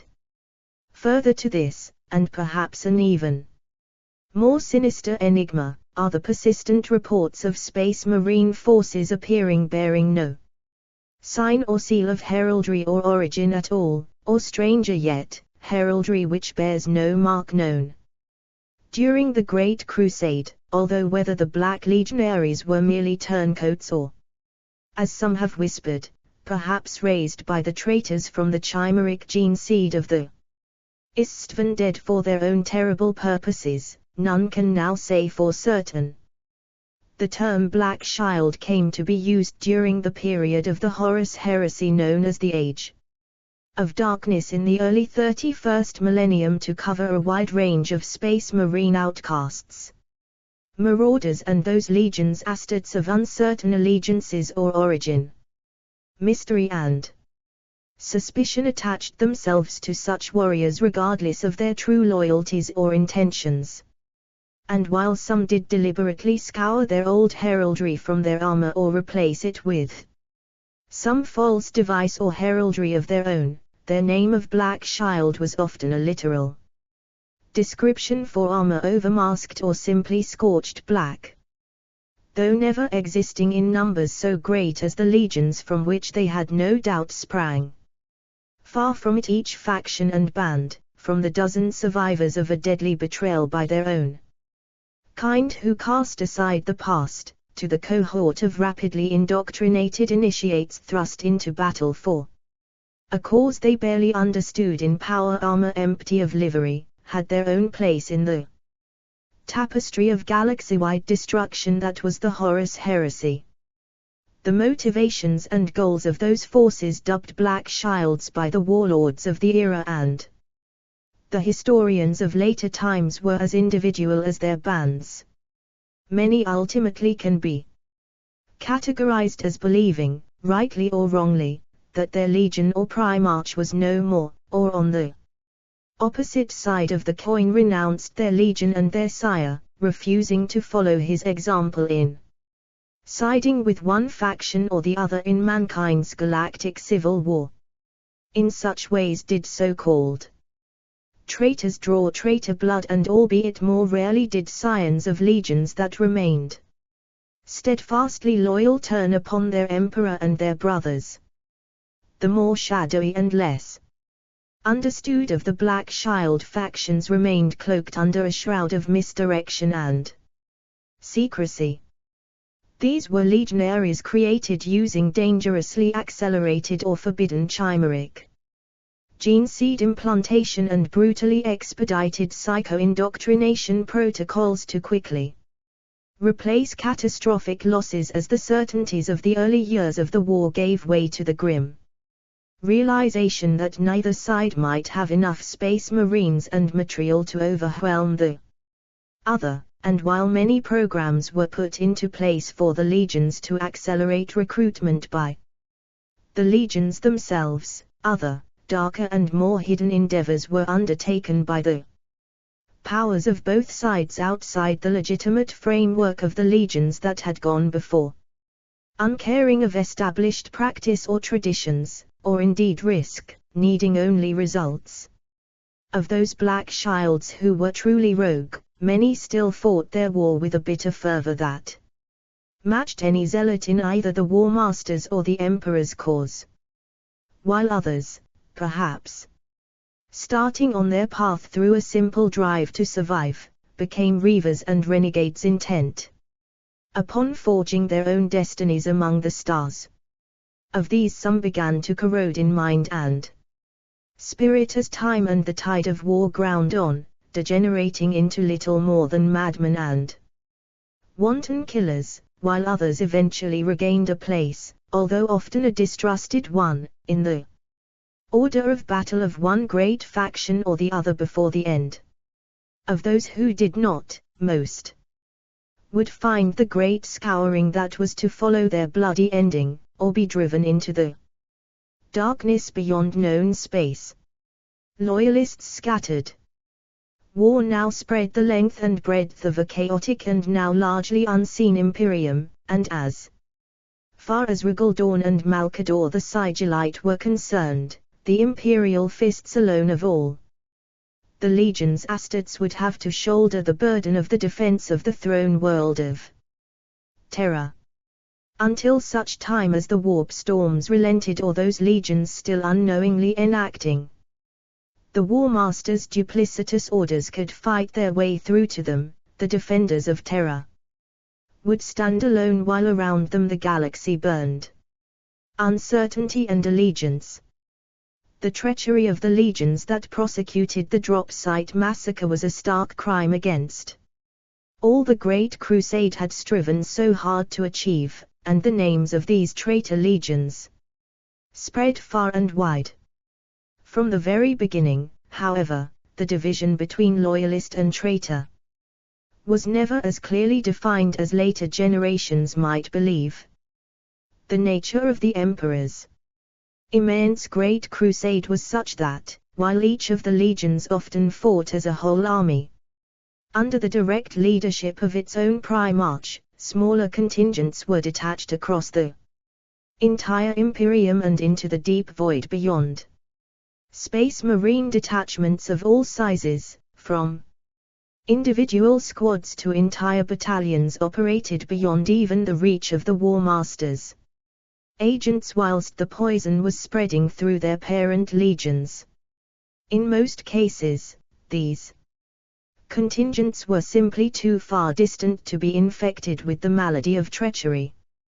By the time they eventually returned to communication range with the Imperium at large, such as it was with astrotelepathy made all but impossible by the tortured warp, the die was cast and events had moved on. Confronted with outright betrayal, these contingents saw the War Master for what he truly was and their brothers for base traitors, and could do nothing but renounce their erstwhile kin. Despite the paucity of records, accounts of small warbands that were once part of the Known traitor legions fighting independently persisted throughout the war. A handful of extant accounts, now sealed beyond all retrieval, make reference to a loosely termed and non-formal class of warrior known as the Black Shields. The majority of Black Shields appear to have been of the legion's astartes, though some may once have belonged to other factions. In some cases the term was literal description, the warriors having obscured the livery of their armors panels black to hide all former associations. In other cases, outcast forces proudly bore their original colors and may have regarded themselves as the true inheritors of their legions. Thus, for example, the 34th millennial of the Emperor's children, the Death Eagles, bore the original purple and gold of their parent legion with pride, refusing to abandon their heraldry. It is thought that the Death Eagles millennial clashed with their traitor kin at Lethe and at Revorth Keep in the Coronid Deeps, but their ultimate fate, like that of so many others, remains unknown. The Dark Compliance. The slave cares not whose hand wields the whip or why, knowing only the authority of its touch, the discipline of its voice and the certainty of pain. A Xonian proverb. On many worlds, the seeds of corruption had been sown long before the hand of betrayal struck.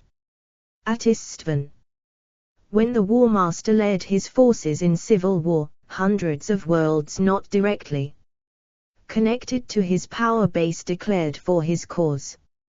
On these planets and dominions, many scattered around the dangerous periphery of the Imperium's frontiers, it was because his agents and those of his allies within the Mechanicum, the Alpha Legion and the Word bearers had already poisoned their hearts against the Emperor. There would be many hundreds more, from isolated and otherwise unimportant colonies to keystones of the Imperium's economy and military strength, that would fall under his sway as the war progressed in a process that became known as the Dark Compliance. To each world over which the War Master's shadow fell, a simple choice was given: total submission and surrender or total destruction and brutal subjugation, slavery or death. There were no other options and no second chances. It was a perverse parody of the progress and glorious goals of the Great Crusade, but served as more than mere scorn for the Emperor's dream or even the vainglory of a tyrant, for there was underlying method and intelligence beneath the apparently wanton savagery. When one militant world or stubbornly loyalist star system was punished by apocalyptic destruction for their brave defiance, such fear was created in others nearby that their surrender came as a rapid and foregone conclusion, often without a shot fired in their defense. Each world added not simply territory but manpower, production capacity and supply, feeding a traitor war machine that was growing exponentially in power. Further, those worlds marked for death where possible can be seen with hindsight to have been more measured, if no less brutal, decapitation strikes for which Horus' own legion had long been famed. It can also be observed that the devastation visited during the Dark Compliances was never so thorough that survivors were not left to spread the word of what terrors they had beheld, and of the price this new Shadow Emperor executed for defiance. Assassination attempt on Horus. Execution team. After learning of Horus' perfidy on Istvan III, the sires and siresses of the various secret Imperial assassin clads were tasked by Malkador the Sigillite, the secret master of assassins, with the daunting task of slaying the arch-traitor Horus, for if they could accomplish this monumental undertaking, they could effectively crush the nascent rebellion against the Emperor before it could inflict further damage upon his Imperium. but every assassination attempt against the War Master had failed thus far. Though the operatives sent by the Clads were their finest students and equal to the task, every attempt had resulted in failure. The assassins had thrown their most gifted students into a meat grinder, sending them in blind and half-prepared. Every strike against Horus was broken, and he had shrugged off each attempt without notice. Every time the Clade Masters met, they were forced to grimly listen to a catalogue of each other's failures. After the last failed attempt by Clade Veninum, a new strategy was decided upon. With the advice of a special guest in the form of Constantine Valdor, the Captain General of the Legio, Custodes who served as the personal protectors of the Emperor, the Masters of the Clads realized that their mission plans were not flawed, they were simply not enough. No single assassin, no matter how well trained, no matter which clade they hailed from, could ever hope to terminate the arch-traitor alone. But a collective of killers, a strike team consisting of an elite unit of killers handpicked for the task, might be enough to succeed. There had never been a precedent for such an initiative, for the Emperor would have never sanctioned assassination as an official imperial policy. The deployment of an assassin was a delicate matter and never one taken lightly. In the past, the Clads had fielded 2 or 3 of their operatives on a single mission when the circumstances were most extreme, but these assassins were always drawn from the same clade, and even this occurred only after much deliberation. Yet in this crucial and extreme instance, Malcador, serving as Director Primus of the Clads, decided that more drastic measures were needed to accomplish the assassin's singular goal. He authorized the creation of the first Imperial Execution Force. Horus did not adhere to the rules of war, nor did he balk at the use of a tactic because it offended sensibilities. At Istvan III he had bombed his sworn brethren, his own warriors even, into obliteration. Nothing, no matter how vile, was beyond him. It was decided by the assassins that if they were to kill this foe, they could not limit themselves to the moral abstracts that had guided the Clads in the past. They had to dare to exceed them. And so a select strike team of assassins was formed. An execution force, the first of its kind. 6 assassins, 1 from each clade, were gathered together and given the select task of killing Horus by any means necessary. In the meantime, the Dark Apostle Erebus had decided on a bold course of action of his own. He firmly believed that as long as the traitor legions followed Horus, all would be as it should and as the Dark Gods had promised. Victory would come soon enough, perhaps even sooner than any of them might expect, for after the latest assassination attempt on the War Master, Erebus had come to realize a truism of warfare: if a tactic could be used against Horus, then it could also be used by the traitors against the Emperor. Black Pariah. Within Imperial history, only one Black Pariah has ever existed. He was a former Imperial assassin by the code name of Spear.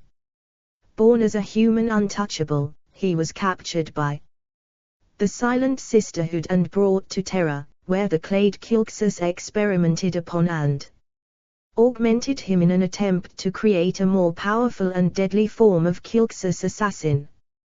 It is not known whether these augmentations or his unnatural abilities made him a Black Pariah. Spear was eventually deemed too unstable and dangerous by his Clade's masters to be left alive. He was placed in the care of the Sisters of Silence and was sent aboard one of their lone vessels, bound for the heart of a nearby sun. Unfortunately, this vessel was intercepted by a traitor vessel carrying the Dark Apostle Erebus of the Word-Bearers Legion. Boarding the Sisters' vessel, the Word-Bearers killed all aboard, with the exception of Spear. Sensing the usefulness of such a unique specimen, Erebus found a new purpose for his captive. He forced Spear to undergo a painful and vile chaotic ritual, in which a minor demon from the Immatrium was bonded with the former Imperial assassin. This bonding created a highly dangerous apex predator, a counter-psyker capable of redirecting a psyker's attack directly back upon him. In order to utilize this ability, the Black Pariah first had to obtain a sample of his target's blood. This was a necessary component that helped him synchronize with his target's Schnick abilities in order to reflect their attacks. 2 standard years later, following the events of the drop site massacre on Istvan V, Erebus tasked his deadly minion to assassinate the Emperor. Spear spent an inordinate amount of time in order to painstakingly reach his ultimate goal, a document that possessed a minute drop of the Emperor of Mankind's precious blood. Spear eventually obtained this document upon the world of Dagonet, which would bring him into direct conflict with the Imperial execution force. Dagonet. As the Horus Heresy progressed and word filtered throughout the galaxy of Horus Galactic Uprising, numerous worlds began to erupt into anarchy as the populations began to split over whether they should remain loyal to the Emperor or join the War Master. Dagonet was one such world, where Horus Lupercal was second only to the Emperor in being celebrated by the people of the planet. Statues in Horus' honor were raised everywhere, and the Dagonetai spoke of him as the liberator. As the historic record went, in the early years of the Great Crusade, Dagonet had languished under the heel of a corrupt and venal priest king who ruled the planet through fear and superstition. Horus, at the head of his Lunar Wolves Legion, had come to Dagonet and freed the world, accomplishing the deed with only 1 round of ammunition expended, the single shot he fired that dispatched the tyrant. The victory was one of the War Master's most celebrated triumphs, and it ensured he would be revered forever as Dagonet's savior. The Dagonetai clans had started the uprising against the Imperium when the heresy began. The Imperial governor issued a formal statement of support for the cause of Horus. The world's nobles had declared in favor of Horus and rejected the rule of terror. The common people were the ones fighting back in the name of the Emperor. There was blood in the streets of the Dagonetai capital city as soldiers fought soldiers and militia fought clan guards. Those who could flee the star system filled every starship they could get their hands on. It was small wonder that the aristocratic clans who now ruled the planet would give their banners to Horus instead of a distant emperor who had never set foot on their world.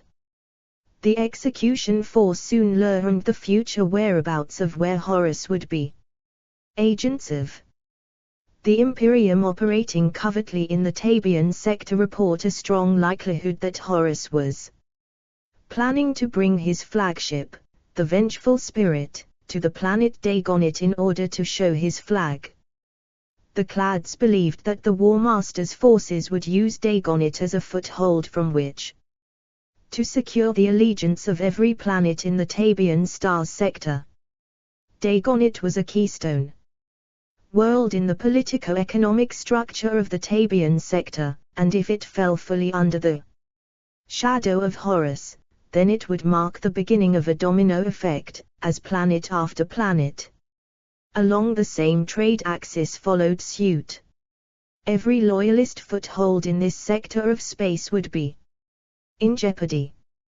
One Imperial vessel would be able to slip through the warp to Dagonit, far easier than an entire reprisal fleet. 6 assassins, the best of their clads, could bring death.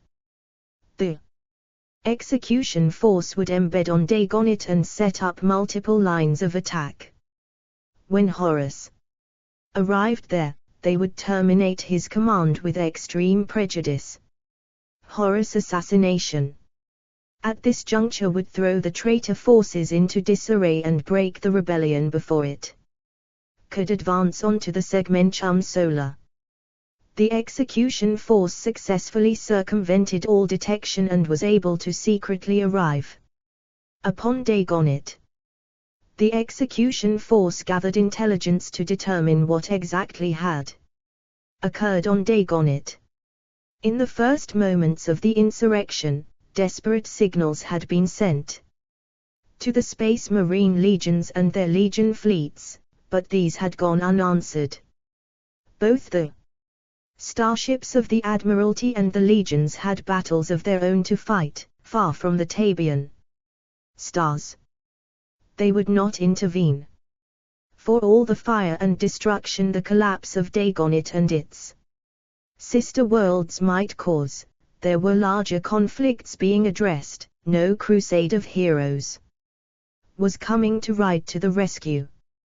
The civil war on Dagonit was a rout, and it was those who stood in the Emperor's name who were dying. Across the planet, the forces that carried Horus' banner were only days away from breaking the back of any resistance. Dagonit was already lost. The turncoat nobility on this planet did not need to see Horus to adhere to his banner. His influence hung over Dagonit like an eclipse blotting out the sun. They were fighting in his name, in fear of him, and that was enough. And when the traitors finally won, Horus' work would be done for him. This same thing was happening all across the galaxy, on every world too far from the Emperor and the rule of Terra. When Dagonit fell, Horus would turn his face from this place and move on, his advance one step closer to the gates of the Imperial Palace. While gathering intelligence and deciding upon the best course of action, 2 of the execution forces number decided to set about on a different course of action. The Veninum assassin Jenica Solom had become distracted by her mission with the plight of the local loyalist Dagonitai who continued to wage their desperate war against the pro-Horus planet's nobility. The Dagonitai introduced her to the forbidden writings of the Lectitio Divinitatus, which postulated the worship of the Emperor of mankind as a divine being, the one true God of humanity. Solom became a willing convert of this nascent religious movement and vowed to help the Dagonitai with their plight. Her interest in helping the people of Dagonit and her new spirituality created friction with the rest of the execution force, and so she took her leave, and the mission to assassinate Horus continued on without her. The Culxus assassin Iota, who showed great interest in Solom's quest, followed her.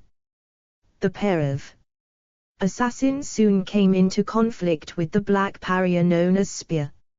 Realizing the dire threat of such a creature, the 2 assassins attacked the traitor assassin. In the ensuing battle, Solom was mortally wounded.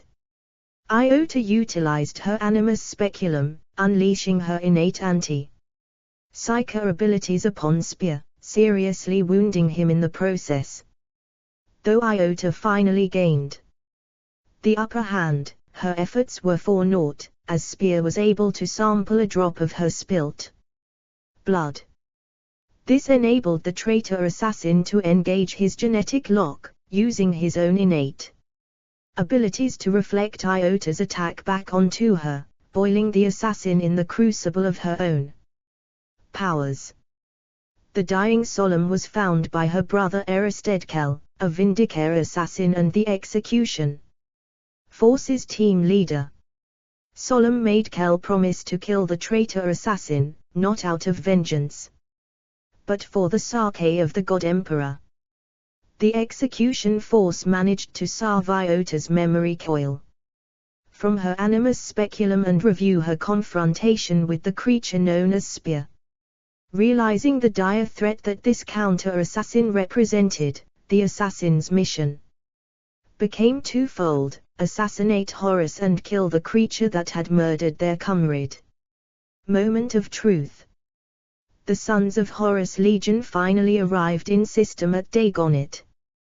The vengeful spirit settled in orbit above the world of Dagonit. The vessel had brought a military force of such deadly intent and utter lethality that the planet and its people had never known the like, in all their recorded history. And it was only the first. Other warships were following close behind. This was the visitation granted to Dagonit by the Sons of Horus, the tip of a sword blade forged from shock and ore. Far below, on the planet's surface, across the white marble of Liberation Plaza, a respectful hush fell over the throng of people who had gathered. A pregnant hush fell over the Dagoniti, as they looked to the sky and awaited the arrival of their Redeemer, the owner of their new allegiance, their war god, the War Master Horus. At this time, the execution force was in place. The Vindicare assassin Kel waited in the perfect assassin's perch, ready for the War Master's arrival. The Calidus passed a measuring gaze over the nervous lines of Dagoniti Planetary Defense Force soldiers and the robed nobles standing back on the gleaming, sunlit steps of the Great Hall. Governor Nikran was there among them, waiting with every other Dagoniti for the storm that was about to break. Suddenly, there was a blast of fanfare from the trumpets of a military band, and Governor Nikran stepped forward. When he spoke, a vox bead at his throat amplified his voice. "Glory to the Liberator!" he cried. "Glory to the War Master! Glory to Horus!" The assembled crowd raised their voices in a thundering echo. The Sons of Horus teleported onto the planet's surface. The tallest of the superhuman warriors, his battle gear decked with more finery than the others, stepped forward.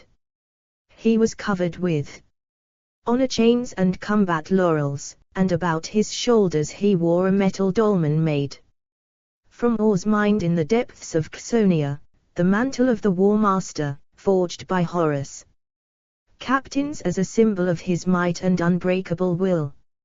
He drew a gold-chased bolt pistol, raising it up high above his head, and then he fired a single shot into the air, the round crashing like thunder. The same sound that rang about Dagonit on the day they were liberated. Before the empty shell casing could strike the marble at his feet, the crowd were shouting their fealty. Glory to Horus! The towering warrior holstered his gun and unsealed his helmet, drawing it up so the world might see his face. This was the moment of truth. The Vindicare assassin placed his crosshairs on the center of the scowling grill of the War Master's helmet. There was no hesitation, no margin for error. The assassin fired his Exitus rifle. The shot struck the target in the throat, reducing the flesh to atoms, superheating the fluids into steam, boiling skin and vaporizing bone. The only sound was the fall of the headless corpse as it crashed to the ground, blood jetting across the white marble and the War Master's shining mantle. Horus was dead. But the assassins of the execution force had been duped. Horus had sent a surrogate, a sacrificial proxy. The Vindicare had killed Luxedari, the captain of the Sons of Horus 13th Company. Though the warrior Kelshot wore the mantle of the War Master, the unique robe belonging to the Primarch himself, it had all been a ruse. In their anger, the Sons of Horus turned upon the populace of Dagonit and began to slaughter them in earnest.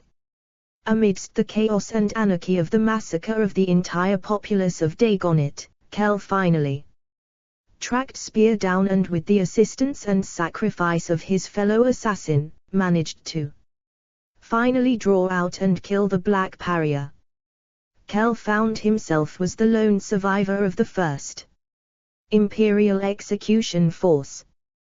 The Vindicare assassin departed Dagonit and decided to make one last attempt on the War Master's life. He made a suicidal attack on Horus' flagship. Kel set his own ship on a direct course for the Vengeful Spirit's command bridge, where he seemed to meet his own fate when he ejected himself into space once he reached his intended target, in an ultimately vain attempt to land a desperate shot at Horus while he stood looking out of the battle barge bridge's armored observation deck into space. The execution force's assassination attempt had failed. In the aftermath of the events on Dagonit, Horus confronted Erebus within his private chambers. He chastised the Dark Apostle for his audacious plan to assassinate the Emperor, declaring that when the opportune moment finally dawned, it would be him and him alone who killed the Master of Mankind. The Talon closes around Manachia. What came to be known as the Conquest of Manachia was a campaign carried out by those under the direct command of the War Master Horus during the latter part of 007.M31.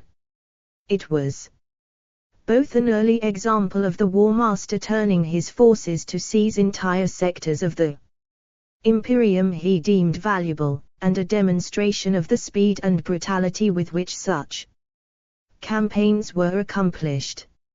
It could be seen in retrospect to have provided a template for scores of such campaigns which came after it, both in terms of strategy and the savage consequences involved for those worlds which fell into the traitor's grasp throughout the time of the Age of Darkness.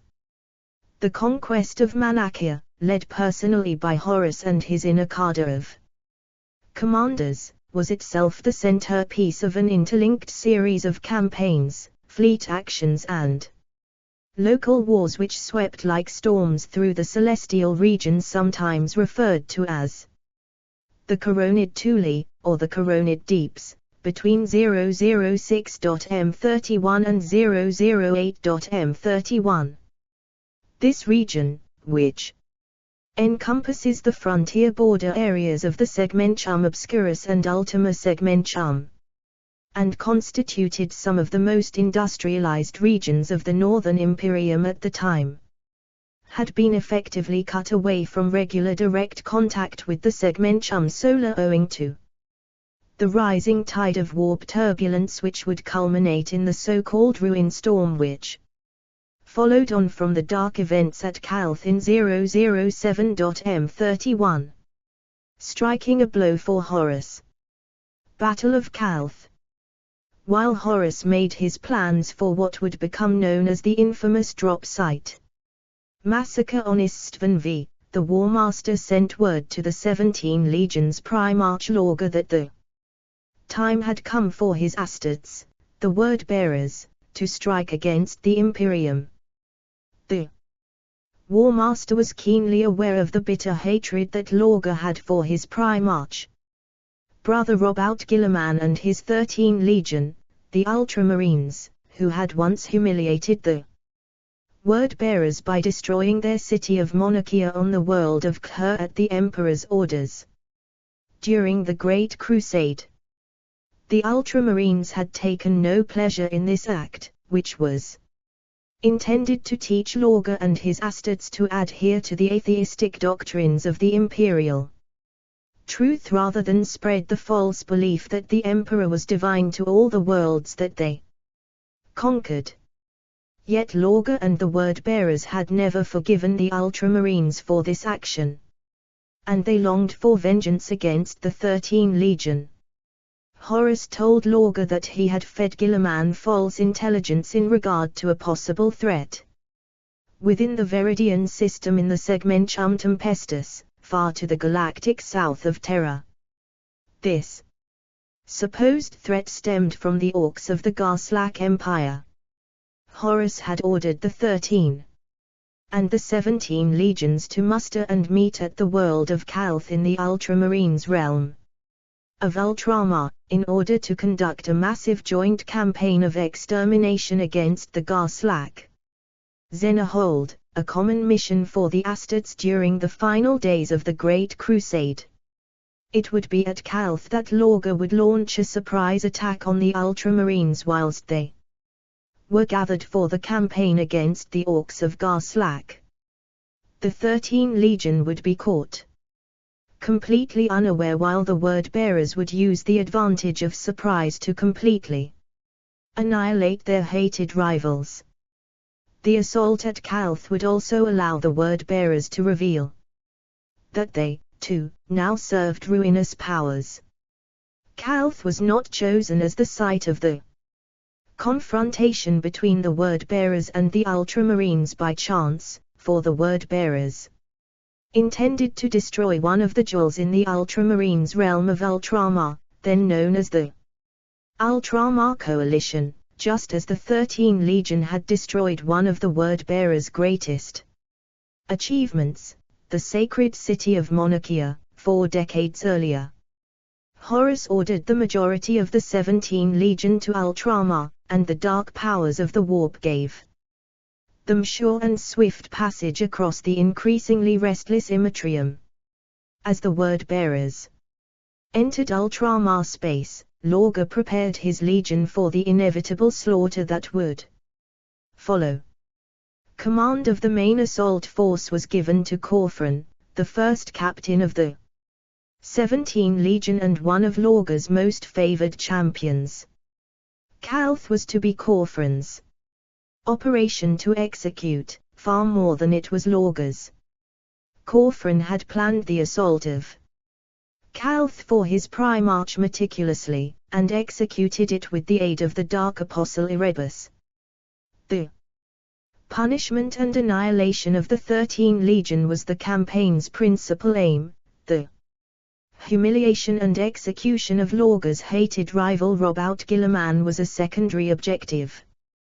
But for Lorga, the assault would also mark his first opportunity to gain true favor in the eyes of the dark gods he now served, to prove to them that he had earned his place as their chosen 1. Cull of the word-bearers. Unknown to Erebus and Corfran, their Primarch had also had a secret objective in mind. When he had sent his 2 most zealous sons to Calth, after their humiliation at Kher, thousands of world-bearers within the Legion detested the Ultramarines. The Urizen ordered a great gathering of his legion while their fleet was already en route to Calth. The Primarch called for Argel Tal, the leader of the Gal Vorbak, and one other word-bearers officer who would eventually become commanders and apostles amongst the elite Vakrajal. The Primarch wanted their counsel on what to do with those amongst their legion he no longer trusted. The word-bearers had culled their ranks down through the decades, removing such unrepentantly loyalist elements such as the Terran-born warriors of their legion, but had carried out no purge like the Istvan III atrocity that Angren was so proud of. Lorga knew that the loyalty of his own legion to both him and his vision of mankind transformed through an embrace of chaos was never in doubt, but competence was another matter entirely. Lorga asked what should be done with those warriors of the 17 Legion he felt were no longer reliable, those whose hatred burned brighter than their sense. For tens of thousands of them, whole companies, whole chapters. Their rage was no longer pure. It was decided that these suspect elements of the Legion would be gathered into a single host and ordered to undertake the sacred mission to Calth to assault the Ultramarines that they had so craved. They would be led by such zealots as First Chaplain Erebus, the Dark Apostle Corfran and Fleet Captain Zadkiel, and were expected to martyr themselves in glory. The other traitor legions, such as the Emperor's children, sons of Horus and the World Eaters, might have purged their own ranks at Istvan III, but the word bearers had proceeded to purge their own at Calth. Furious Abyss. At the same time that Lorga had concentrated his legion's offensive on Calth, a separate assault by the 17 Legion on the Ultramarines' home world of Macragge had been prepared. Using a massive prototype battleship specially constructed by Horus allies in the Mechanicum. Before the start of the heresy known as the Furious Abyss. The Furious Abyss was manned by 1,000 Astartes, a full chapter split into 10 companies, each 100 strong. All heeded the word of Lorga. These legionaries were led by Fleet Captain Zadkiel, a devout and zealous follower of the word. He was charged by the Dark Apostle Corfran to lead the assault upon the world of Macragge, where they would strike the first blow against the hated Imperium of Man. Had it succeeded in reaching Macragge, the Furious Abyss would likely have annihilated the planet, the remaining 2 chapters of the Ultramarines Legion garrisoned there, and the stores of precious gene seed in the 13 Legions Fortress Monastery, the Fortress of Hera. Fortunately, the Furious Abyss was intercepted in the void before it reached Macragge by an ad hoc force led by the Ultramarines Captain Lysimachus Sistus and was destroyed, though at the cost of every loyalist Space Marine's life. Calth atrocity. The Ultramarines face the word-bearers in orbit at the start of the Battle of Calth. Before Horus had made his break with the Emperor of Mankind public at Istvan III, he had sought to lure away as many loyalist legions from Terra as possible. Horus had ordered Robout Guilliman to lead an expeditionary force to the world of Calth in the Viridian system in the realm of Ultramar to prepare for a campaign in the eastern fringes of the galaxy, where, Horus claimed, an Orc-Warg was massing. Horus expected the Ultramarines to await the arrival of the word-bearers who would join with the 13 Legion in prosecuting a campaign against the Orc menace.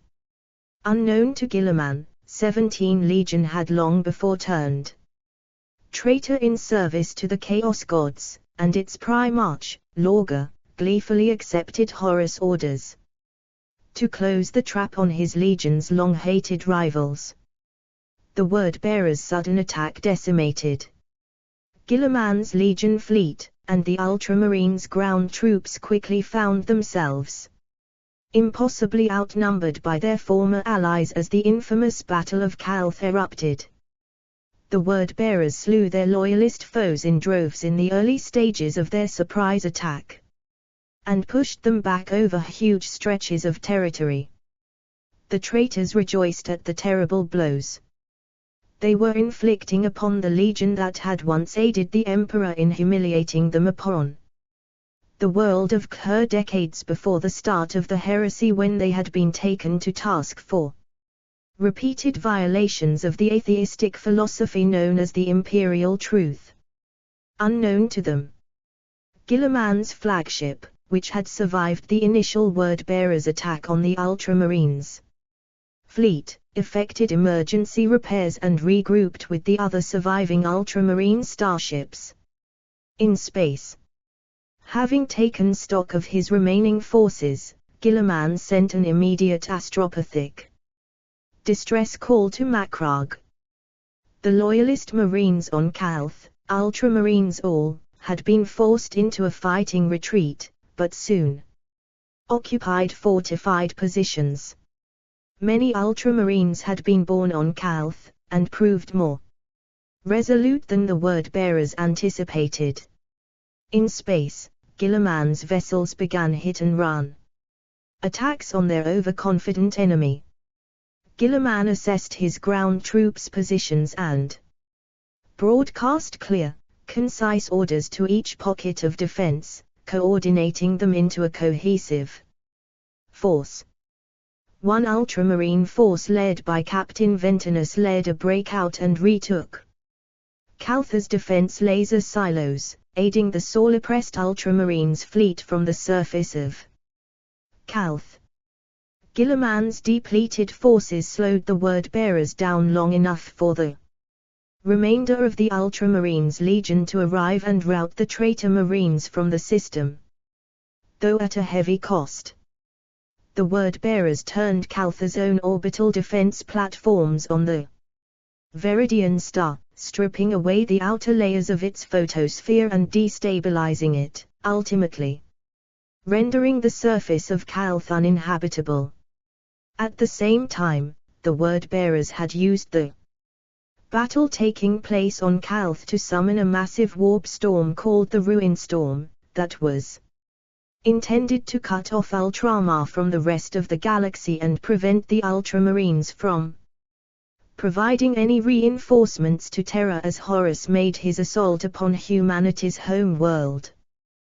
The eruption of the Ruin Storm cut off Calth from the main body of the Ultramarines Legion and left the astartes of the 13 Legion trapped on Calth, locked in a brutal subterranean war with those word-bearers units that had also been left behind when their Legion retreated from the Viridian system.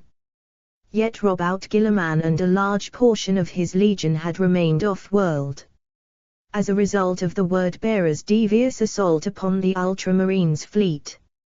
Blooded but unbowed, the Ultramarines received the orders of Malkador the Sigillite, the Emperor's regent. While he was indisposed pursuing the secret Imperial Webway project, and prepared to meet the needs of the Imperium's defense against the traitor legions as best they could. The word-bearers' use of Calth's orbital defense platforms against Calth's sun destabilized it, tore away the outer layers of its photosphere and threatened to cause it to explode as a supernova. The Viridian system's star, its color changing from a bright yellow to an angry blue as its internal composition shifted, immediately suffered a flare trauma, and shortly after unleashed massive solar flares that irradiated Calth with lethal levels of radiation and stripped away its once dense oxygen-nitrogen atmosphere.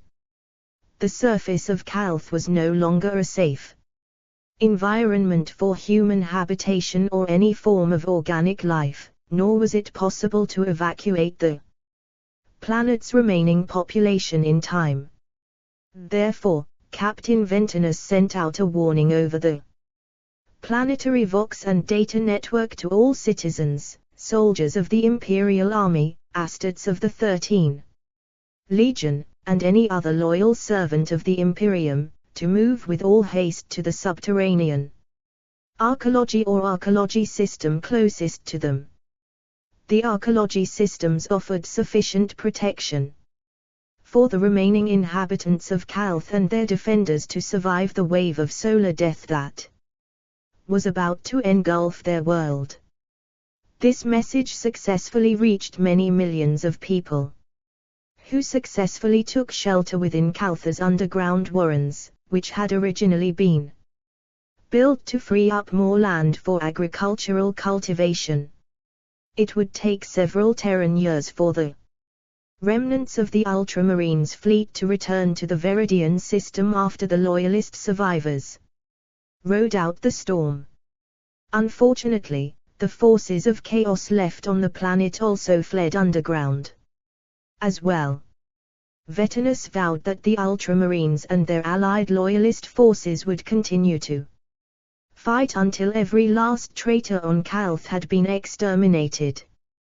Thus began the phase of the conflict that would be remembered as the Underworld War. Yet, despite the Loyalists' last-minute victory and the survival of the Ultramarines Legion and its Primarch, the forces of Chaos could consider their assault on Calth a success.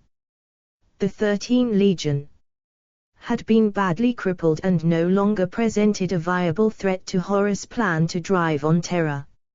Erebus had managed to complete his blasphemous ritual on Calth's surface, which summoned a ruin storm to the galaxy's eastern fringe, a monstrous warp storm larger and more destructive than anything spacefaring humanity had witnessed since the days of the Age of Strife. It would split the void asunder, dividing the galaxy in two and rendering vast tracts of the Imperium impassable for centuries.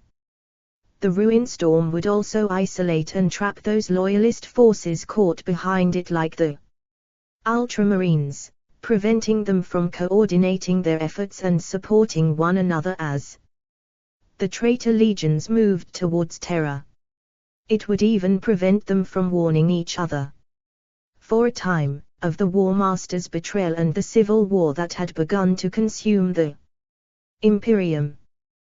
The ruin storm would leave Terra alone in the void, infinitely vulnerable to the approaching shadow of Horus.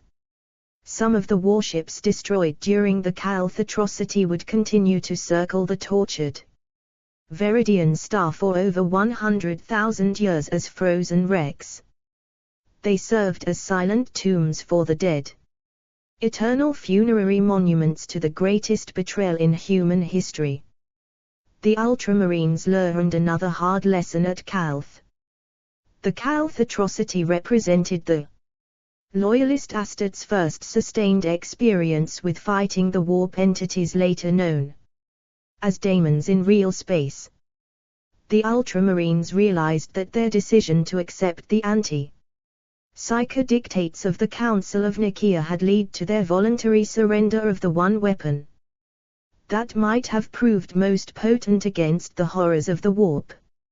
It was almost as if the traitors had known what was coming, and had orchestrated events so that the Imperium would voluntarily cast aside the only practical weapon it possessed against the sorceries of the Empire Aeon just before it was needed most.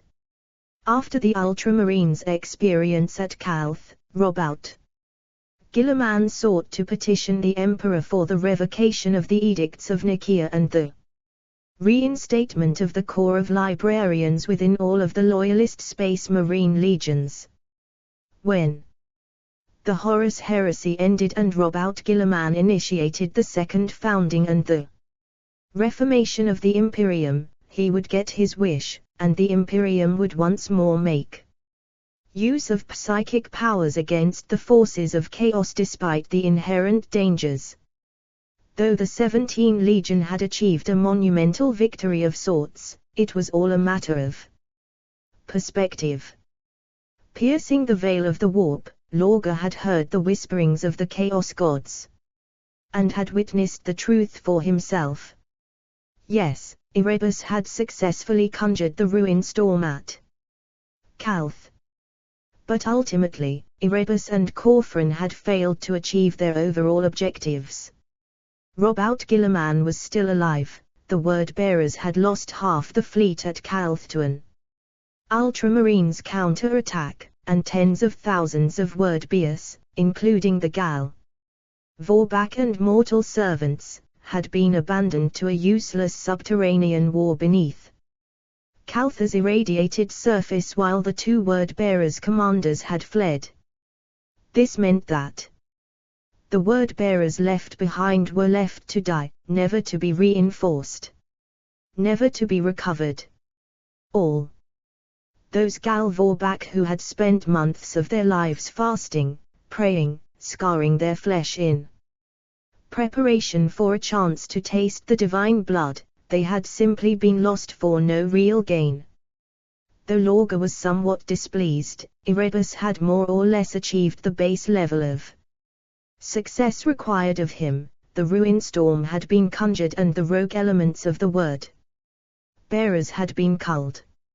Now it was time for Lorga to further his own plans and complete the campaign against the Ultramarines he had come to call his Shadow Crusade. Shadow Crusade.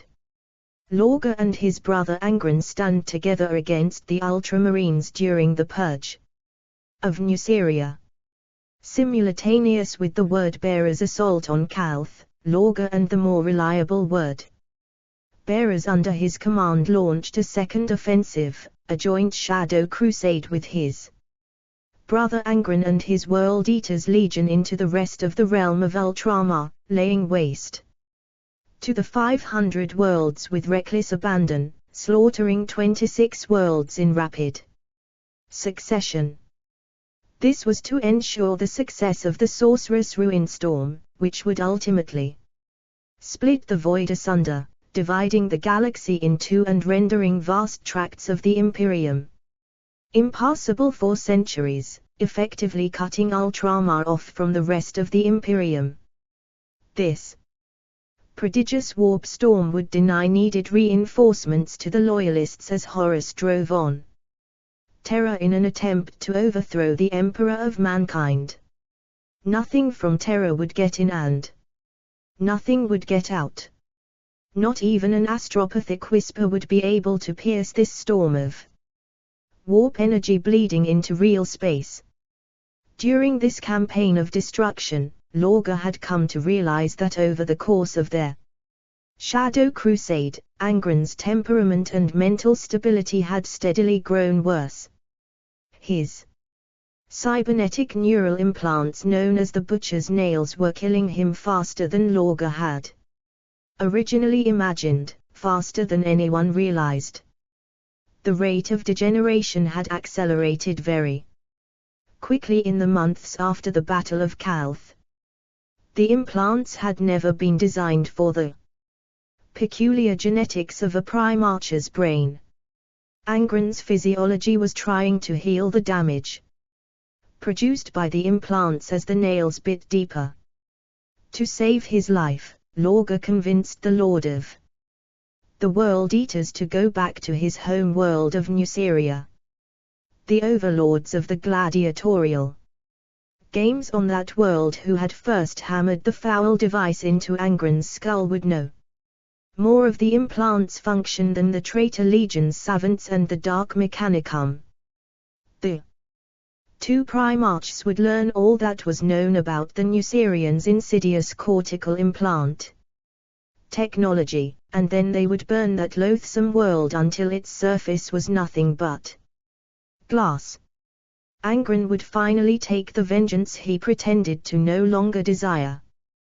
Whether Angren fought him, hated him or trusted him, mattered little to Lorga, who intended to drag Angren into the immortality that he deserved before the Dark Gods whether he wanted it or not.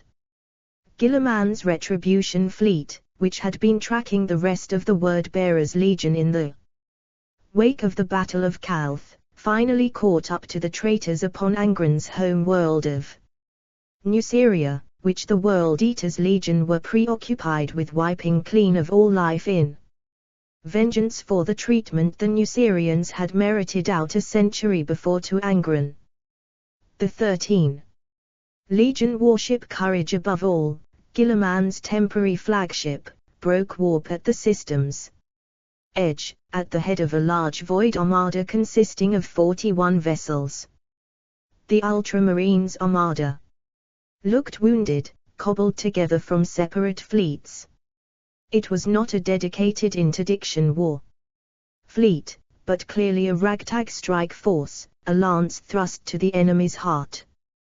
Guilliman himself had done the best he could with limited resources. The 13 legions cruisers and battleships ran abeam of the enemy fleet for repeated exchange of broadsides, offering targets too big and powerful to ignore, while the rest of the Ultramarines fleet used calculated lance strikes from safer range.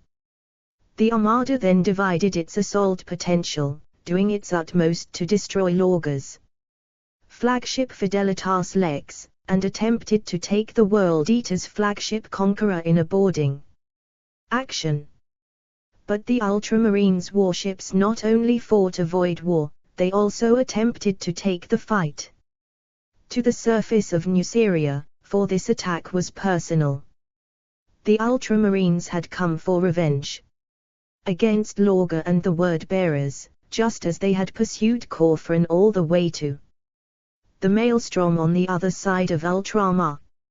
Several Ultramarines warships attempted to make a run on Nuceria, hemorrhaging drop pods, landers and gunships, forcing planetfall by any means necessary. The Ultramarines fleet swept over and against the traitors like an insect horde. But the tenacious commander of the Conqueror, Lotarasarin, put up a difficult fight and destroyed a number of Ultramarines vessels that attempted to make a run for the surface. Though the World Eater's flagship transformed a number of the smaller vessels into flaming wreckage, the Ultramarines eventually punched through her tenacious defense and managed to land troops on the surface of Nuceria. Meanwhile, the Fidelitas Lex was already a ruin, its armor pitted and cracked, its shields a memory. The cathedrals and spinal fortresses barnacling along its back were gone, laid waste by the Ultramarines' incendiary rage. The 13 legions armada attacked in strafing runs and protracted exchanges of broadsides, trading fire with the superior warship and accepting their own casualties as the cost of bleeding the bigger vessel dry. Each assault left the Lex weaker, firing fewer turrets and cannons, taking punishment on its increasingly fragile armor. But she fought on. Crawling with smaller ships, the Lex lashed back with its remaining macro cannons, rolling in the light of its own burning hull. Gilliman guided the battle from the command deck. Of courage above all, and had decided that the Lex would die first, killed in the death of 1,000 cuts and swept from the game board, while the Conqueror would be boarded and killed from within. In the course of the battle in Nucerian orbit, the Conqueror could not rise to its sister ship's defense. Both Traitor Legion flagships fought alone, starved of support and suffering the endless attacks of the 13 legions' ragged armada. Salvation pods streamed from the Lex's sides and underbelly, along with heavier Mechanicum craft and bulk landers. With the legionaries of the Word-Bearers already on the surface, the ship's human population fled in the vessel's final minutes. And still the great vessel fought, rolling, turning, raging. The Ultramarines cruisers that drifted past burned as badly as the warship they were killing. This void battle was a form of dirty fighting between warships, too close for the neat calculations of ranged battery fire. Instead, it was an up-close and personal slugfest. The Ultramarines' battle barge armsmen intercepted the Conqueror and came abeam, launching assault carriers and boarding torpedoes, while the World Eater's flagship was busy repelling boarders. A number of smaller 13 Legion vessels slipped past her defenses and launched drop pods, gunships and troop carriers. The first drop pods hammered home on the planet's surface. Sealed doors unlocked and the first Ultramarines poured forth, bolters raised, moving in perfect and well-trained unity. But the World Eaters were waiting for them. Those not lost to the butcher's nails at once had the presence of mind to note that these Ultramarines were not the pristine cobalt blue warriors they had previously faced on the war world of Armatura. These legionaries of the 13 war-cracked power armor, still scarred and burn-washed from some horrendous battle weeks or months before, These were hardened veterans of the Calth atrocity. They burned with a cold intensity to carry out the vengeance in their hearts, and were intent on getting to grips with the word-bearers. As was their way, the Ultramarines established footholds at defensible positions, clearing room for their reinforcements to land. For every position they held, another was overrun by the world eaters in a storm of roaring axes, or lost to the word-bearers chanting, implacable advance. The 12th Legion crashed against the 13 in rabid packs, showing why Imperial forces had feared to fight alongside them for decades. Uncontrolled, unbound, unrestrained, they butchered their way through Ultramarines' strongpoints, enslaved to the joy of battle because of the butchers' nails, cortical implants sandwiched within the meat of their minds. The 17th Legion also met their loyalist cousins, replacing ferocity with spite and hate. The Ultramarines returned it in kind, hungry for vengeance against the vile traitors who had defiled Calth and damaged its star. Word-bearers' units marched, droning black hymns and chanting sermons from the Book of Lorga, bearing corpse-strewn icons of befooled metal and bleached bones above their regiments. As the fighting raged, the burning shell of the Fidelitas Lex cut through the clouds into the planet's atmosphere, shuddering on its way east, rolling ever downwards, achingly slow for something of such scale. The weight of the Lex's massive plasma engines dragged the stern down first, colliding with the Nucerian Ocean's surface far from shore. In the meantime, the demigod in gold and blue had finally found the object of his obsession amidst the clamor of war. Guilliman confronted Lorga, possessing the advantage of two weapons, but Lorga's Crozius gave him a reach his brother lacked.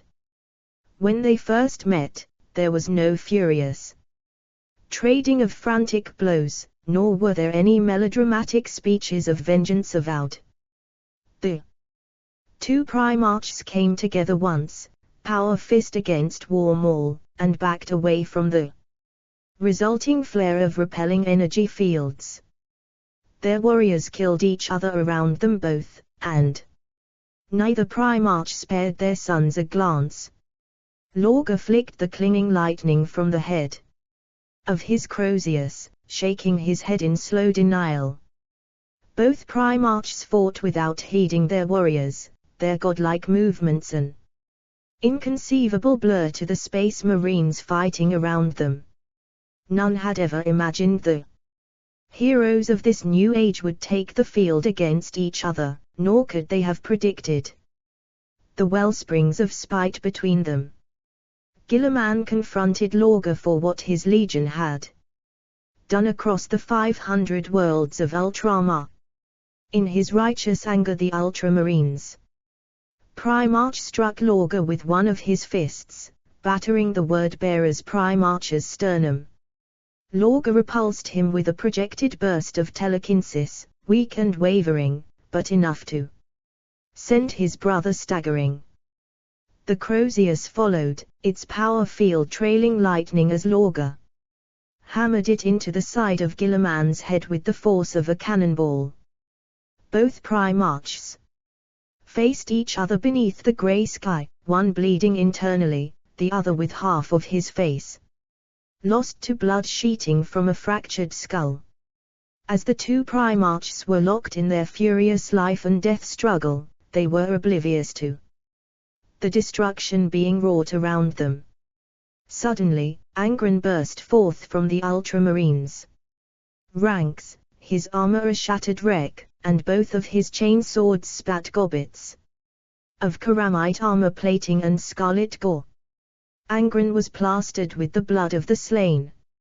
After hours in the crush of the front lines of intense combat, on his chest hung a bandolier of skulls taken from the mass grave at Deshelica Ridge. Blood painted them as surely as it marked Angren. Even through the constant pain generated by the butcher's nails, that pleased him. He wanted his deceased brothers and sisters to taste blood once more. He had carried them with him across Nuceria, letting their empty eyes witness the razing of his former, hated home world. The World Eater launched himself at Guilliman with murderous hatred. The two Primarchs fell into a seamless, roaring duel where Lorga and Guilliman had abandoned theirs. Guilliman found himself forced back by the storm of Angren's blows. Once on Nuceria, Angren had paid his respects to his fallen brothers and sisters amongst the Nucerian gladiators he had once fought beside, whose bones now lay exposed to the elements on the Deshelica ridge where they had died. The painful memories of that day, long ago, were too much for the Primarch to bear. After paying a visit to the city-state of Deshier to see who ruled the Nucerian city-state that had once claimed to own him, he became enraged when he was told the tale of how he had fled at the Battle of Deshelica Ridge, and the subsequent massacre of the rebel army in the mountains. The rebels had died to a man in his absence. Enraged by the lies that had been told about him over the last century, Angren ordered his legion to kill everyone in the city. Then they were to kill everyone on the planet. At the height of the final battle against the last city on Nuceria, Lorga was confronted by his wrathful brother Robout Guilliman, who had been chasing him and the 12 legions since the destruction of Calth. As the two Primarchs fought, Guilliman gravely wounded Lorga and was about to deliver a killing stroke to his wretched brother. But Angren had seen Guilliman's assault upon Lorga and intervened, facing the Lord of Ultramar in single combat. On Angren's chest hung a bandolier of skulls taken from the mass grave at Deshelica Ridge. Blood painted them as surely as it marked Angren. Even through the haze of pain created by the butcher's nails, that pleased him. He wanted his former brothers and sisters, the eaters of cities, to taste blood once more. He had carried them with him across Nuceria, letting their empty eyes witness the razing of the High Rider cities. As the two Primarchs fought, Guilliman landed a glancing blow, his fist pounding across Angren's breastplate. One of the skulls of Angren's fallen kinsman that hung from the chain worn across his breastplate was partially shattered and scattered across the ground. Guilliman stepped back, his boot crushing a skull's remnants to powder. Angren saw it, and threw himself at his brother, his howl of wrath defying mortal origins, impossibly ripe in its anguish. Lorga saw it, too. The moment Guilliman's boot broke the skull, he felt the warp boil behind the veil. The bearer of the word started chanting in a language never before spoken by any living being, his words in faultless harmony with Angren's cry of torment. Lorga enacted his dark plan to save his brother's life, summoning the ruin storm to the world of Nuceria, tearing the sky open and unleashing a crimson torrent, formed from the ghosts of 100 murdered worlds. Raining blood. Lorga focused his concentration on the triumphant form of his mutilated brother. Calling for the Neverborn, the entity's men called daemons, to answer in kind. He locked Angren's muscles, setting fire to the synapses in his brain. The first spasms racked their way through Angren's sinews, turning his blood to quicksilver, then to lava and at last to holy fire. His cries of thwarted rage were tainted by an agony beyond comprehension. His body started tearing itself apart, growing, rising, perfecting, after a lifetime of broken torture. This was the moment of Angren's apotheosis into demonhood. The World Eater's librarians, those few who had never received the deadly butcher's nails implants which were inimical to psychers, sensed the fey powers summoned by Lorga from the warp. In an attempt to halt the Urizen's dark plans, the 19 remaining librarians harnessed their collective psychic powers to manifest a psychic entity known as the Communion, the Gestalt consciousness of 19 psychic minds. In the midst of Lorga's incantations, the Communion pulled the soul of the Primarch from his body. The two psychic entities confronted one another within the warp, locked in a deadly contest of wills, each convinced that they were the one responsible for saving Angren.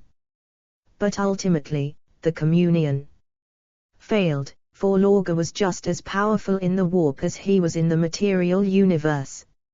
After Angren's completed metamorphosis into a new demon prince, the demon Primarch turned his attention to the librarians, the creatures that had pained him for decades, the warriors that had made the butcher's nails sing and his brain bleed just for the sin of standing near them. Now they moved against his brother, hurling their foulness at Lorga, who crouched one-handed and wounded, down on his knees. The newly transformed demon Primarch Angren of the World Eater's Legion. The demon Primarch's rage killed the remaining librarians, each of them tasting a different doom. Angren killed the last of the librarian, expunging his legion of the weakness that had plagued his gene sons since his reunification with them a century earlier. The Librius of the World Eaters, the last fragment of the warhounds within the 12 Legion, was no more, a fact which greatly pleased the blood god Khorne, who would not brook the existence of any psychers amongst his chosen servants. Lorga had offered up the 12 Legion to the whims of the blood god as his loyal servants. Now there would only be blood, an ocean of blood carried on a tide of eternal slaughter. The gravely wounded Gilliman escaped from Nuceria, unable to face or even fully comprehend what both of his brothers had become through their corruption by the ruinous powers. The World Eaters completed their purge of Nuceria until not one human life remained on the benighted world. Angren, now the very embodiment of the blood god's eightfold path, shook the dust of the world from his feet and did not think of it again. Lorga believed that he had saved his brother. In his mind it was the only way, for he alone had sought to save Angren from the implants that were killing him by degrees. Only Lorga had found a way to free Angren from an existence of unrivaled agony, and he alone had acted to save his tormented brother. Now the Shadow Crusade could move on from Ultramar and rejoin Horus. The next target for the traitors would be Terra itself. Sinus Campaign. When the Imperial Warmaster Horus, the greatest of the Emperor's genetic sons, fell to the temptations of the Chaos Gods and became swayed by their promises of power, he sought to sway his brother Primarchs to his cause. Horus and Sanguinius, the Primarch of the Blood Angels Legion, had fought many campaigns by each other's side. Their relationship was so close. It had even incited jealousy amongst their brother Primarchs on occasion. But in his black heart, Horus knew that Sanguinius would never willingly betray their father, and so he had formulated an audacious plan to either convert the Blood Angels Legion to his cause or utterly destroy them. To this end, Horus had discovered decades earlier a carefully guarded secret of the Blood Angels when he fought alongside Sanguinius' 9 Legion in a xenocidal campaign on the world of Melchior. Horus had come upon his brother Primarch in a sunken ruin of an alien chapel and had witnessed the unthinkable Sanguinius murdering one of his own astartes. Sanguinius explained his actions to his bewildered brother. He had discovered that within his own genome there was a trait that lay buried and waiting to be awakened. This genetic flaw would later be known as the Red Thirst. Sanguinius had been aware of the flaw in his genome for several years, keeping the truth from the Emperor and his fellow Primarchs. Some of the angels' sons had learned a measure of the truth, but only Ascalon, first Captain Raldoran, the 9 Legions Master Apothecary on the Legion home world of Baal, and a few others were fully aware of the extent of this affliction. They were united with Sanguinius in finding a way to repair this flaw. Horus swore to his brother that he would never speak of this matter to anyone, even their father. He would keep this promise for as long as Sanguinius wished him to. The angel was touched by his brother's gesture and expressed his gratitude. Horus solemnly vowed to help Sanguinius deal with this matter, however long it took. Little did they know at the time that one day a corrupted Horus would take full advantage of this knowledge and attempt to turn the Blood Angels' flaw against them. Sanguinius betrayed. Primarch Sanguinius fights the Bloodthirster Ka'Banda on the demon world of Sinus Prime. Decades later, Horus exploited this knowledge of the Blood Angels' genetic flaw. The War Master had found a way to sway his beloved brother's legion to his cause and the service of the Chaos Gods. In his capacity as Imperial War Master, Horus ordered Sanguinius to gather his entire legion and make for the Sinus Cluster, a triple star system located in the Ultima Segmentum near the eastern fringe. His 9 legion was to cleanse the 7 worlds and 15 moons that comprised the Sinus Cluster of Xenos invaders and release the humans settled there from their Xenos overlords in what would later be known to history as the Sinus Campaign. To further entice Sanguinius, the War Master informed him that he had found the means by which the Blood Angels would be able to excise the darkness from within their souls, and rid themselves of the flaw. If Sanguinius obeyed the War Master's command in this matter, then Horus promised him that the Blood Angels would find a new freedom. Sanguinius had no reason to doubt Horus, for they were as close as 2 brothers could be. Many of their fellow Primarchs were even jealous of the closeness between the pair. Sanguinius relished the opportunity to once again prove the value of their bond, and so the Blood Angels' legion gathered in its entirety and duly set course for the Sinus Cluster, unaware that they were heading into a terrible trap. Unaware of the War Master's perfidy, Sanguinius willingly obeyed his brother Primarch and immediately set out for this volatile region of space.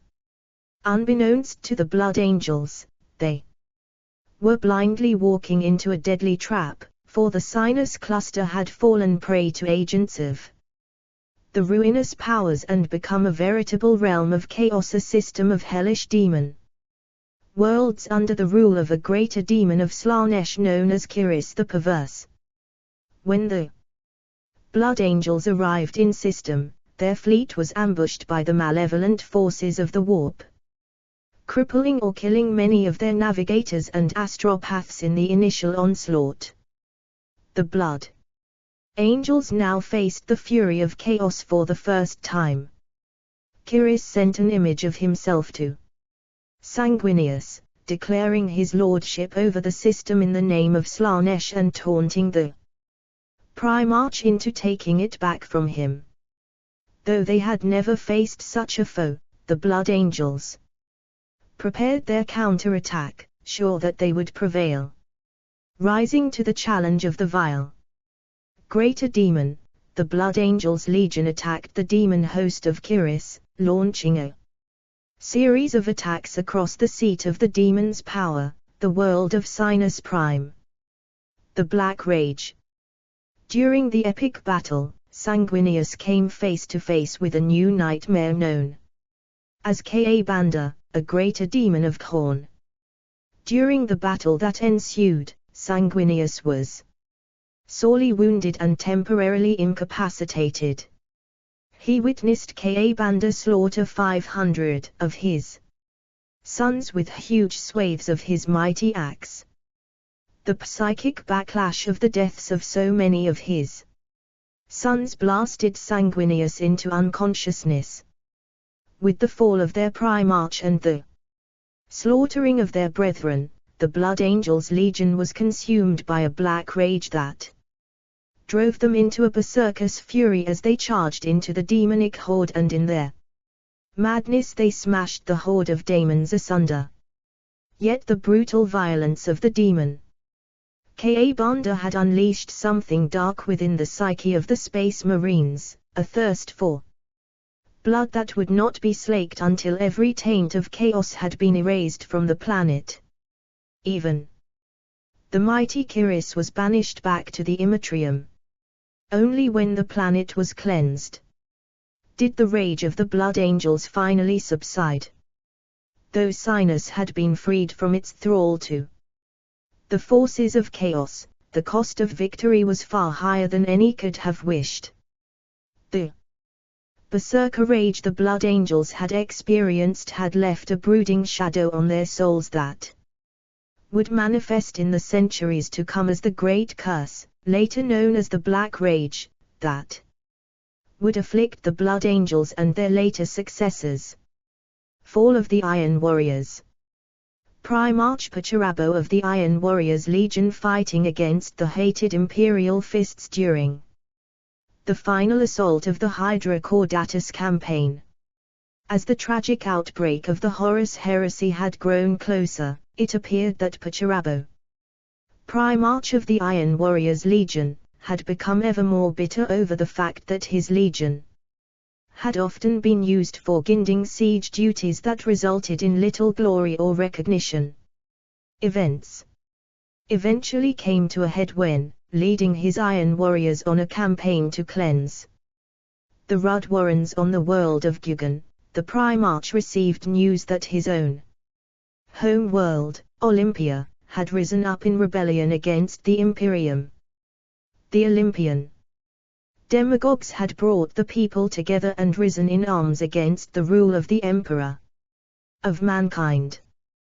The thought of being the only Primarch who could not control his own legions home-world appalled Pacharabo. Pacharabo and the Four Legion returned to their home-world and brutally purged Olympia of its rebels city by city, overrunning the fortresses he had built and sparing no one who stood against him. By the time the massacre was over, 5 million Olympians had been killed and the rest put into vicious slavery to the Iron Warriors.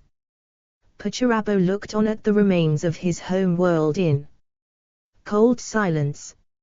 Only once the great pyres were burning to cleanse the world of the heaps of corpses created by the Four Legions' assault did Pacharabo fully realize what he had done. The Iron Warriors were no longer the saviors of the Imperium, they had been destroying the alien Rud one moment and yet, in the next, they were committing genocide against their own people.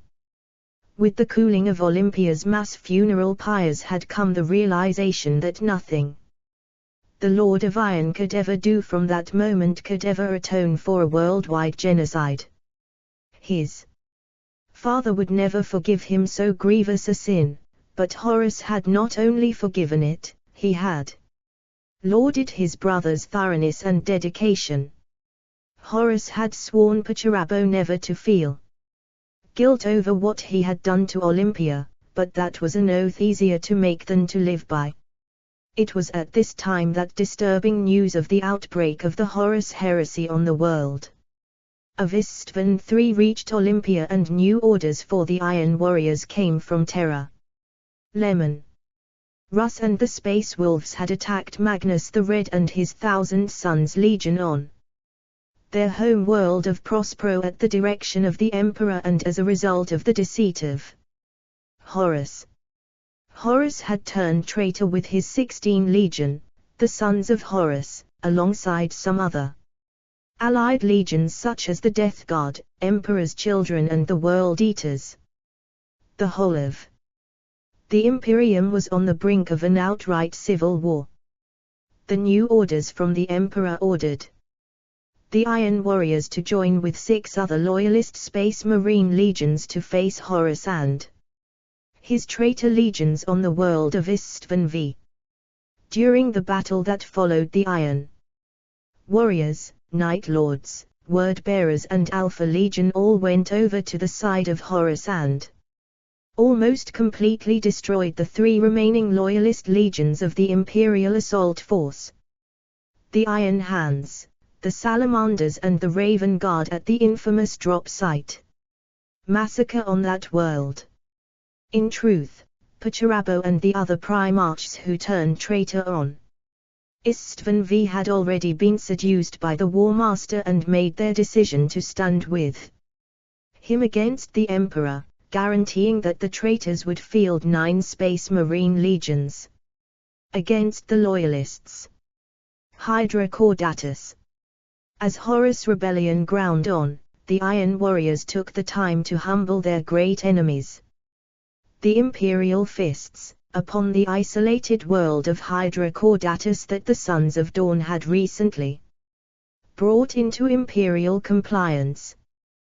The Iron Warriors made planetfall in the wake of a saturation bombardment that reduced the valley where the planet's lone formidable fortress, known as the Cadmean Citadel, was situated and the agri-settlements filling its fertile deltas to ash.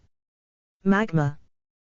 Bombs and mass drivers boiled away the rivers and reduced fecund earth to arid dust. The Cadmean Citadel was left untouched, and the small garrison of Imperial Fists legionaries that Regal Dawn had left behind still found it difficult to believe that such a precise bombardment was possible. But the Iron Warriors had purposely done this in order to show the Imperial Fists that they were superior to them in every way. The technological cunning of the ancient fortress builders, married to the artfully wrought geography and the courage of the defenders, proceeded to keep the Iron Warriors at bay for almost 3 months. Every day the Loyalist warriors stayed alive, it kept the enemy from redeploying and bringing their strength to bear elsewhere against the forces of the Imperium. Yet, when the Iron Warriors finally overcame the Citadel's ancient defenses and broke open its walls, they ran amok. They slaughtered the remaining Imperial Fists legionaries, the heroic men and women of Hydra Caudatus that had chosen to stand with them, and the refugees from the devastated fields below the fortress. 2 Imperial Fists and 13,000 men, women and children were crammed within the Citadel's walls. When the final assault came, the Lord of Iron himself spearheaded the audacious attack upon the Citadel's defenders, and slaughtered over 30 Imperial Fists in a span of only a few minutes. The rest of the Cadmean Citadel's defenders were slaughtered to a man, and the surviving mortal refugees were enslaved by the Iron Warriors before they moved on to their next objective. Hydra Caudatus was reduced to a barren desert world by the traitor legion's assault. Angel Exterminatus. Following the Iron Warriors' victory on the world of Hydra Caudatus, word reached the Lord of Iron that Fulgrim, Primarch of the Emperor's Children Legion, wished to rendezvous with him to discuss something of great import. Though the Phoenician had yet to reveal the true purpose of his visit, he had promised Pacharabo that it was wondrous. Pacharabo knew that his brother had a flair for the melodramatic, which only seemed to have gotten worse since the Three Legion threw their lot in with the War Master. The Lord of Iron counted none of his fellow Primarchs as close.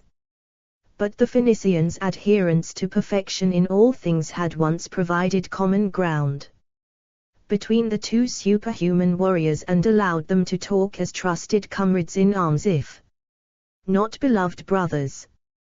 What the Emperor's children had sought with constant movement towards the attainment of perfection, the Iron Warriors earned with rigid discipline and methodical planning, two divergent paths to the same ultimate goal. Pacharabo believed Fulgrim's visit had something to do with Mars. The War Master needed the Martian theater fully secured before they moved against Terra, and he believed that Fulgrim was there to seek the Iron Warriors' aid in breaking open the forge cities of the Mechanicum. If he was right, Pacharabo wanted his legion to have a plan in place to achieve that objective. Until the Iron Warriors received further orders, Pacharabo would humor his brother and listen to what Fulgrim had to say. While making plans for the upcoming campaign, Pacharabo received word that the Emperor's children had arrived, unannounced, on the surface of Hydra Caudatus. Over 300 drop craft had landed beyond the mouth of the valley where the Iron Warriors had made their encampment. The 4 Legion quickly gathered in formation to honor the 3 Legion with a vanguard to receive them. Battalions of Thorakitai Imperial Army troops stood ranked in their tens of thousands. Before them stood 200 grand battalions of Iron Warriors, 50,000 warriors in amber dust-burnished warplate. Such a display of might and magnificence had not been seen since the slaughter unleashed upon the black sands of Istvan V. Yet Pacharabo and his senior officers looked on in awe at the gaudy cavalcade of noise, color and spectacle that emerged from the 3 legions' drop site into the valley. Fulgrim and his Emperor's children were now completely unrecognizable from the honorable warriors that had once formed the 3 Legion. Pacharabo knew something fundamental had changed within the Emperor's children, but could not imagine what purpose the disfigurements and degradations its warriors now sported could possibly serve. Fulgrim met with his brother Primarch in the private inner sanctum of his command bunker with an enticing offer that Pacharabo could not refuse, the means to make it so that the Lord of Iron's every desire could be made real and would never disappoint, never fail to live up to his fondest expectations, and never, ever be eclipsed. Fulgrim came with an offer to unite their mutual forces in battle on a glorious quest. One that might tip the balance of the War Master's rebellion. Though Pacharabo was suspicious of his brother's intentions, perhaps this joint venture would grant understanding through common cause. Fulgrim revealed his purpose: they were to venture to the warp storm that had plagued Pacharabo's dreams all of his life. Within it was hidden an ancient and forbidden Xenos weapon known as the Angel Exterminatus. It had been hidden in the grave of its doom, a weapon of such power that the stars themselves turned upon it rather than allow it to escape its prison into the Eye of Terror. A name to lodge in the hearts of all who hear it. Primarch Pacharabo, after permanently coining the name for the Eye of Terror on the stellar astropathic charts. The Eye of Terror. For as long as he remembered, no matter how many thousands of light years separated him from this particular warp storm, Pacharabo was always aware of the Eye of Terror's presence, and could perceive an echo of it on every world where he had looked to the heavens. He did not know whether this warp site had been engineered into his perceptive apparatus deliberately, like Sanguinius's wings or Corax's eyes, or was simply a quirk of his genetic code, but it had been a blessing and a curse since his earliest memories. The anomaly haunted his dreams, threaded his nightmares and colored his every thought since he had learned something of its nature. He had once asked the Iron Hands Primarch Ferus Manus whether his silver eyes allowed similar insight, but his brother had just shaken his head and given him a look of faint scorn, as though he had just admitted to some secret weakness or vice. He had never mentioned it again. When the joint fleet of the 3 and 4 legions arrived at the outskirts of the stellar maelstrom, for once in his life, Pacharabo looked upon it and knew that others could see it too. They did not see it quite as he saw it, but they could at least acknowledge its existence.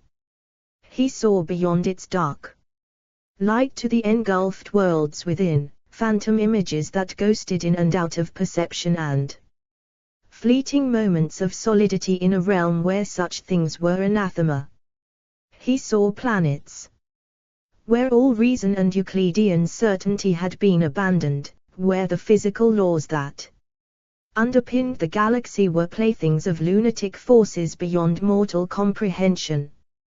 And now he was to venture into its depths, following the guidance of an alien seer.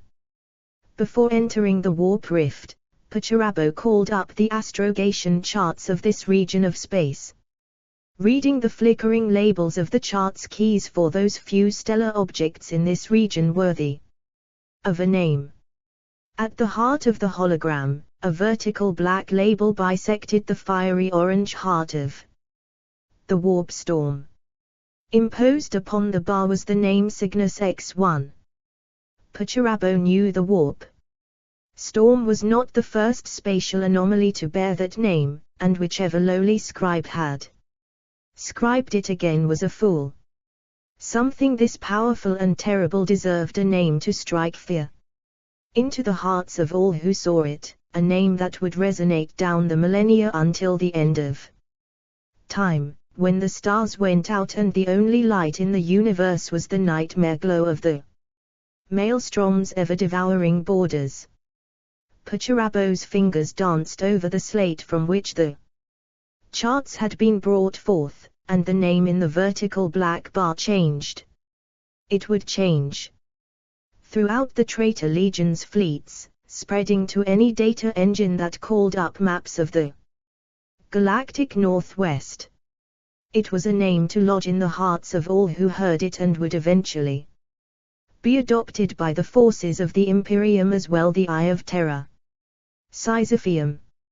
Unknown to both the Iron Warriors and the Emperor's children, they were being pursued by a ragtag group of loyalist Astartes who were survivors of the drop site massacre of Istvan V and were determined to stop the traitors at all costs.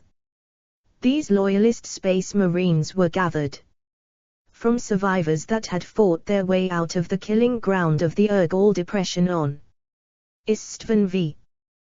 They had managed to escape the Istvan system aboard an Iron Hands strike cruiser known as the Sisypheum. Iron Hands Astartes and their mortal serfs formed the bulk of the warship's crew, but surviving warriors of the Salamanders and a single Raven Guard Astartes were also counted among their number. In the wake of the slaughter, escape from the Istvan system had been a nerve-shredding series of mad dashes under fire and silent runs through the traitor's orbital blockade, culminating in a final sprint to the gravipause, the minimum safe distance between a star's mass and a vessel's ability to survive a warp jump.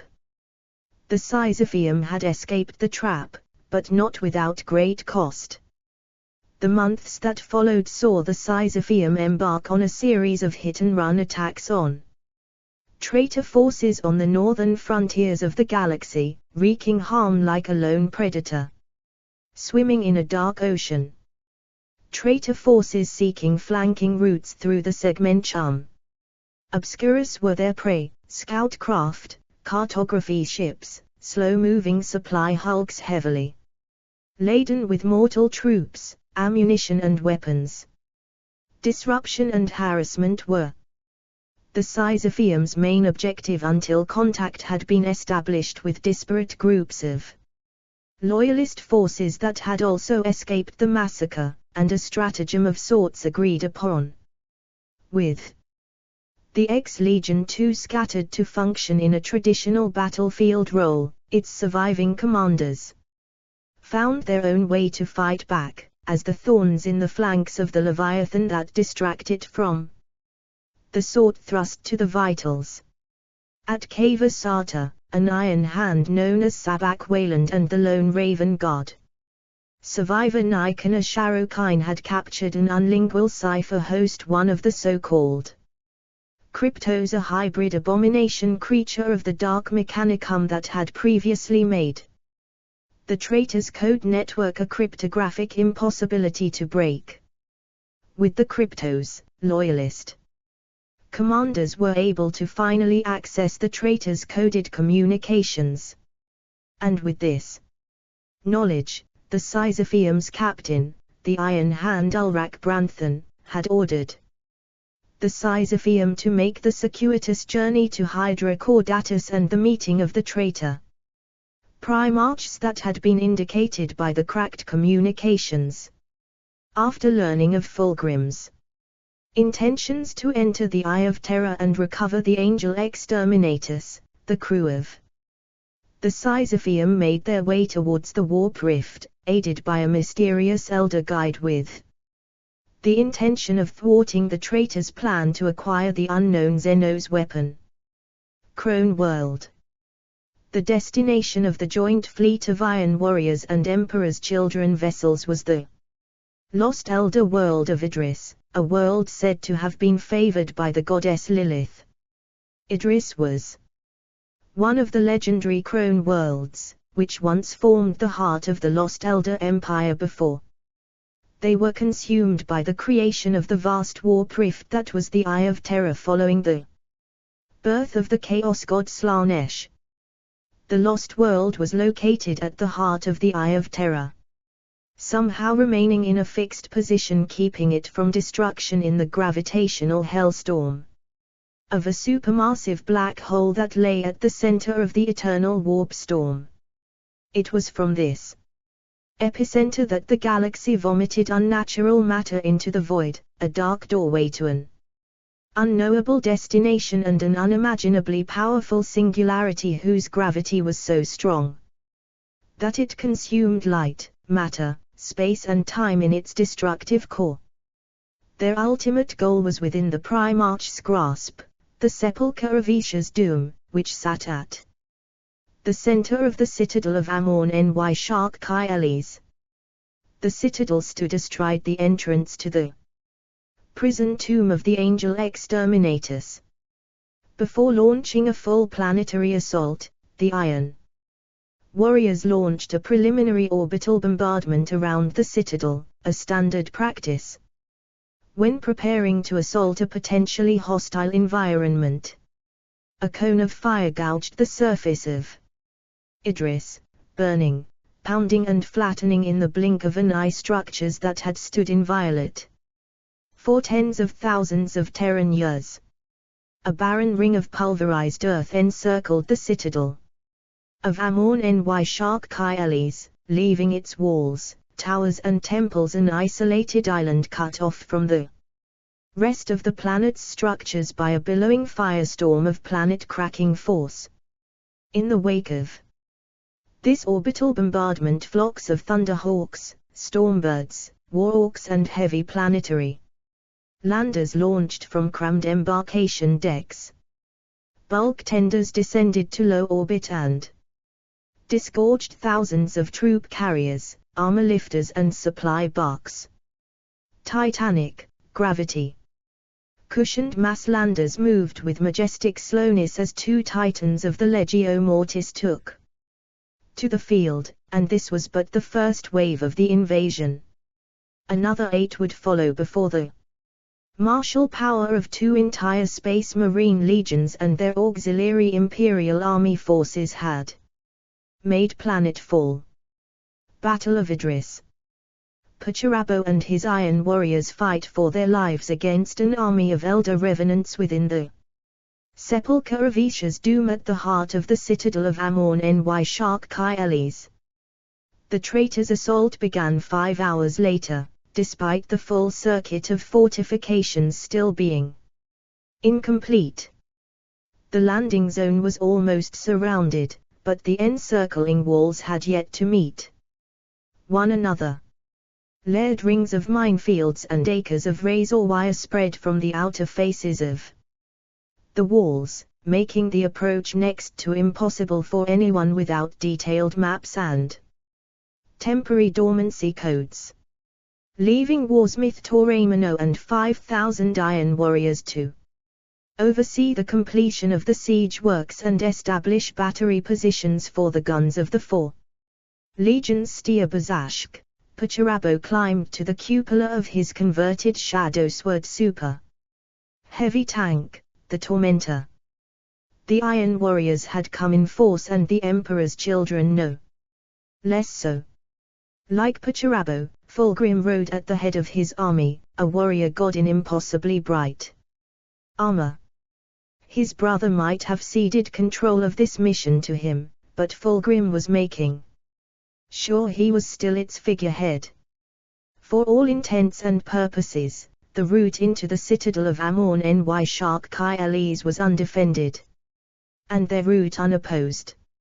Ever mistrustful of the lack of defenses, Pacharabo had his Iron Warriors dug in, assuming a perfect formation outside the walls in a layered barbican that protected the traitor legion's line of retreat. Fulgrim's host broke apart into individual warbands, ranging in size from around 100 warriors to groups of nearly 1,000. Each of these autonomous groups appeared to be led by a captain, though such was the bizarre ornamentation and embellishment on each warrior's armor, it was often impossible to discern specific rankings. Leaving the fortified bridgehead behind, Pacharabo led his Iron Warriors and the Emperor's children contingent into the heart of Amon-Ny Shark Kielis. The sepulchre of Isha's Doom was a monumental palace, sprawling and richly ornamented with bulbous morn towers and sweeping, ivory-roofed domes. As the column of traitors pressed onwards towards the sepulchre, they were being silently and unknowingly observed by the loyalist astartes of the Sisypheum. Despite being outnumbered 1,000 to 1, the small force of loyalist legionaries devised a means to find another way into the massive sepulchre. As the 2 Primarchs neared their ultimate goal, Fulgrim kept pressing his stern brother with curt impatience to not linger. Pacharabo took the time to study Fulgrim and his assembled host. His brother was sheened in sweat, but it was not perspiration that beaded his brow. Fulgrim was sweating light. Though it was faint, it was visible to Pacharabo's gene-enhanced sight that saw beyond what even Astartes' eyes were capable of detecting. He wondered if Fulgrim was aware of the radiance bleeding from him and decided he must be. His brother's armor strained against his body and his features were drawn and tired, as though only by an effort of will was he still standing. His captains looked no better, like hounds straining at the leash. A number of Fulgrim's Lord Commander's flesh was also suffused with a light similar to that enveloping Fulgrim, a deathly radiance that had no place within a living being. Pacharabo did not trust Fulgrim one bit, knowing that inevitably he would be betrayed by his brother. The Lord of Iron pressed on, intent on bringing their quest to completion. As they neared their final destination at the heart of the sepulchre, the power at the heart of Idris spasmed in hateful recognition of the followers of Slaanesh, known to the Elder as She Who Thirsts, and awoke its guardians from their slumber. Thousands of crystalline statues threw off their previous immobility. They moved stiffly, like sleepers awoken from an eons-long slumber, and the gems at the heart of their bulbous heads bled vibrant color into glassy bodies that suddenly seemed significantly less fragile. This army of wraiths were the elder dead of Idris. Soon both the traitor forces outside the citadel as well as those inside were attacked from all sides by the revenant army. Like automata, but with a hideously organic feel to their movements, the elder constructs emerged in their thousands. With every passing second, as Pacharabo was busy fighting for his life, Fulgrim slipped away in the midst of the fighting. Realizing where he had gone, the Lord of Iron stepped into the green glow emanating from the center of the massive chamber. Pacharabo understood that this was no elemental energy or mechanically generated motive force, but the distilled essence of all those who had died there. Pacharabo descended downwards on an unending spiral towards a point of light that grew no brighter no matter how far he descended. The journey downwards was never ending, or so it seemed until it ended. Fulgrim stood at the origin of a slender bridge that arched out to the center of a spherical chamber of incredible, sanity-defying proportions. The footings of the bridge were anchored on the equator, and a score of other bridges reached out to where a seething ball of numinous jade light blazed like a miniature sun. Idris, it transpired, was a hollow world, its core this colossal void with the impossibly bright sun at its heart. Pacharabo confronted his brother, realizing that there was never an angel exterminatus. Fulgrim confirmed for Pacharabo that there was no such weapon yet, for he was to be the angel exterminatus. Pacharabo responded that his brother always did have an appetite for rampant narcissism, but this was the grandest delusion yet. Unamused at Fulgrim's explanation, Pacharabo took a step towards his brother, Forgebreaker in his hand, intent on killing him. Fulgrim spoke a single word. Its nightmare syllables tore at Pacharabo's brain, causing him to stumble and drop to one knee. Fulgrim revealed the reason for his brother being drained of energy. When Fulgrim had arrived on Hydra Caudatus, he had presented the Lord of Iron with a gift, a folded cloak of softest ermine, trimmed with fox-bat fur and embroidered with an endlessly repeating pattern of spirals in the golden proportion. A flattened skull of chromed steel acted as the fastener. Set in the skull's forehead was a gemstone the size of a fist, black and veined with hair-fine threads of gold. As they had made their way towards the heart of the Eye of Terror, the large gemstone at the center of the skull-carved cloak pin had changed from black to a solid gold color and pulsed with its own internal heartbeat. This was the Morgatar stone, known as the Harvester, which had slowly been draining Pacharabo's strength and life force. With the Lord of Iron's sacrifice, Fulgrim would finally be able to achieve apotheosis. The two Primarchs ascended upwards within the shaft of light, emerging into the chaos that was happening within the heart of the sepulchre. Apotheosis of Fulgrim. Fulgrim achieves apotheosis, becoming a demon prince of his patron god Slaanesh. The Primarch of the Emperor's children hurled his brother aside, and Pacharabo fell in a languid arc to land with a crunch of metal and crystal at the edge of the shaft. Blood trailed the air in a streaming red arc from Pacharabo's chest. The Lord of Iron lay unmoving, his body broken and lifeless. The attention of every Astartes within the chamber was irrevocably drawn towards the Primarch, for they recognized that an event of great moment was in the offing. The Phoenician was no longer the same being as had descended into the planet. He floated in the air above the shaft, which no longer poured its green torrent up to the restless darkness above, but simply radiated a fading glow of dying light. Fulgrim's armor was shimmering with vitality, as though the light of 1,000 suns were contained within him and strained to break free. The Primarch's dark, doll-like eyes were twin black holes, doorways to heights of experience and sensation the likes of which could only be dreamed by madmen and those willing to go to any lengths to taste them. Just as Fulgrim was about to achieve his ultimate desire, Pacharabo had regained enough of his former strength and rose to his feet, the Morgatar stone in his hand.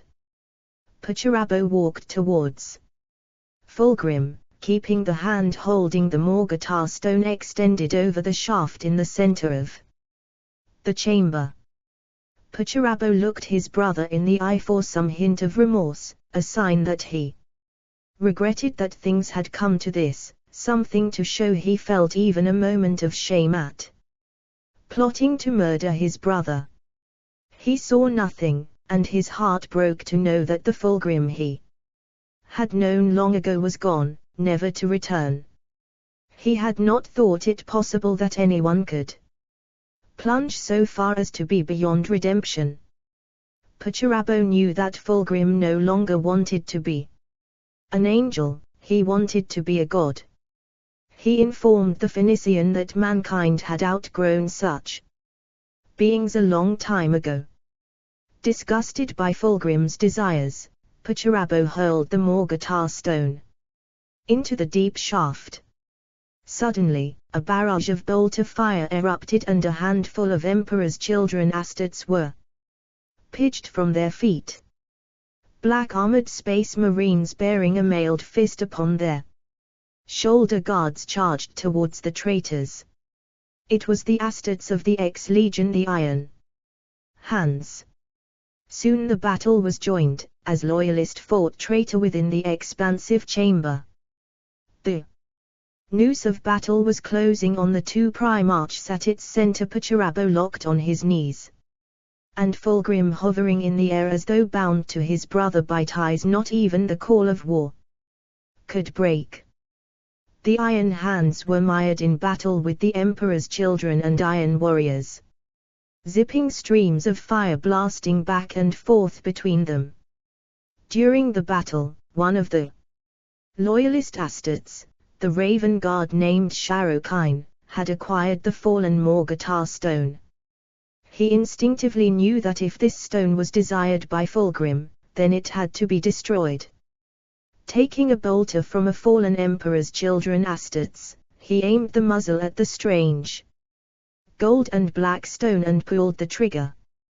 The weakened Pacharabo was renewed with the sudden release of his life force from the chaotic relic. Fulgrim's body arched in sympathetic resonance, for the Morgatar stone contained more than just the strength stolen from Pacharabo by Fulgrim.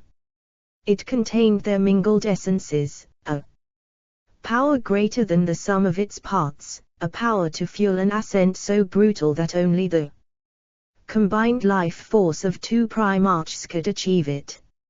Armor burned from Fulgrim's body, flaking away like golden dust in a hurricane, leaving his monstrously swollen body naked and his flesh blazing with furnace heat.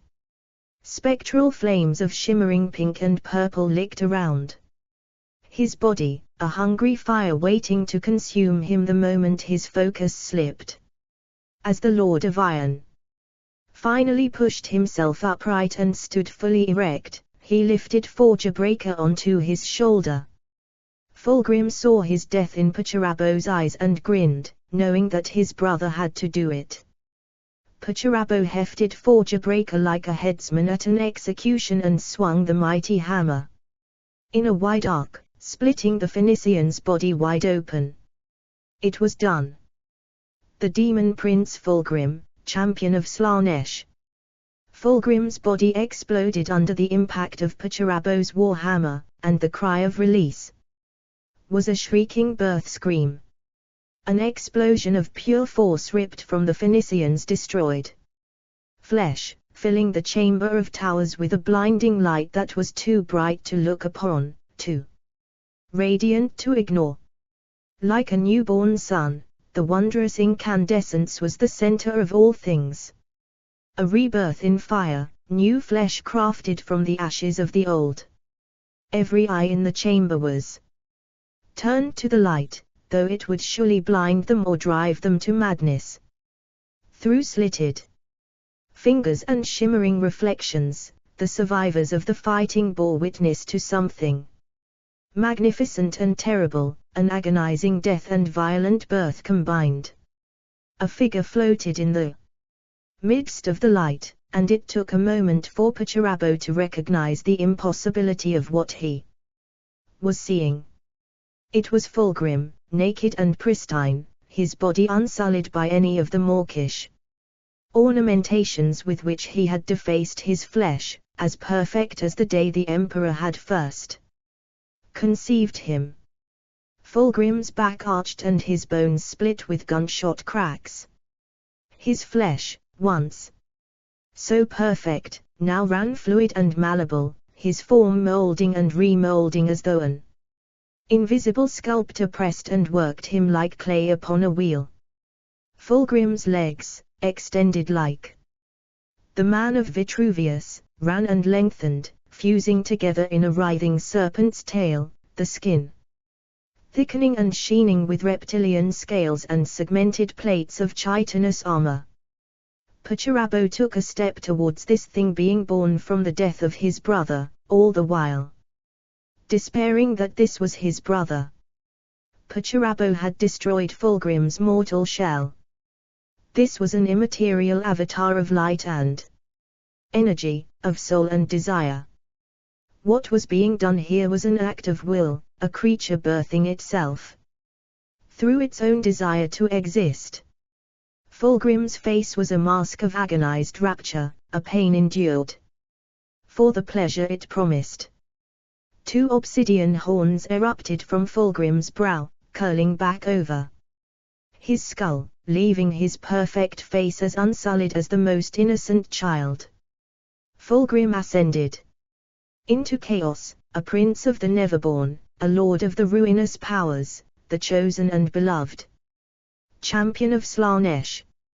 As the newborn demon prince departed, the first of the traitor primarchs to achieve demonic apotheosis, he left his brother with a cryptic message that they would one day meet again, and both brothers would yet renew their bonds. Lifting his hands into the air, a curtain of light rose up from the ground and Fulgrim and all of his emperors' children Chaos Space Marines disappeared in a flare of arcane teleportation energy. With the disappearance of the Emperor's children, the crone world of Idris began to tear itself apart. The force at the heart of the world was no more. The strength of the life forces of the dead elder that had kept it safe was failing, and soon this planet would be swallowed by the unimaginable force of the supermassive black hole that lay at the heart of the Eye of Terror. Across the chasm, the remaining iron hands gathered up their wounded and fell back from the spreading fissures and heaving ruptures opening in the floor. They looked upon Pacharabo with hatred, but decided to make their way off-world from the doomed planet. They knew that they could not fight the Lord of Iron and live through the encounter. Pacharabo let the iron hands depart. Then he led his warriors out of the crumbling citadel. Once aboard his flagship the Iron Blood, Pacharabo watched the final death throes of the Elder Crone world. The Iron Blood strained to break orbit, but the force at the heart of the Eye of Terror was reasserting its grip on reality with a vengeance. many of the smaller vessels of the Iron Warriors' survivor fleet that had followed the Sisypheum had already been dragged within its embrace, swallowed by the black hole's powerful energies. Only the capital ships had engines large enough to resist the inexorable pull, but even they were only delaying the inevitable. Perturabos. Triacs stood patiently around their lord, awaiting his orders. The Lord of Iron informed them that he always moved forward, never backwards. They would go into the black hole. Though his senior commanders believed that it was suicide, the Lord of Iron informed them that Fulgrim had promised that the two brothers would meet again. The Iron Warriors were not meant to die within the eye, and there was only one way onwards. His men moved to carry out his order, and the Iron Warriors' fleet plunged deep into the heart of Terra. Rude to Terra. Vengeance, it is said, is the preserve of the gods, gods we in our folly denied ever existed. Captain General Orson Suzerain III, Solar Auxilia, introit to the last cohort. After the drop site massacre, it became clear that 9 of the 18 Space Marine legions had turned to chaos and against the Emperor of Mankind. Horus openly and publicly declared that he would no longer follow the Emperor, believing him to be undeserving of the battles fought in his name, and the War Master took over the formal leadership of the so-called traitor legions as their new overlord. Horus' traitor legion forces were supported and supplemented by elements of the Imperial Army willing or forced to follow Horus and his legions, a portion of the Mechanicum and the Titan legions corrupted by chaos that were known as the Dark Mechanicus, strong Imperial naval forces then still part of the Space Marine Legion's great Crusade expeditionary fleets, and the demon spawn of chaos. Over the next 9 Terran years, the combined traitor fleets spread across the galaxy, unleashing a brutal civil war upon many of the planets that they had once helped to bring into the Imperium. Secretly guided by the ruinous powers, the traitor legions and their related support forces no longer worried about the rules of war, civilian casualties or proportionality. It was a common tactic of the traitor fleets to simply unleash a total orbital thermonuclear bombardment upon a single inhabited world in a heavily defended Imperial star system to induce all of the other worlds and orbital installations to surrender. Casual brutality and even genocide became the norm for the traitors as they fell ever more deeply under the control of chaos. Slowly but methodically, Horus and the traitor legions forged a path across the galaxy, lit by the burning nuclear pyres of countless worlds. Those planets spared the destruction faced an even worse fate, occupation and control by the chaos-corrupted traitor forces, who took great pleasure in unleashing the perversions of the dark powers upon the captive populaces. Many prayed to the Emperor for release from their torments, and the strength of the Lectitio Divinitatus cult that believed in the Emperor's divinity only began to grow as the nightmare of civil war scourged the Imperium of Man. Schism of Mars. Kelbor Hal, traitor fabricator general of Mars. It is not entirely clear how Horus managed to turn such a significant percentage of the armies under his command against the Emperor, but he was known to be a very skilled and persuasive leader who commanded immense personal loyalty amongst his subordinates. But even before the opening stages of his planned insurrection occurred, he knew he would have to secure the support of the Adeptus Mechanicus and their superior technology and weapons if he was to defeat the Emperor and conquer the galaxy. Horus won over the loyalty of many of the Mechanicus tech adepts after promising them the lost secrets of ancient standard template construct, STC, technology that had been recovered from the worlds of the recently subjugated Orician technocracy by the sons of Horus Legion. The heresy also struck at the technological and industrial heart of the Imperium on the Forge world of Mars, the sacred home world of the Mechanicum. The climate on Mars was full of discontent during this tumultuous time. There were tense relations between the various techno-magi, with sporadic outbreaks of espionage and violence being committed against the various forges that represented the primary socio-political units of Mars. There were even unconfirmed suspicions that the Titan legions had already secretly chosen sides in case of a potential conflict. Regulus, the Adeptus Mechanicus representative to the War Master Horus, who had already thrown in his lot with the War Master, was sent to Mars to secure the tentative support of the Fabricator General of Mars, Kelbor Hal.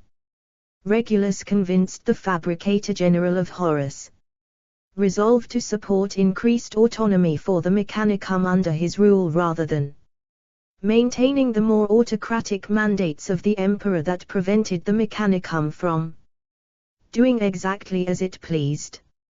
As a show of his appreciation for the Fabricator General's support, Horus provided information to Kelbor Hal that allowed the Mechanicum to open a repository of forbidden knowledge known as the Vaults of Moravec, which had been sealed for 1,000 years.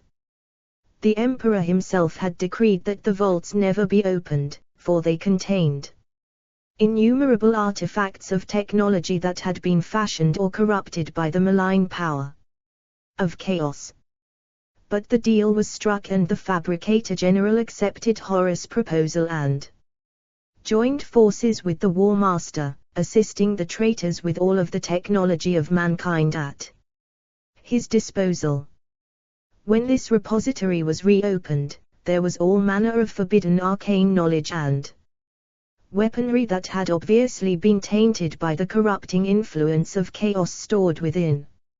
Soon the corruption spread throughout the forges and temples across the Red Planet as scrap code chaos contaminated digital source code that was infected with an arcane computer virus infested the Logi stacks and cogitator computer archives of the Adeptus Mechanicus, causing literal chaos to emerge in any cogitator system that was networked to one of its infected counterparts. The Fabricator General and his Dark Mechanicum allies used this disruption to marshal the strength of their forces, intent on bringing the rule of Mars firmly under their control. Many Mechanicus forces that remained loyal to the Emperor as the embodiment of the Omnicia were forced offline or destroyed outright by the traitorous Fabricator General's ploy. In later years, the night the Chaos Code was released would become known in Mechanicum legends as the Death of Innocence. Open warfare erupted on the Red Planet in the wake of the death of Innocence as Martian forces, both civilian and military, fought one another in a deadly civil war that mirrored the larger conflict consuming the Imperium. This internecine conflict became known as the Schism of Mars. Across the galaxy, open rebellion erupted as Space Marine Legion fought Space Marine Legion and Titans battled Titans. The members of what became known as the Dark Mechanicus supported Horus throughout the Horus Heresy and used dark and forbidden knowledge revealed by the ruinous powers to help destroy the loyalist forces, fortifying terror. As the years of conflict across the galaxy passed, the ultimate aim of the traitor legions' destructive interstellar advance soon became clear. Their goal was the conquest of Terra, the heart of the Imperium. With this conquest, Horus could fulfill his promise to the Chaos gods and throw down the Emperor of mankind, their greatest enemy. The Sons of Horus. the Death Guard, the Emperor's children, the World Eaters, and elements of the Word Bearers prepared to rendezvous at Mars. The rest of the Word Bearers Legion was tasked with destroying Robout Guilliman and his Ultramarines on the world of Calth in the eastern fringe of the galaxy. The Imperial Fists Legions Primarch Rigaldorn and the Regent of the Imperium, Malcador the Sigillite, receiving the few survivors from the drop site massacre of Istvan V as they retreated back to Terra, became aware of the full implications of their position and the strength of Horus and the traitor forces. Dawn immediately recalled all loyalist Imperial forces back to Terra in preparation for Horus' invasion of the Space Marine legions still loyal to the Emperor. The Space Wolves had just completed the burning of Prospero, the Thousand Suns traitor legion's home world near the Condex system, where the White Scars were stationed. Without warning, the Alpha Legion's fleet broke from the warp and engaged the Space Wolves, hammering their smaller fleet and forcing Lemon Russ to resort to hit-and-run attacks. The Alpha Legion's Primarch Alphaurus also attacked the nearby forces of the White Scars piecemeal in an attempt to draw that larger Astartes Legion into conflict. The White Scars Primarch Jagate Khan wished desperately to aid Russ, yet as the traitor Legion's starships attacked, he received the astropathic order from Rigaldorn. Khan was to bring his legion back to Terra, immediately. Dawn also commanded him to relay the order to Russ and add that should he succeed in evading his attackers, only then should he attempt to head for Terra. Relaying the message and adding his apology for his inability to aid the Space Wolves, the White Scars made for Terra. Russ resolved to meet the Alpha Legion with renewed determination. With help from an unlikely quarter, the Space Wolves would eventually turn the tables on their attackers and make the warp jump to Terra, well after the siege on the Imperial Palace had begun. Similarly at the world of Calth, the Ultramarines Expeditionary Force, battered by the relentless attacks of the Word Bearers, had dug in on the planet's surface, while their Primarch Robout Guilliman and the remnants of his fleet began to organize hit-and-run attacks. Surveying the scene on the planet, Guilliman rapidly assessed his ground troops' positions, and began broadcasting orders to his men, coordinating each pocket of defense. One such pocket, under Brother Captain Ventinus, organized a breakout, and retook Caltha's planetary defense cannons and laser silos, reaping a great tally of traitor starships. Ventinus' victory evened the odds in space, buying time for the vast remainder of the Ultramarines Legion to arrive at Calth and drive the traitors away. Reunited as a single force, the Ultramarines received Malcador's orders and set out for Terra, moving through the warp as rapidly as they could, even as they realized that they would probably arrive too late to make a difference. As this happened, the Night Lords arrived in the eastern fringe of the galaxy to engage the Dark Angels, and the Iron Warriors Armada broke from the warp to engage the Imperial Fists fleet, marooned near the traitor Legion's headquarters world of Istvan V. Surviving the initial thrust of the Iron Warriors' attacks, the Imperial Fists Armada held fast and scattered Pacharabo's fleet, then made their own warp jump to Terra in a desperate race against time. Meanwhile, in the Sinus cluster, the Blood Angels, granted new and terrible power by a mysterious mass rage that would resurface again during the siege of Terra, had triumphed, smashed the hordes of the Chaos Daemons they had faced asunder, and were able to make the warp jump to Terra. As the War Master was heading towards Terra, he received an unexpected communication from the the recently betrayed Thousand Sons Primarch Magnus the Red. Magnus pledged his allegiance and the allegiance of the Thousand Sons Legion to Horus and Chaos in retaliation against the Emperor for his betrayal of the Thousand Sons and the destruction of their home world of Prospero.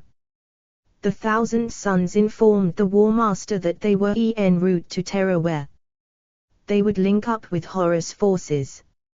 Of the 9 remaining Loyalist Space Marine legions, only the White Scars and the Blood Angels were able to join Regal Dawn and his Imperial Fists in the defense of Terra before the arrival of the traitor legions in the solar system.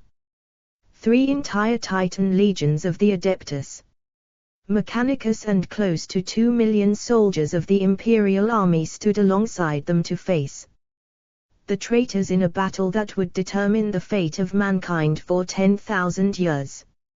Siege of Terra. Landing on Terra. The Siege of Terra began with an orbital bombardment by the War Master Horus fleet as the prelude to invasion.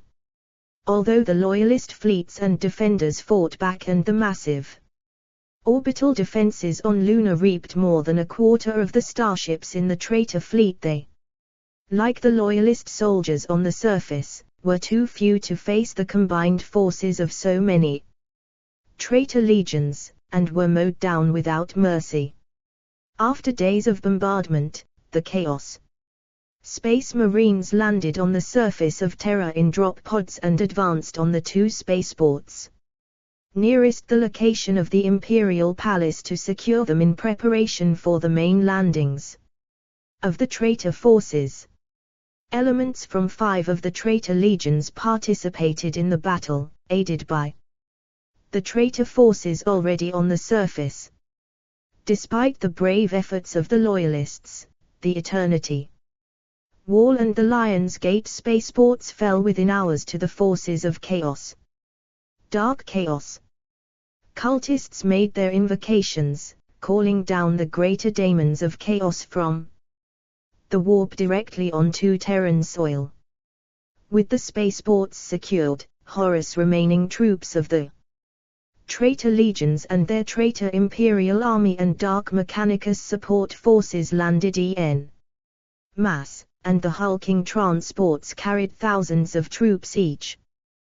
They also landed the terrible traitor titans that served the War Master's cause and had been infected with the demonic power of chaos. The transport's immense size made them prime targets for Terra's defense lasers. Although many of the traitor landing craft were destroyed in atmosphere, many more made it to the surface, disgorging yet more soldiers, main battle tanks and traitor titans to add to the besiegers' strength. They met stiff resistance from the Loyalists as the Imperial defenders knew that the survival of the mankind's home world, their emperor, and the future of the entire human race rested on their shoulders. The siege. The traitor legions lay siege to the Imperial Palace during the Siege of Terra in 014.M31. The Chaos besiegers forced the Imperial defenders back to the walls of the Imperial Palace, where thousands died slowing the assault. The Primarch Angron of the World Eaters Legion, now a demon prince of the blood god Khorne, came forth before the walls of the palace and demanded the Loyalists' surrender, saying that they were cut off, outnumbered, and defended a ruler unworthy of their loyalty. Many would have surrendered to Angron after seeing the sheer power of the forces of chaos that stood arrayed before them had it not been for the Primarch Sanguinius, the winged and seemingly angelic leader of the Blood Angels Legion. The 2 Primarchs, once brothers, gazed at each other, perhaps communicating telepathically. Eventually Angron withdrew from before the gates of the Imperial Palace, telling his forces, not without some relish at the prospect of slaughter, that there would be no surrender. Imperial army soldiers holding out against the vast tides of chaos. The siege of the Imperial Palace then began in earnest. 3 times the forces of chaos scaled the walls, and 3 times were hurled back by Sanguinius and his blood angels. Outside the palace walls, Space Marine and Imperial Army forces led by Jagatai Khan, the Primarch of the White Scars Legion, unsuccessfully tried to draw the bulk of the besiegers' army away from the palace. Soon the outnumbered defenders were pushed back into the maze of corridors and bulwarks within the palace walls. Frustrated with his army's slow progress, Horus ordered the Legio Mortis, Death's Head Legion, a traitor Titan legion, to demolish entire sections of the wall. Despite grievous losses, the Titans, led by the infamous Imperator-class battle Titan Dies Irae, gouged open breaches in the Imperial Palace's defenses, which the traitors then flooded through. Loyalists fight against the onslaught of the traitor legions. Facing a breach and potential collapse of the Imperial defenses, Jagatai Khan decided on a change of plan. Rather than assaulting the almost invincible flanks of the chaotic army, Khan redirected his highly mobile White Scars Space Marines and the surviving Loyalist tank divisions of the Imperial Army to Lion's Gate Spaceport. At dawn, Jagatai's lightning raid caught the traitor garrison at the spaceport completely by surprise, and reclaimed the spaceport for the Imperium. The Khan ordered his troops to reactivate the spaceport's defense lasers to prevent the traitor fleet from bringing down any more troops and equipment and form a defensive perimeter to hold their newly reconquered territory. Khan's troops repelled several frenzied counterattacks from the traitors, and began firing on Horus unprotected drop ships. The Khan's plan worked perfectly. The flow of the traitors' men and machines to the Imperial Palace had been cut in half at a single stroke. Inspired by this success, the Loyalists also tried to seize back the Eternity Wall spaceport, but were driven back by the Chaos forces without difficulty, as they had reinforced their garrison following the loss of the Lion's Gate. Blood Angels Astartes defending the inner palace from the tides of chaos.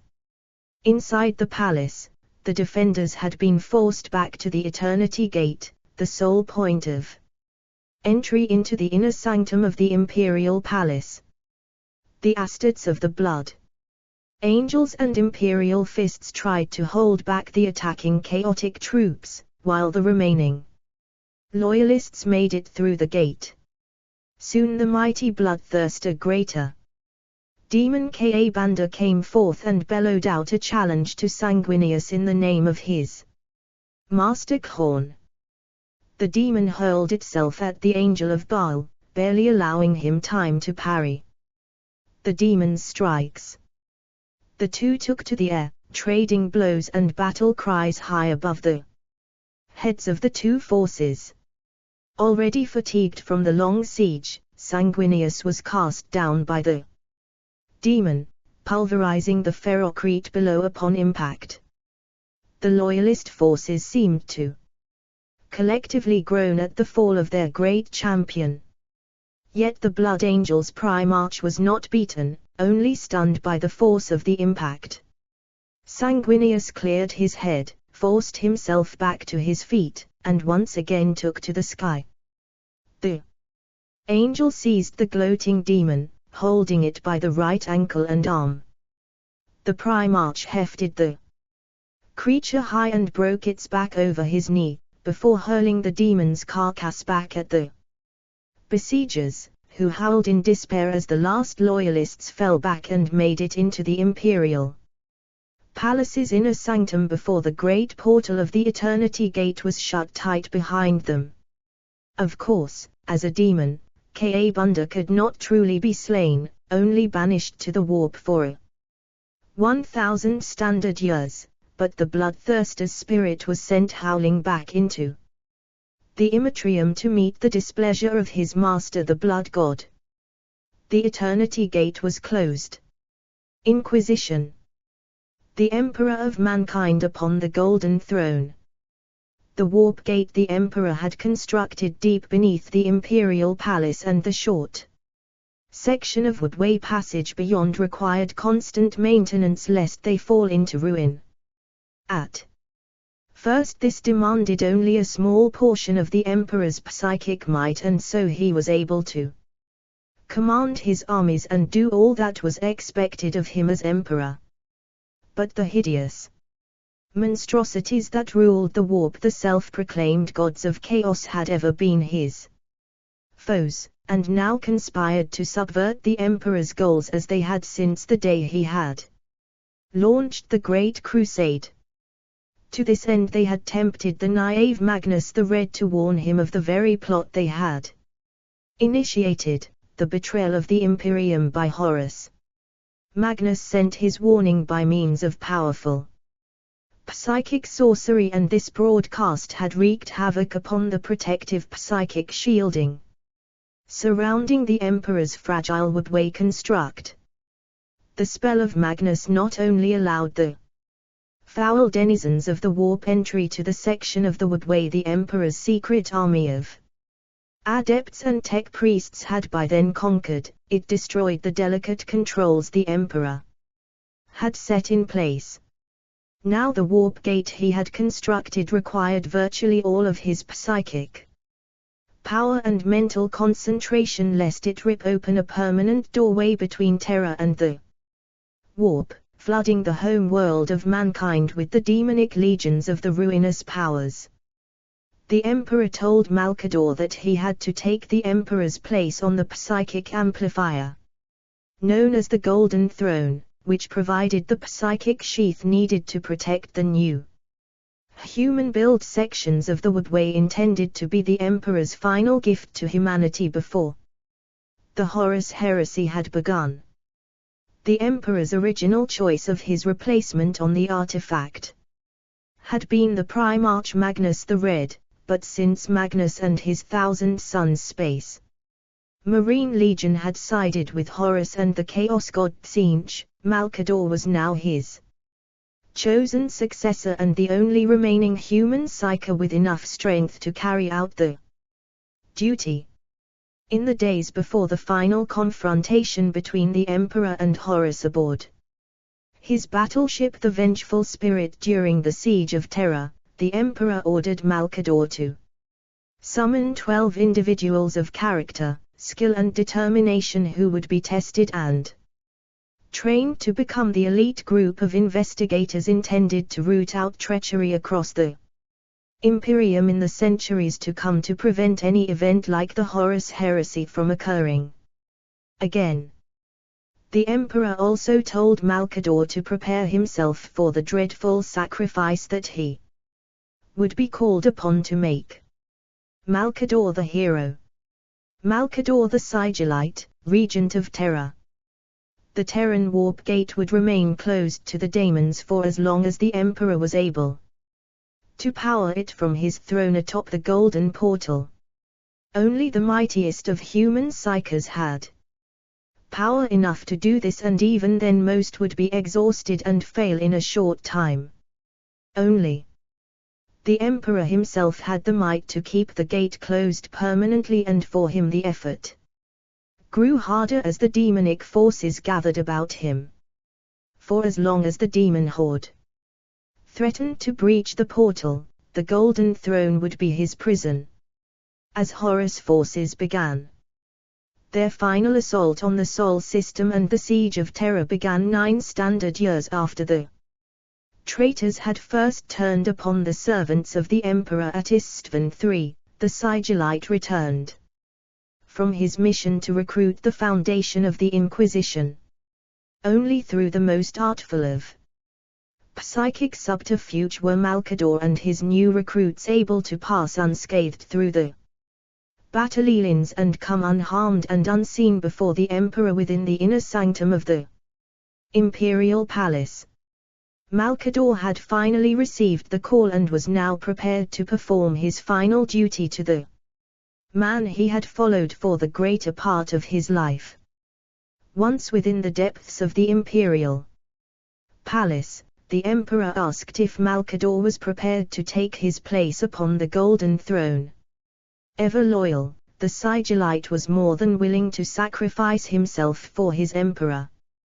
But before he ascended to take his place upon the throne, the Sigillite had one last duty to perform. He was accompanied by a group of 12 hooded attendants.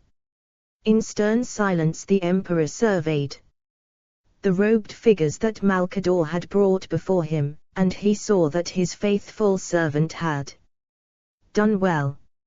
Of the 12, 4 were mortal lords and administrators of the Imperium, possessed of an inquisitive nature and unyielding strength of mind. The other 8 were space marines whose abilities were as peerless as their dedication to the emperor. Some hailed from legions that had abandoned the emperor's light in favor of Horus' dark promises, but these battle brothers had never lost their loyalty and had fought the heresy from within. Fulsome in his approval of the selection, Malcador the Sigillite ascended to the golden throne, replacing the emperor who now stood before the edifice with his loyal captains Regal, Dawn and Sanguinius. Malcador could not speak, such was the concentration he had to bring to bear in order to control the tempestuous forces at his call. The emperor directed the attention of the 2 mighty primarchs. Behold the greatest sacrifice of our age. Malcador the Sigillite is no more. Henceforth he shall always and only ever be Malcador the hero. At this the 3 figures retired from the imperial palace's vault and made ready to teleport onto the battle barge of Horus. The task of keeping the daemons out of the imperial palace was daunting for the emperor, the mighty reincarnation of 1,000 human psychers with millennia of experience to call upon. Though he was a powerful psyker in his own right, Malcador was still but a mere human, his mental powers nothing compared to that of the emperor, and this task proved overwhelming, consuming him body and soul in a matter of hours. Endgame. Sometimes the only victory possible is to keep your opponent from winning. The Emperor of Mankind before the Siege of Terra. Sanguinius confronts his former brother Primarch, the corrupted War Master Horus. The Siege of Terra following the initial assault on the Imperial Palace lasted for 55 days. Both sides knew that the defeat of the Imperium of Man was near after the defense of the Eternity Gate.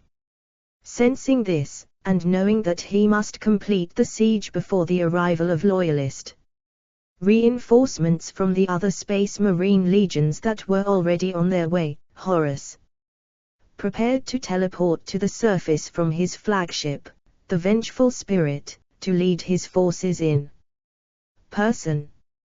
Before this could happen, the word-bearer's first chaplain Erebus broke the news to Horus. Their demonic allies in the warp had informed them that the Dark Angels and Space Wolves legions were nearing Terra, and the Ultramarines were only a short distance behind.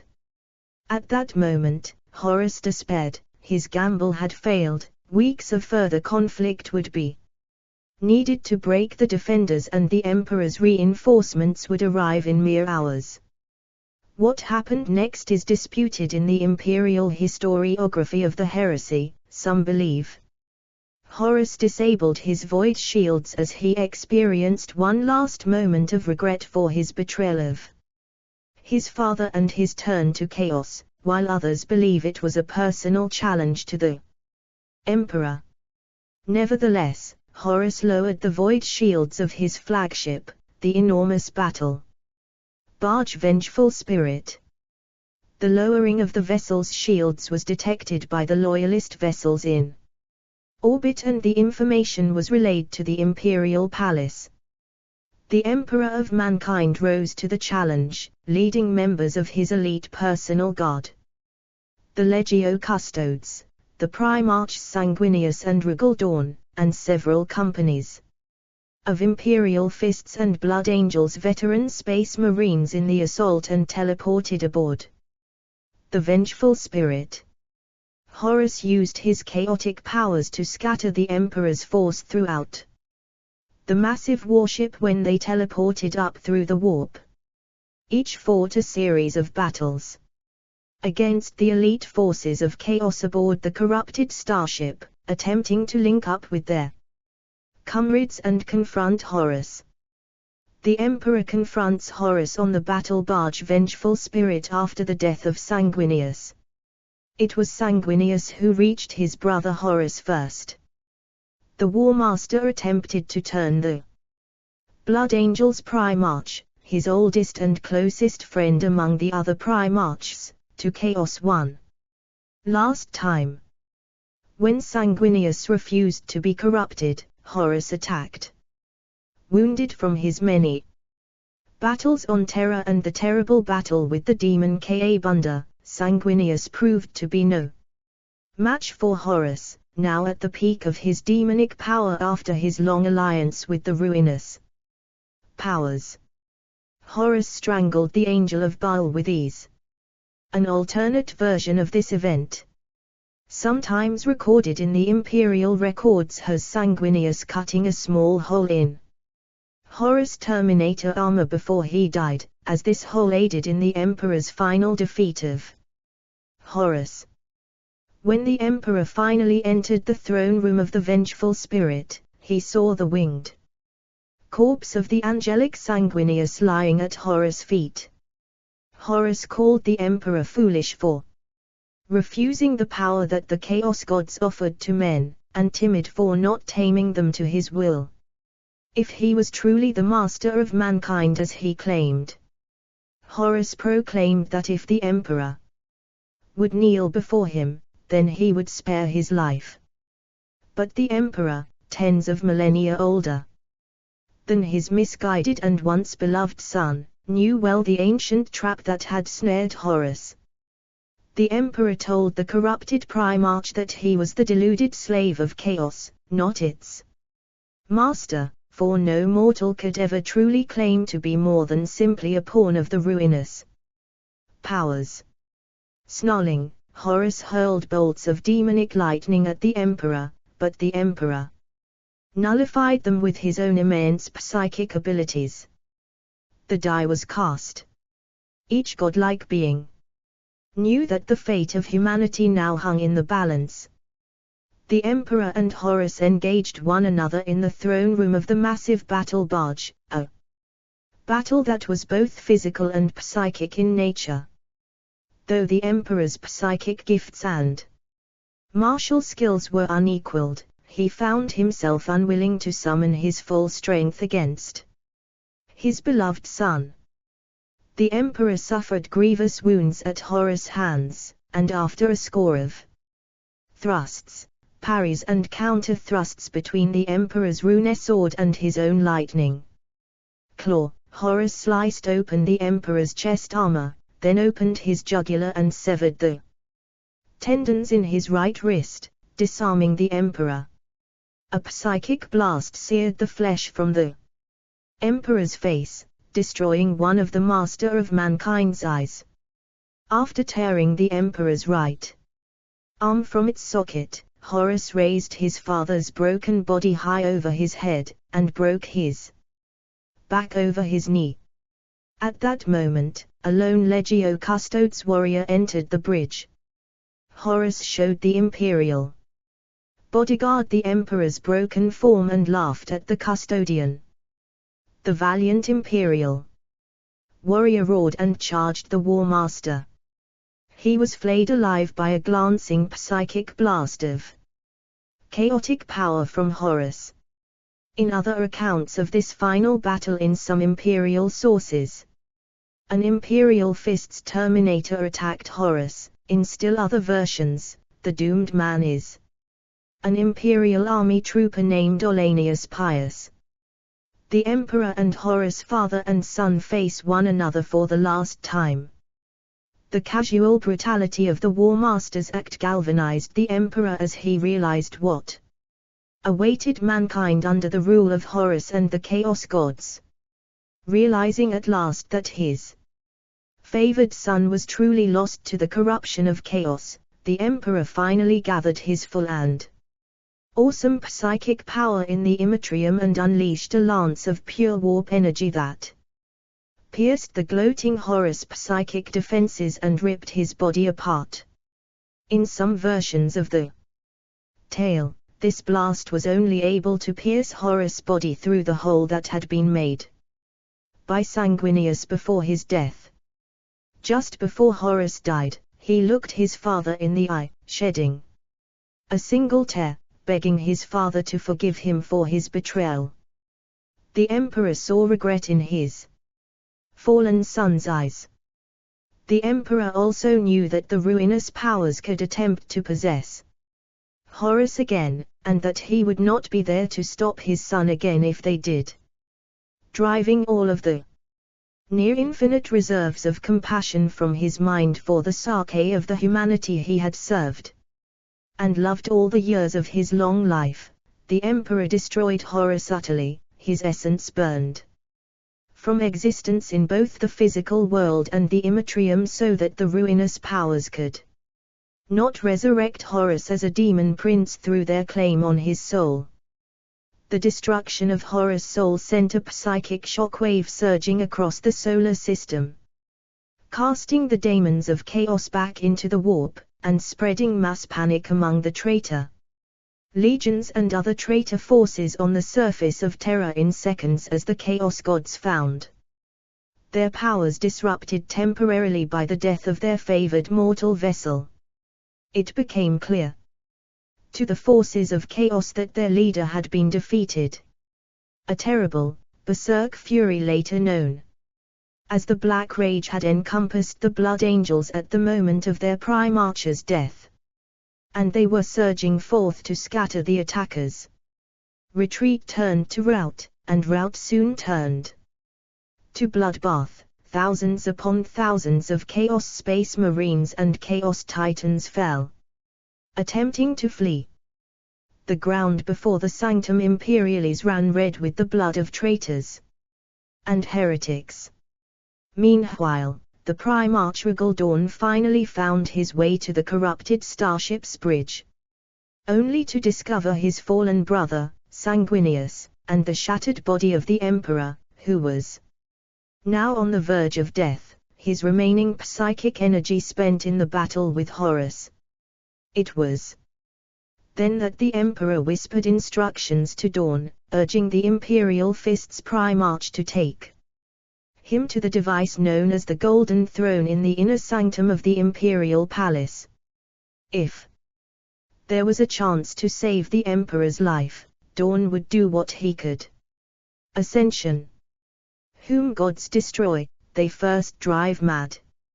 Mere toys we are for their pleasure, and those it amuses them to raise up, they soon tire of and strike down for their sport.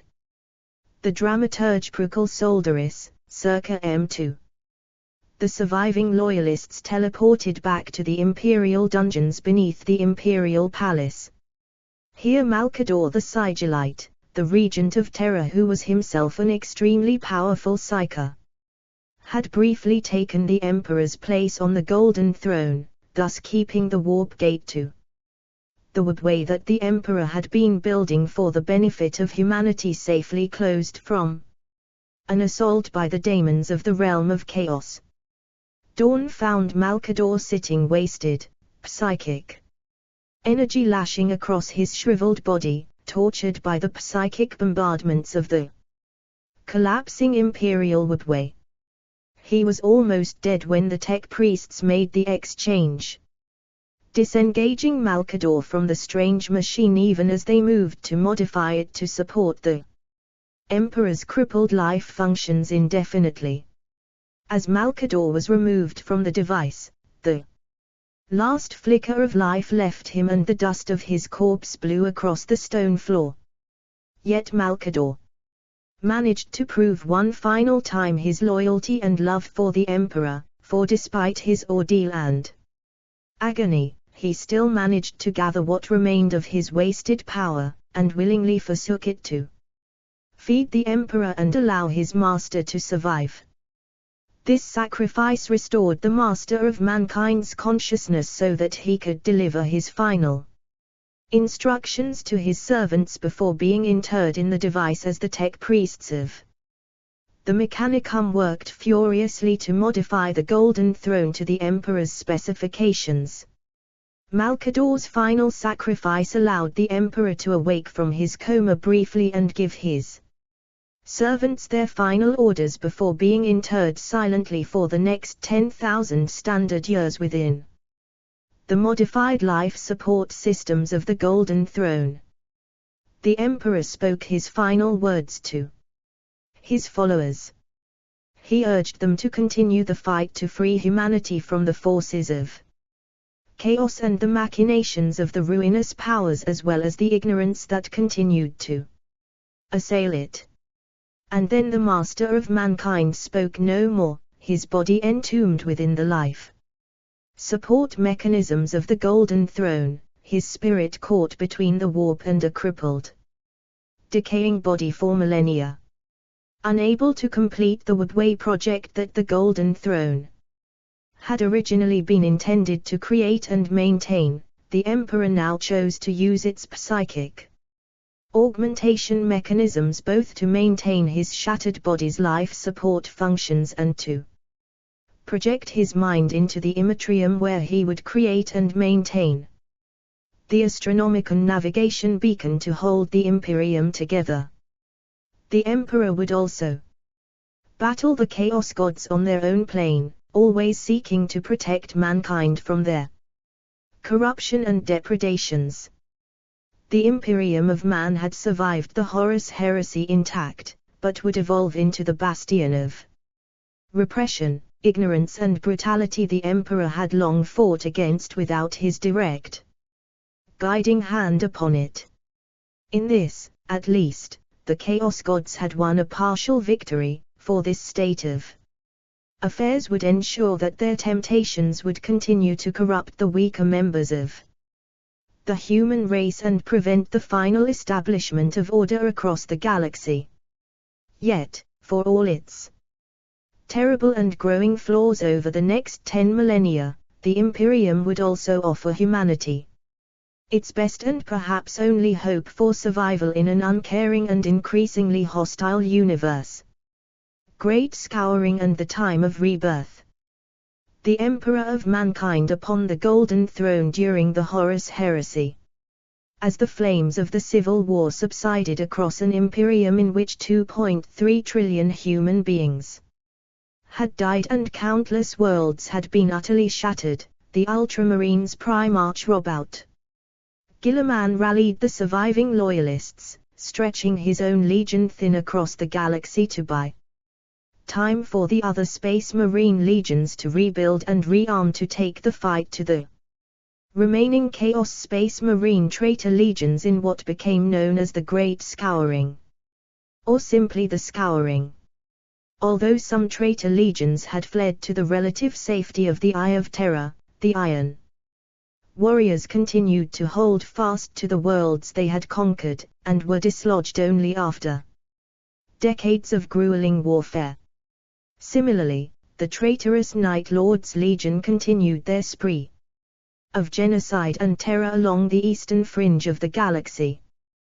This campaign endured until the Night Lords Primarch Conrad Kurz was assassinated on the world of Sagwilsa. Shortly after, Robout Guilliman believed that he slew the Alpha Legion's Primarch Alphaurus on the planet of Escrada. As the last of the traitor legions fled to the safety of the Eye of Terror at the end of the Great Scouring, Robout Guilliman turned his attention to rebuilding the Imperium of Man itself in what became known to later imperial historians as the time of rebirth. He took on the supreme military role of Lord Commander of the Imperium and replaced Malcador as the imperial regent.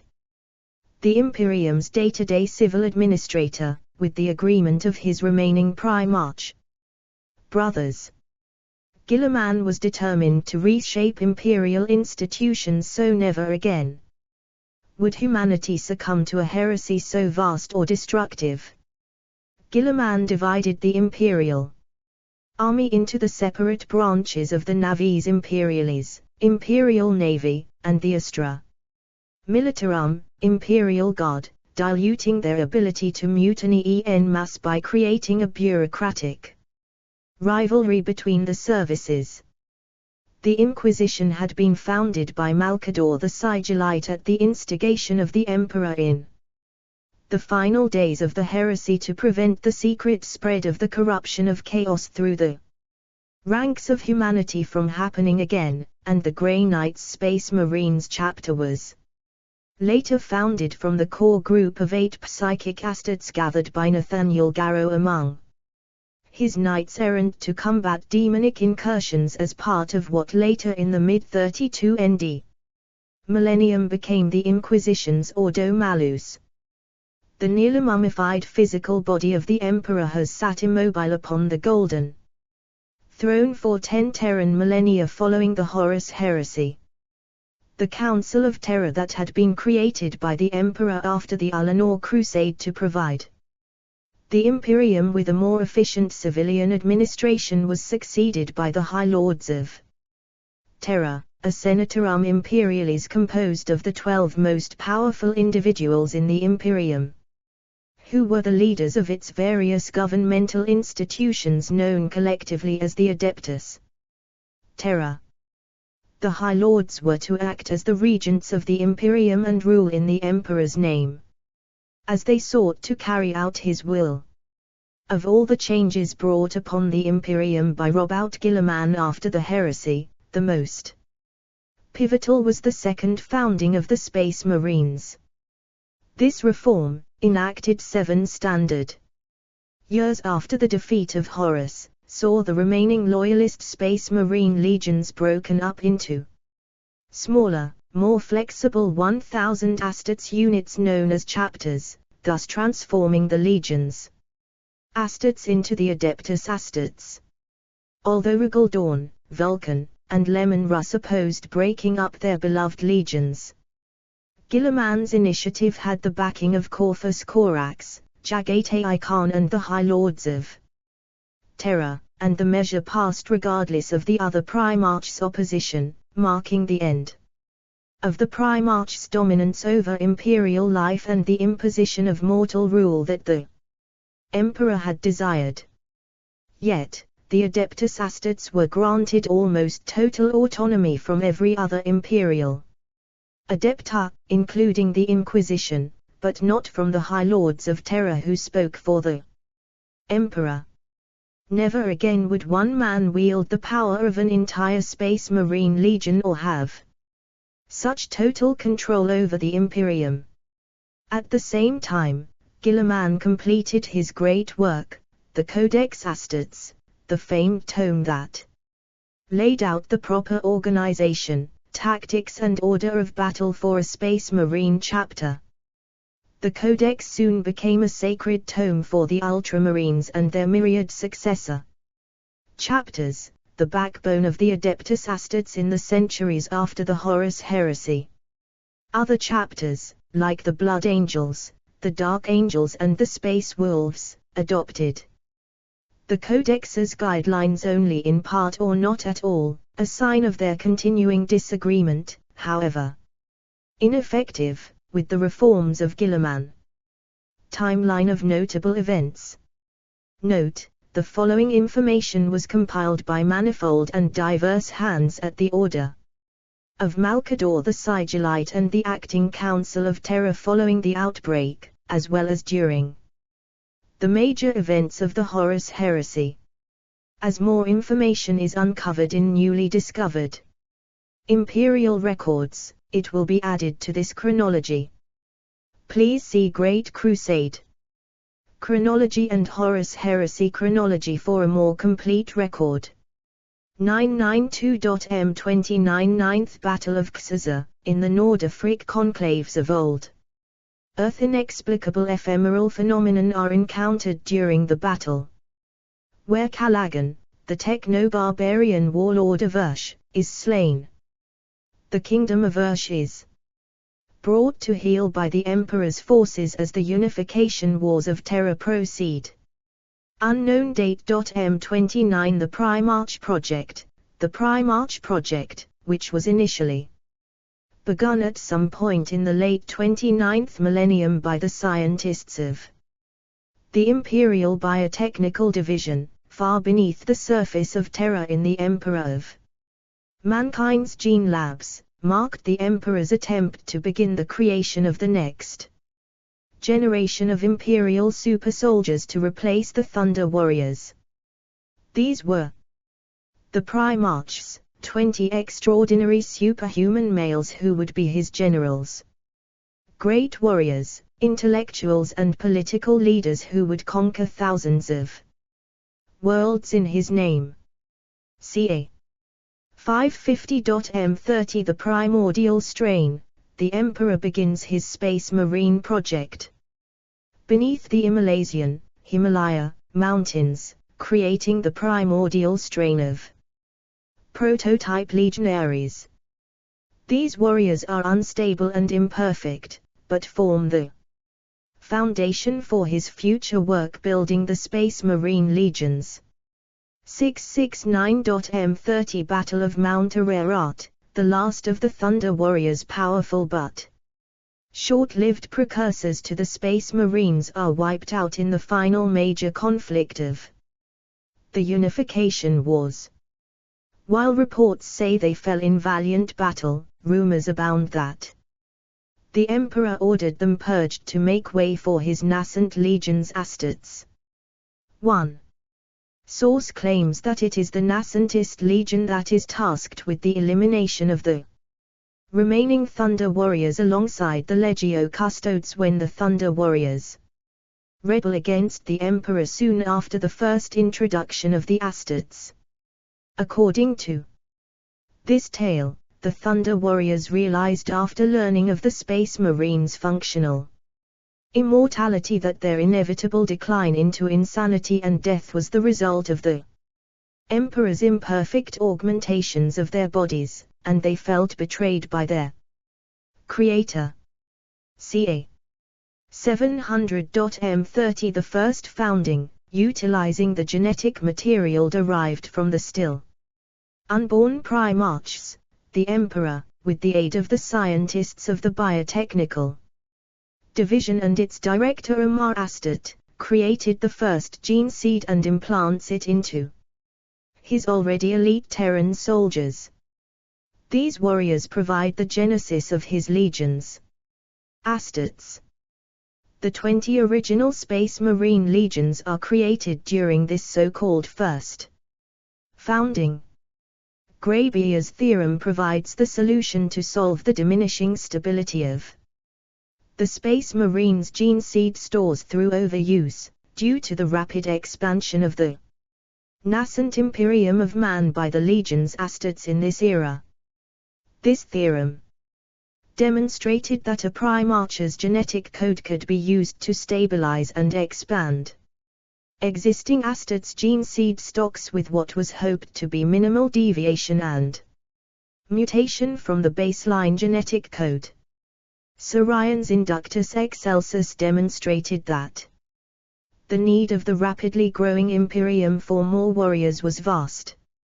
Accelerated gene culturing techniques were implemented, reducing the processing time to create a Space Marine from a mortal man to a single solar year. However, the gene seed produced by these accelerated processes possessed unseen fundamental flaws. 703.m30 First pacification of Luna. This early Imperial campaign was the first operation mounted by elements of the early Space Marine legions beyond the skies. of Terra while the Terran unification wars were still raging across the surface of mankind's birth world. The Imperium's first off-world target was Terra's own moon Luna, domain of the Selenogene cults, whose technology is vital to expanding the numbers of the Legion's Astartes. The Selena reject the diplomatic overtures of the burgeoning Imperium, and 3 nascent Space Marine legions are unleashed to force Imperial compliance. The combined force of the 7, 13 and 16 legions, later named the Imperial Fists, Ultramarines and Lunar Wolves, respectively, lifted from the surface of Terra in a scattering of rocket flame. The as yet unnamed 16 Legion had been chosen to serve as the Space Marine Force's vanguard, and had brought its full strength to bear. In a daring surprise assault, the 16 Legion launched a planetary strike while their brother legions drew fire from Luna's defensive weapons. Within 6 solar hours of the first shot being fired, Luna had been pacified and brought into compliance, the first off-world conquest of the Imperium of Man. Faced with annihilation, the surviving Selena cultists bent the knee to the Emperor instead, their surrender communique transmitted to Terra, calling for the Emperor to call off his wolves. The 16 Legion thus earned their name, the Lunar Wolves. During the conflict, the 16 Legion encountered evidence of occultism amongst the Selenogene rites. The Selena methodology is sequestered into the Imperial dungeon beneath the Imperial Palace. 712.M30 End of the Unification Wars, the Emperor consolidates his control over Terra and formally declares victory in the Unification Wars, bringing centuries of conflict to a close. Work intensifies on enforcing the rationalist state ideology of the imperial truth across the planet. 739.M30 Treaty of Mars, Treaty of Olympus Mons, realizing that war with the techno cults of the ancient mechanicum of Mars would be a long and costly affair, the Emperor instead brokers an alliance in return for constructing a mighty war fleet and supplying weapons and machinery for his legions. The mechanicum are granted unparalleled autonomy as a client state of the Imperium, and continue to practice their faith in the Omnicia as the cult mechanicus in violation of the imperial truth.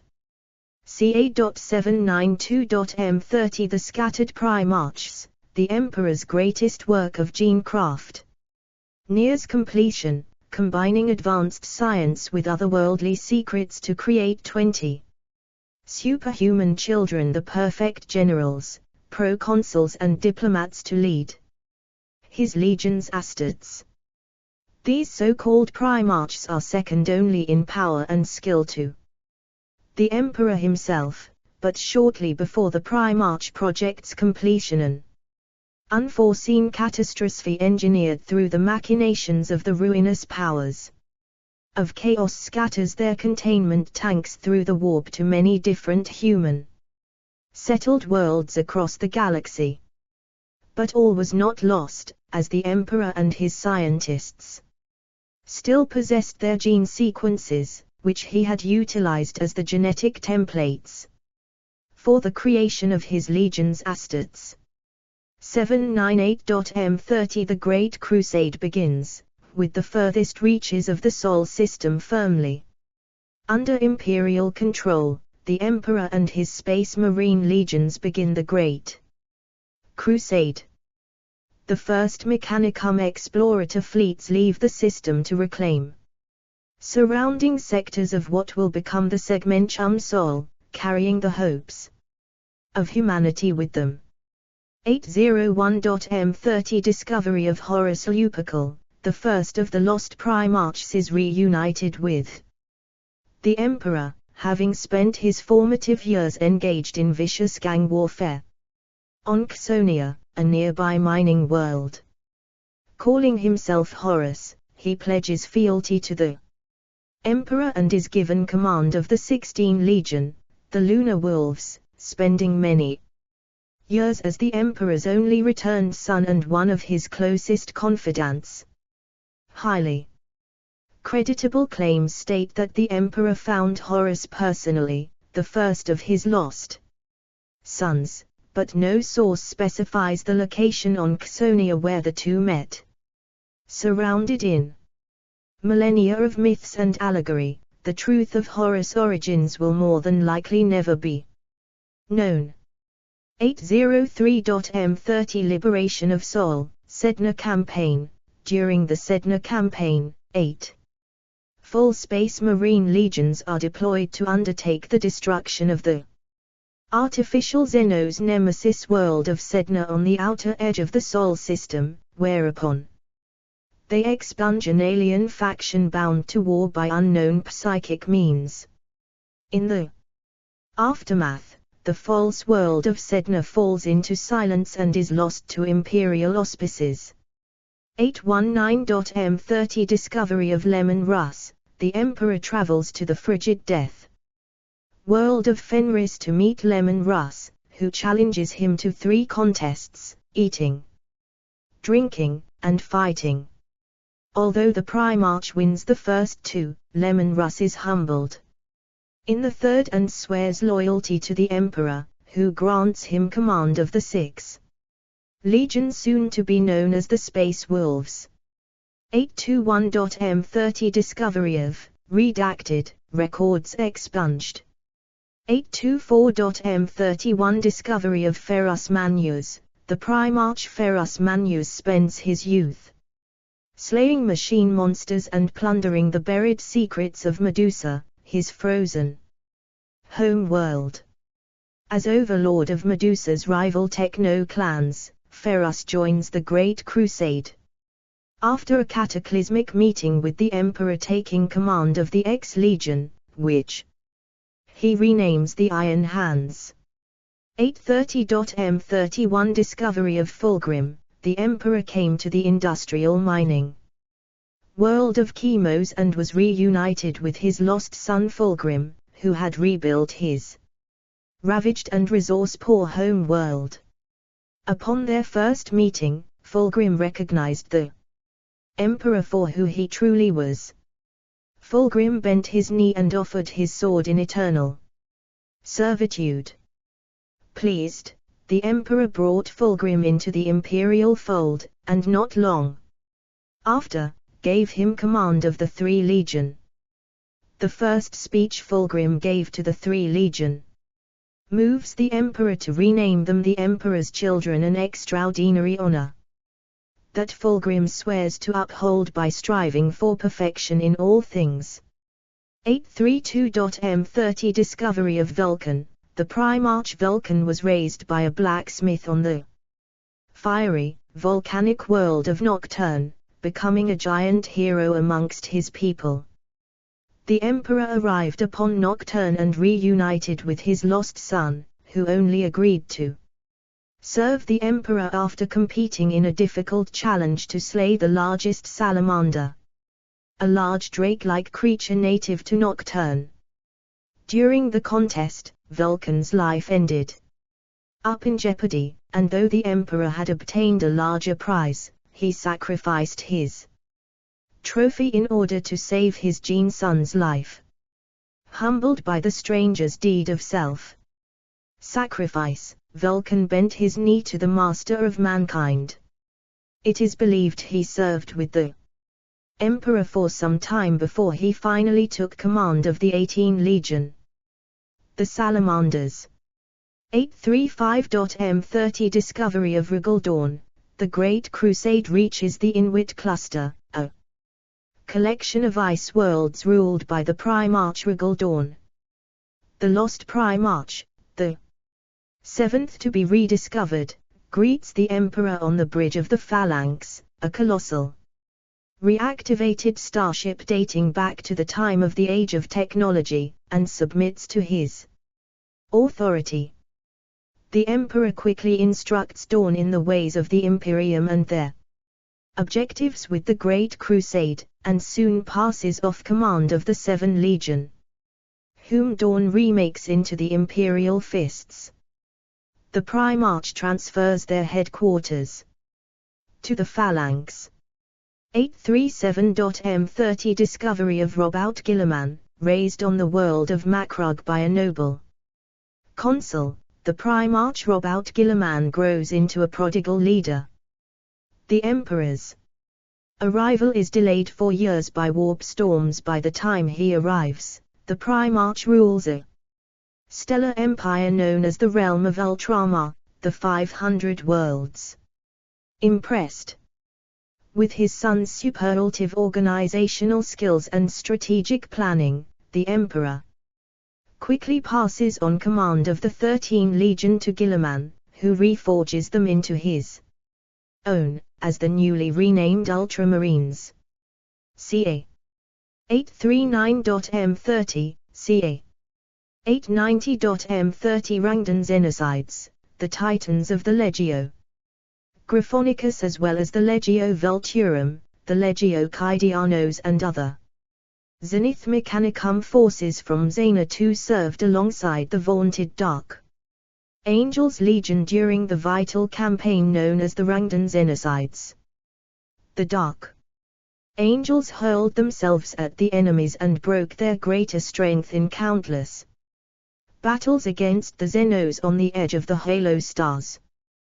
This campaign culminated in the third Rangdan Xenocide around 890.M30, which resulted in the loss of the lives of 50,000 Space Marines spent in preventing the destruction of perhaps the entire Northern Imperium by the alien menace from the outer darkness. Due to the extensive losses suffered by the I Legion, by 899.M30, the Ultramarines Legion was on the cusp of becoming the largest of the Legion's assets, standing at around 166,000 legionaries.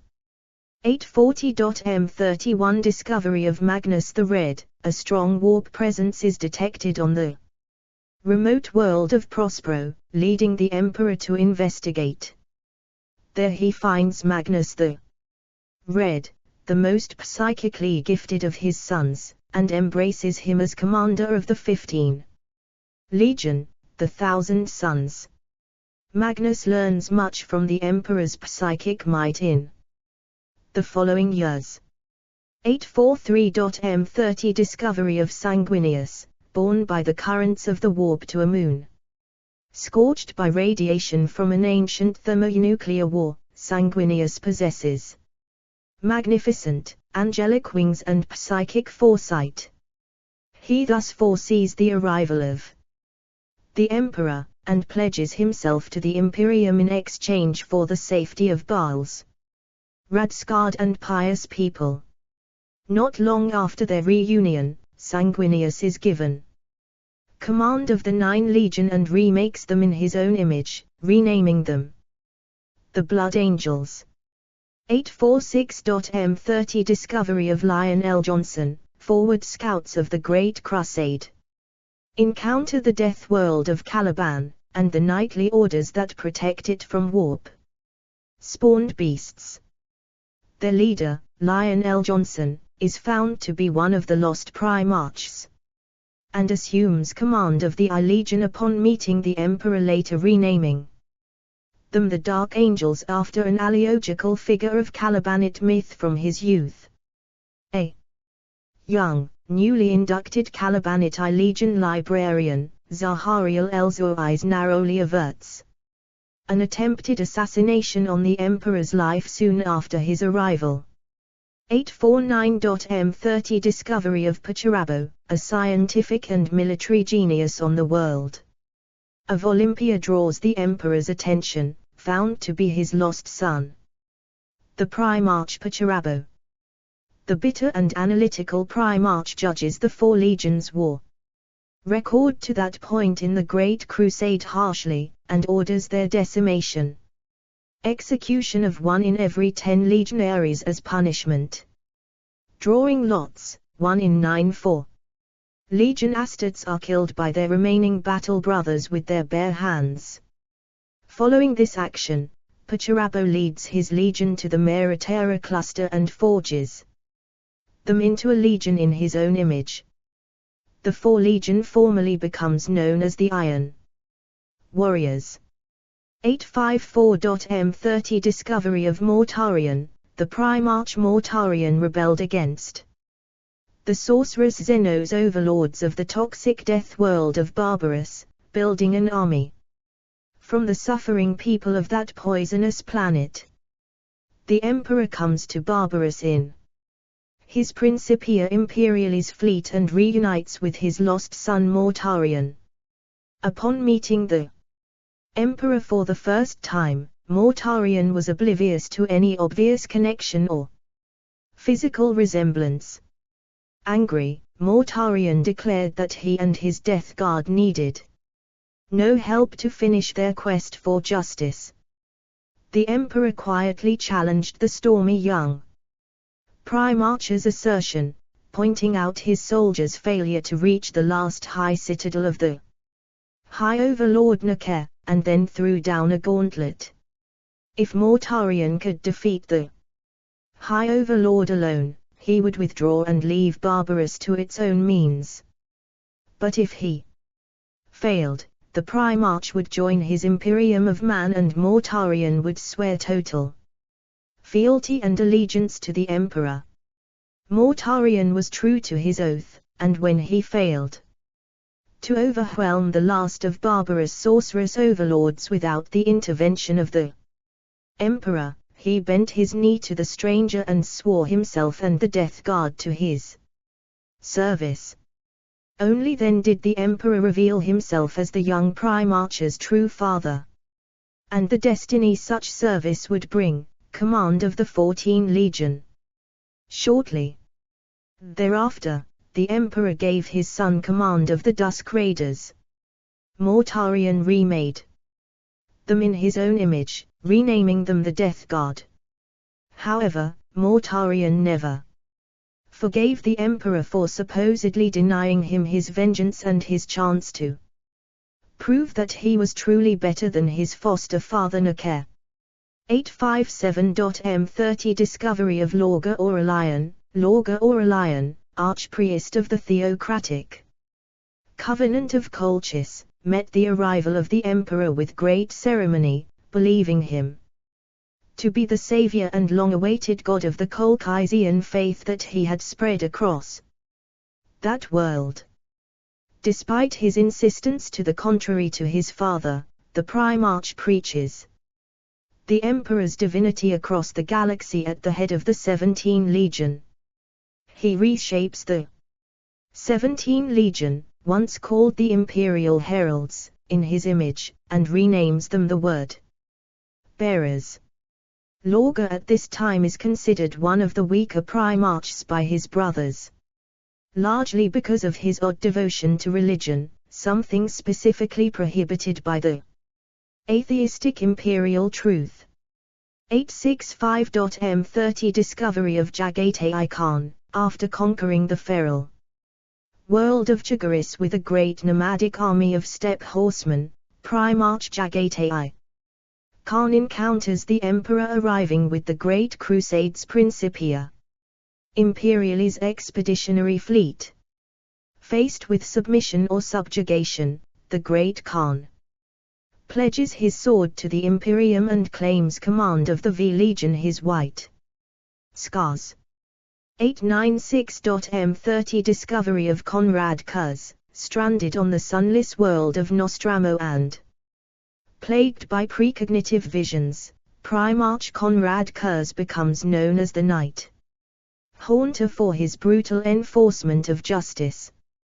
When the Emperor finally arrives, alongside several of his Primarch sons, including Magnus the Red, Rugal, Dawn and Fulgrim, as well as representatives from the Ultramarines Legion, Kuz experiences a vision so terrible he tries to claw his eyes out. Nevertheless, he is placed in command of the 8th Legion, which he reshapes into the fearsome Night Lords, who specialize in the use of terror as a weapon.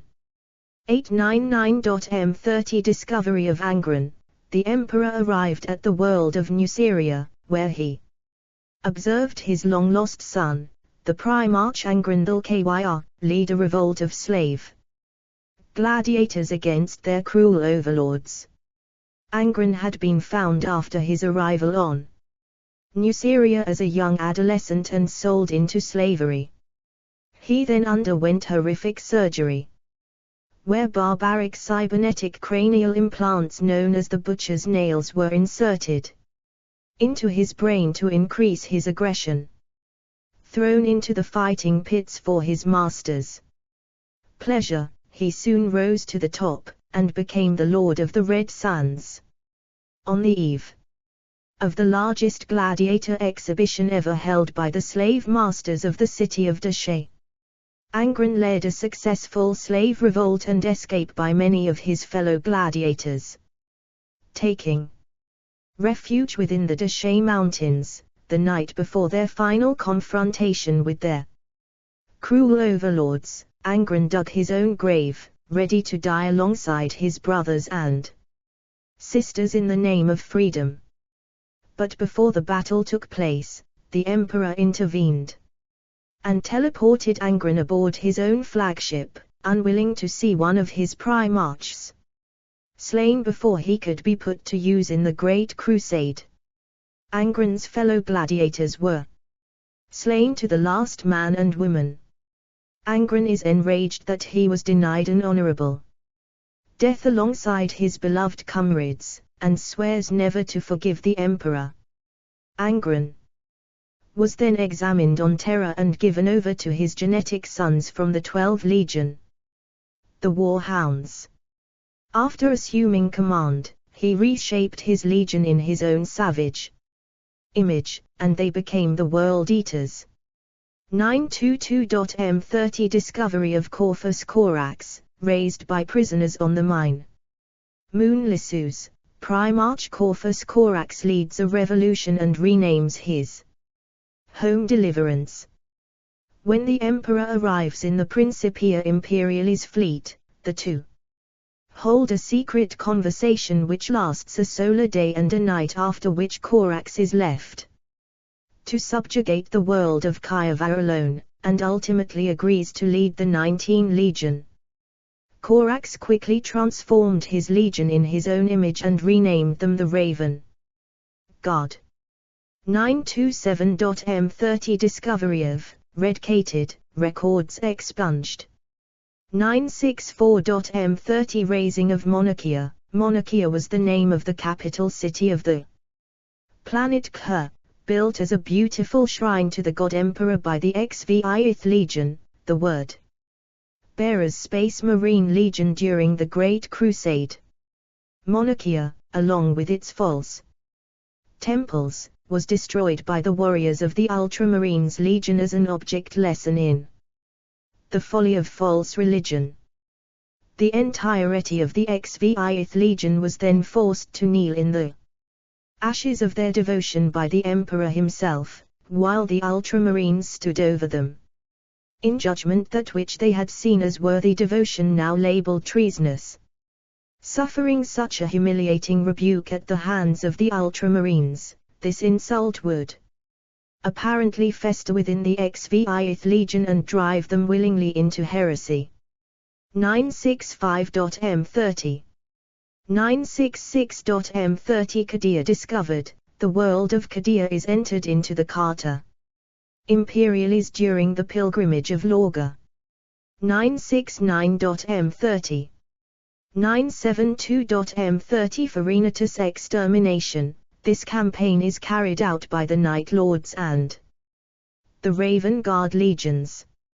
981.M30 Discovery of Alphaurus Omegon. Conflicting reports surround the return of the Primarch Alphaurus to the XX Legion.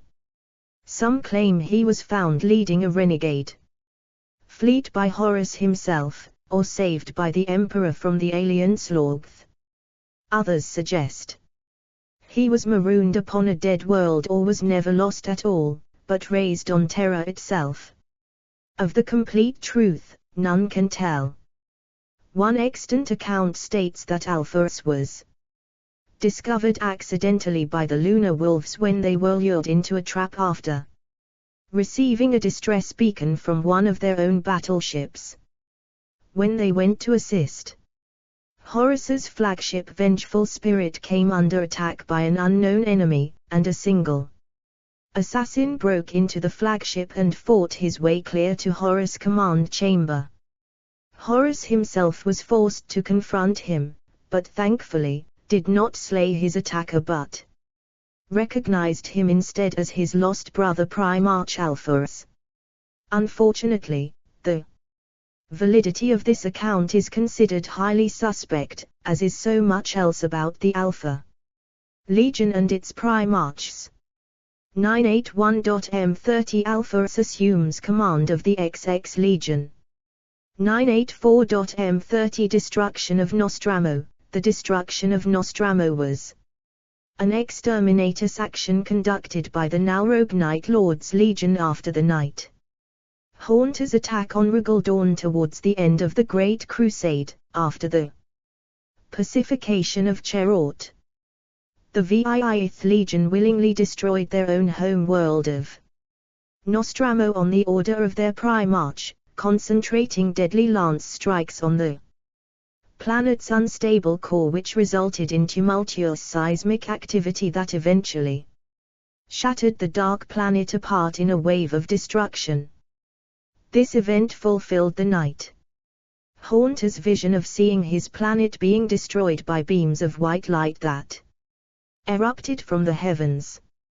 For this crime, Kurz was recalled to Terra by the Emperor to be reprimanded for his brutal tactics, but instead he joined the War Master Horus in open rebellion during the Horus Heresy before he could stand before his father.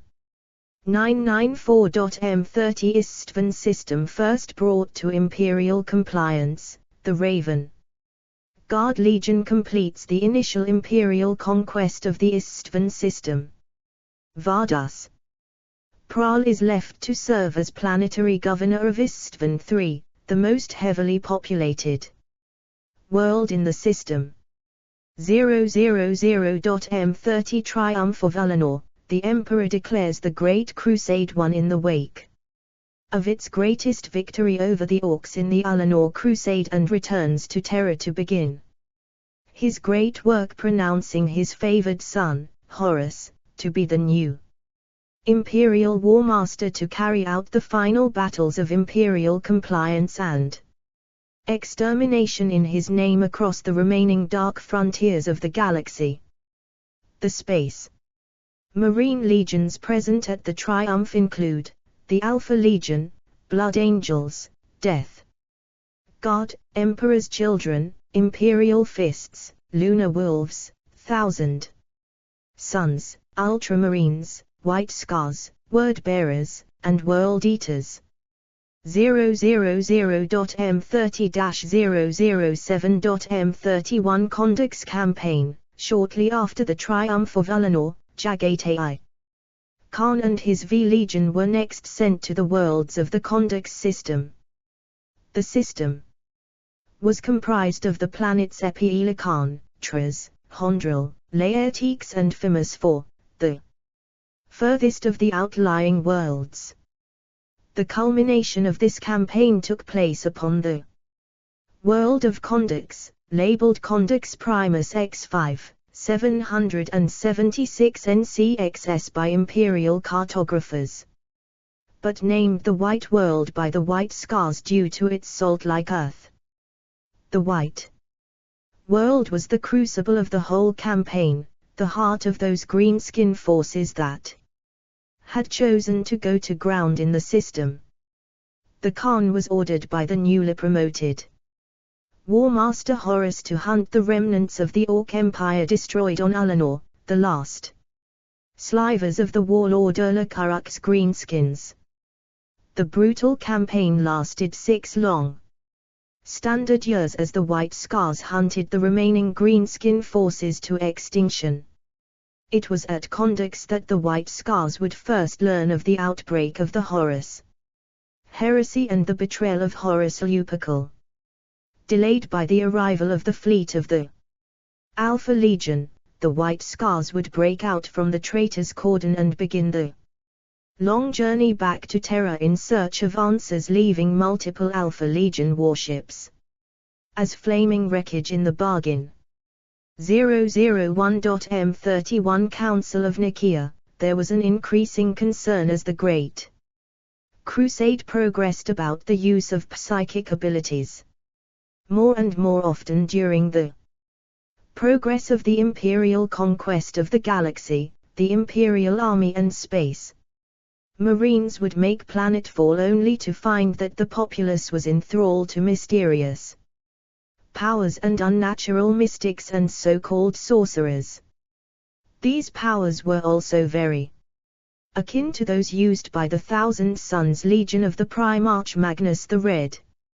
His psychically potent Thousand Sons Legion had come under criticism for their use of sorcery by some of their fellow legions' astartes. The schism grew so great that it threatened the very stability of the fledgling Imperium, and so the Emperor himself had called for an imperial conclave after solar decades of controversy to resolve the issue of the use of psychic powers in the Imperium once and for all. This conclave was held upon the world of Nicaea, which was intended to determine whether or not the use of psychic sorcery represented a boon or a grave danger to mankind and the newborn Imperium of man. The Council of Nicaea was also the trial of Magnus the Red, for he was accused of sorcery and of introducing sorcerous practices to the Space Marine legions through the institution of the Corps of Librarians, which had been done at his initiative. Ultimately, the existence of psychers in the Imperium, such as astropaths and navigators, was allowed, but tightly restricted under centralized imperial control, while the potent and unrestricted use of psychic abilities that was defined as sorcery was officially banned, as was the Librius divisions of all the Space Marine legions. The librarians were ordered under the Edicts of Nicaea to never again make use of their abilities and return to their roles as ordinary line astartes. The Chaplain Edict, modeled on the practices of Lorga and the Word-Bearers Legion, established a corps of chaplains in every legion, whose role was to bolster the morale of their battle brothers and ensure that all imperial rules and dictums were obeyed. The psychically powerful Magnus and his 1,000 sons would continue to study such forbidden powers in secret on their home world of Prospero, which would ultimately lead them into damnation by the ruinous powers during the early days of the Horus Heresy. 002.M31 Caver's Belt Expedition. Many tribes of orcs, scattered and leaderless after the hammer blow they had suffered at Ullanor during the Ullanor Crusade, had fled to the points of the etheric compass, and many had come to rest in the Caver's Belt, where they carved new outposts out of the drifting, mineral-rich rocks, licked their wounds while they rearmed. The Alpha Legion had tracked them to their lair and petitioned the War Master Horus for the reinforcements required to prosecute their plan of annihilation, but after the war at the world called Murder and the disastrous engagement with the civilization known as the Intex, the Lunar Wolves had been reluctant to commit ships to Alpha's new campaign. In the end, it was the Blood Angels who agreed to assist their cousins in the XXTH Legion, with Sanguinius himself marshalling a sizable intervention to support the efforts of the 88th Expeditionary Fleet. The mission, Alpha said, would be 5 standard years in execution. The Angel rejected that premise and promised it would be over in one, and he committed vessels from every active Blood Angels expeditionary fleet to the cause. Sanguinius was proved right more or less. Just over 13 months after the commencement of the Cavers initiative, the Orcs were almost totally annihilated. 003.M31 contact lost with Istvan system. 003.M31 Lunar Wolves renamed the Sons of Horus.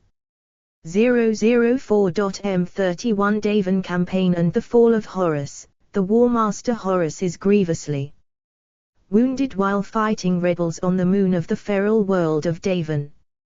He is healed within the ancient temple of the Serpent Lodge on the surface of Davan, but though his life is saved, his soul is forfeit to the ruinous powers.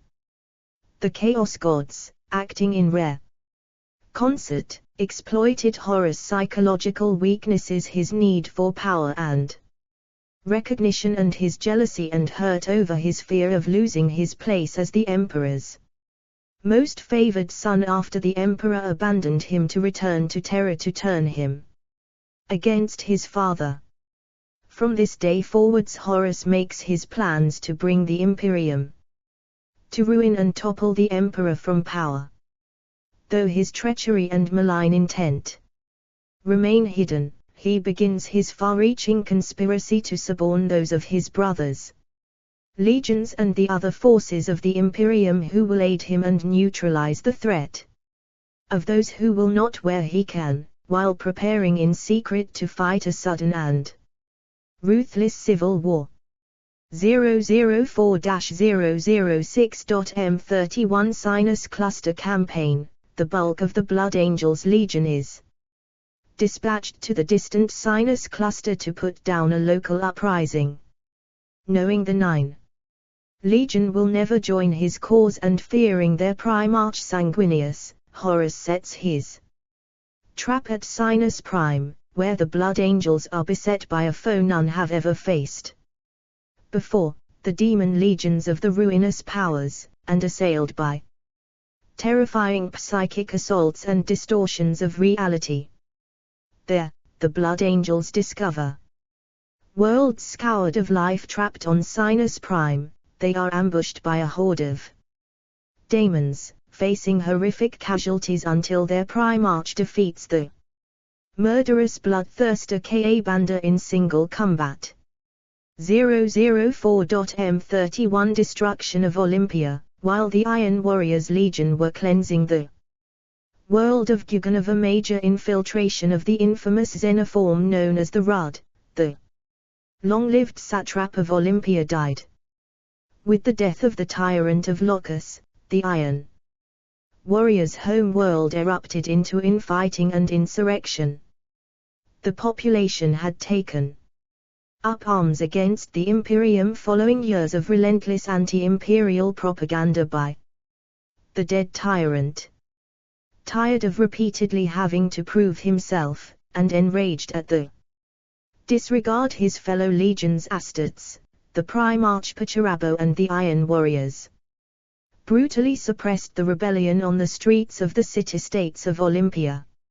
No one was spared. It was the principle of surrender or no quarter, and the Iron Warriors had grown accustomed to granting no quarter. Pacharabo watched as the Olympian fortifications in which he had once taken such pride were overcome. By the time the massacre was over, Olympia had been culled into slavery. 5 million civilians had been killed in the process. 004-005.M31 Start of the war in the Woodway, learning of Horus' treachery and agreement with the Chaos Gods to initiate a rebellion against the Emperor through the use of forbidden sorcery. Magnus the Red attempts to warn the Emperor on Terra via psychic projection. In the process, he breaches the wards around the great worker conduit built by the Emperor and the adepts of the Mechanicum from the dungeons of the Imperial Palace into an extra-dimensional Xenos network once governed by the Ildry called the Woodway. The daemons of chaos flood into the Imperial extension into the Woodway from the warp, forcing the Legio Custodes and Sisters of Silence into a solar decade-long war to protect the heart of Terra itself. 004-014.M31 Burning of Prospero, First Battle of Prospero, Magnus, Primarch of the Thousand Suns, learns of his brother Horus' fall to chaos and attempts to warn the Emperor using psychic arts forbidden by the Edicts of Nicaea. He inadvertently unmakes his father's great work in the Woodway and the Space Wolves, accompanied by elements of the Legio Custodes and the Sisters of Silence as part of a retribution fleet, are ordered to bring him to Terra to answer to his father for this crime. The War Master Horus intervenes and convinces his brother Lemon Russ, Primarch of the Space Wolves, that Magnus' crime is so dire that his life must be forfeit. The Space Wolves raze Prospero and its capital city of Tizca to ashes, and while Magnus and his Space Marines escape through a warp rift opened by the Chaos God Tsinch deep into the Immatrium, his legion is reduced to but 1,000 warriors. 005-014.M31 Schism of Mars, Martian Civil War, Fabricator General of the Mechanicum Kelbor Hal turns against the Imperium and plunges Mars into civil war. Those loyal to Terra and the Emperor as the Omnicia are forced to abandon the Red Planet. Led by the Legio Mortis, Death's Heads, the traitor Mechanicum scoured the surface of the Red Planet of those still loyal to Terra, plunging the first and most important forge world of mankind into a bitter civil war that saw the extinction of several ancient Collegia Titanica Legios and dozens of knight houses. The last to fall were the loyalist holdouts of the Legio Tempestus, Stormlords, who, perhaps mercifully, died unaware that the bulk of their Legio off-planet had renounced their oaths to the Emperor and declared for the War Master Horus. Elsewhere, the Schism of Mars sunders the feudal order of the ancient Mechanicum and its bonds with the Imperium. Many forge worlds side with the traitors, others with the Emperor, and still others declare independence from either side. So likewise are the Mechanicum's Titan legions, the Skitra-2 legions, and the powerful forge world Tamata riven with division. Neither side is able to claim victory for the duration of the Horus Heresy, and Imperial Fist's saboteurs fight to disrupt the traitors' industrial capabilities until the final days of the war. The traitors of the Mechanicum are soon known as the Dark Mechanicum. 005-006.M31 Istvan III Atrocity, the War Master Horus mustered 4 entire legions Astartes to put down a rebellion against imperial rule at Istvan III, and having turned the primarchs of those legions to his treacherous cause, engineered the purging of tens of thousands of legionaries not trusted to follow them into treason because of their continued loyalty to Terra and the Emperor. The ancient magics of the Istvanian Siren hold are unleashed against the forces of the sons of Horus, Emperors, Children, Death Guard and World Eaters. The battle against the rebel planetary Governor Vardus Pral and his Slaneshi Warzingers is won, but is ultimately in vain. When the 4 legions unleash a terrible virus bombing of Istvan III while the loyalist Astartes are engaged against the rebels.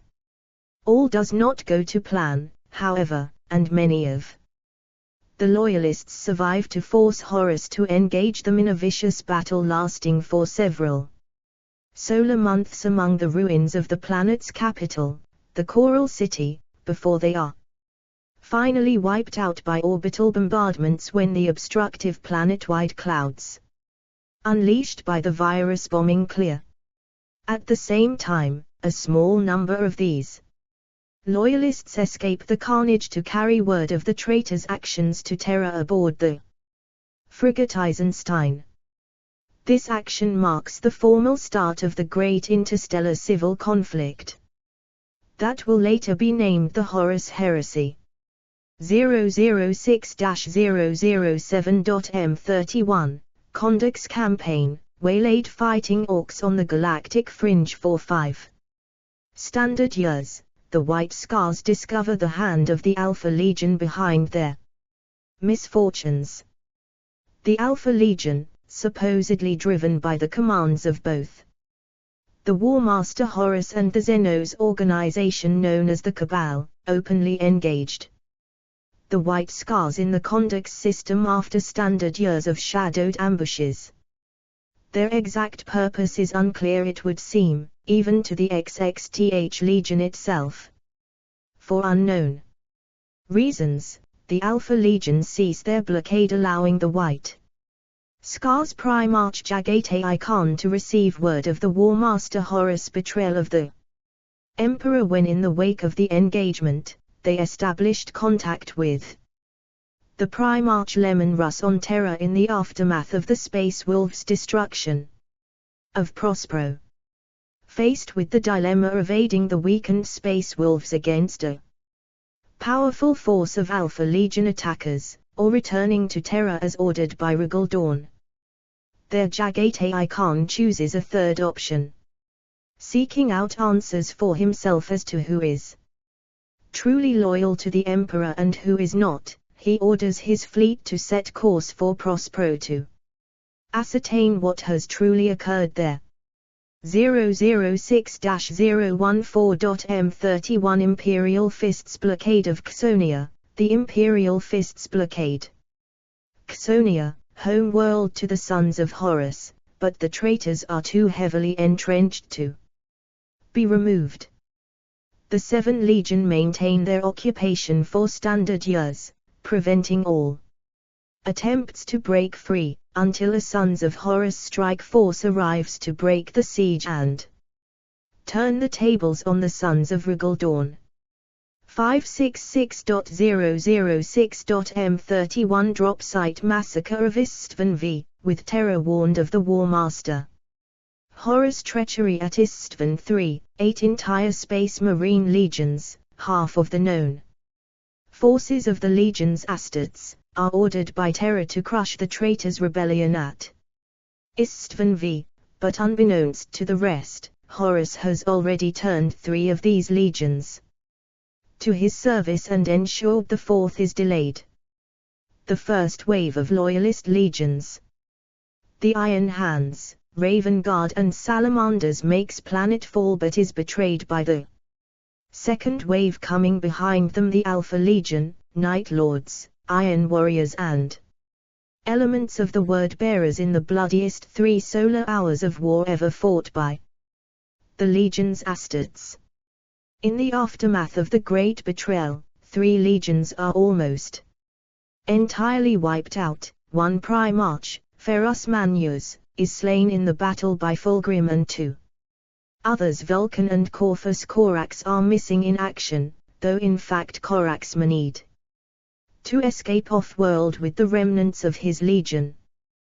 The survivors of the Iron Hands, Raven Guard and Salamanders who managed to escape off-world or remained elsewhere in the galaxy become known as the Shattered Legions. 006-011.M31 Succession Wars, a vital space lane is seized by the Alpha Legion, who through sheer misfortune cross paths with a loyalist company of Iron Warriors, forcing an unexpected and bloody struggle. The region changes hands many times over the course of the next 5 Terran years, leaving the core world of Paramar V little more than a devastated husk. 006.M31 First Battle of Paramar, Alpha Legion forces allied with the traitor Dark Mechanicum of Tamata Sataril and the Titans of the Legio Furians mount a surprise attack on the strategically vital linchpin system of Paramar before their true allegiance becomes known to the defenders. Paramar is a vast arms cache of the Great Crusade, and a vital communications hub. The Furion of Paramar, its primary void station, is quickly taken, but a full planetary assault of Paramar V becomes necessary as Loyalist Mechanicum and Legio Griffonicus Titan forces, as well as the unexpected intervention of a Loyalist cadre of the Iron Warriors Legion, offers the invaders strong resistance. The valiant defense, however, is overwhelmed and Paramar falls to the traitors, cutting off much of the most stable transit routes to the Northern Imperium. 006.M31 006.M31 Sundering of Jauarcad 007.M31 Battle of the Alaxxis Nebula, as the Space Wolves are still licking their wounds following their heavy losses during the raising of Prospero, they are ambushed by a sizable Alpha Legion strike force and are subsequently routed at Yarant. Pri-March. Lemon Russ organizes a tactical retreat and flees towards the Alaxxis Nebula. The Alpha Legion gives chase and soon the Vth Legion finds themselves in a precarious predicament. They are effectively cut off and surrounded. The Russ reluctantly sends an distress call for assistance to his brother Primarch Jagatai Khan, of the White Scars Legion. The Khan declines to assist the Space Wolves and instead sets course for Prospero to determine the truth for himself in regards to the War Master's heresy. The Space Wolves are eventually forced to flee in order to survive. A final confrontation eventually erupts between the Loyalist and traitor forces as the Space Wolves vow to take as many of their foes with them before they are annihilated. The Sons of Russ receive relief from an unexpected quarter, in the form of the Dark Angels Legion, and their mighty star fort, the Chimera. Answering Russ' distress signal, the combined force of Loyalists are able to turn the tide, and inflict serious losses on the Alpha Legion, and force them to withdraw. 007.M31 Battle of Fal, having been cast off course and stymied by warp storms en route to Istvan V by the machinations of the War Master Horus' dark allies in the Empire Aeon, the Imperial Fist's Retribution fleet is becalmed for long solar months at the Fal system. Only by maintaining a constant state of readiness and the genius of their commander is the fleet saved from utter destruction when the traitor Iron Warriors attack their hated rivals. Dozens of capital ships are lost as boarding actions take place on both sides. The Imperial Fists board Pacharabo's flagship and almost secure victory. But at the height of the engagement, an astrotelepathic message from Terra finally breaks through the turbulent warp, as Regal Dawn, the Primarch of the Imperial Fists, orders his fleet to return to the throne world at once.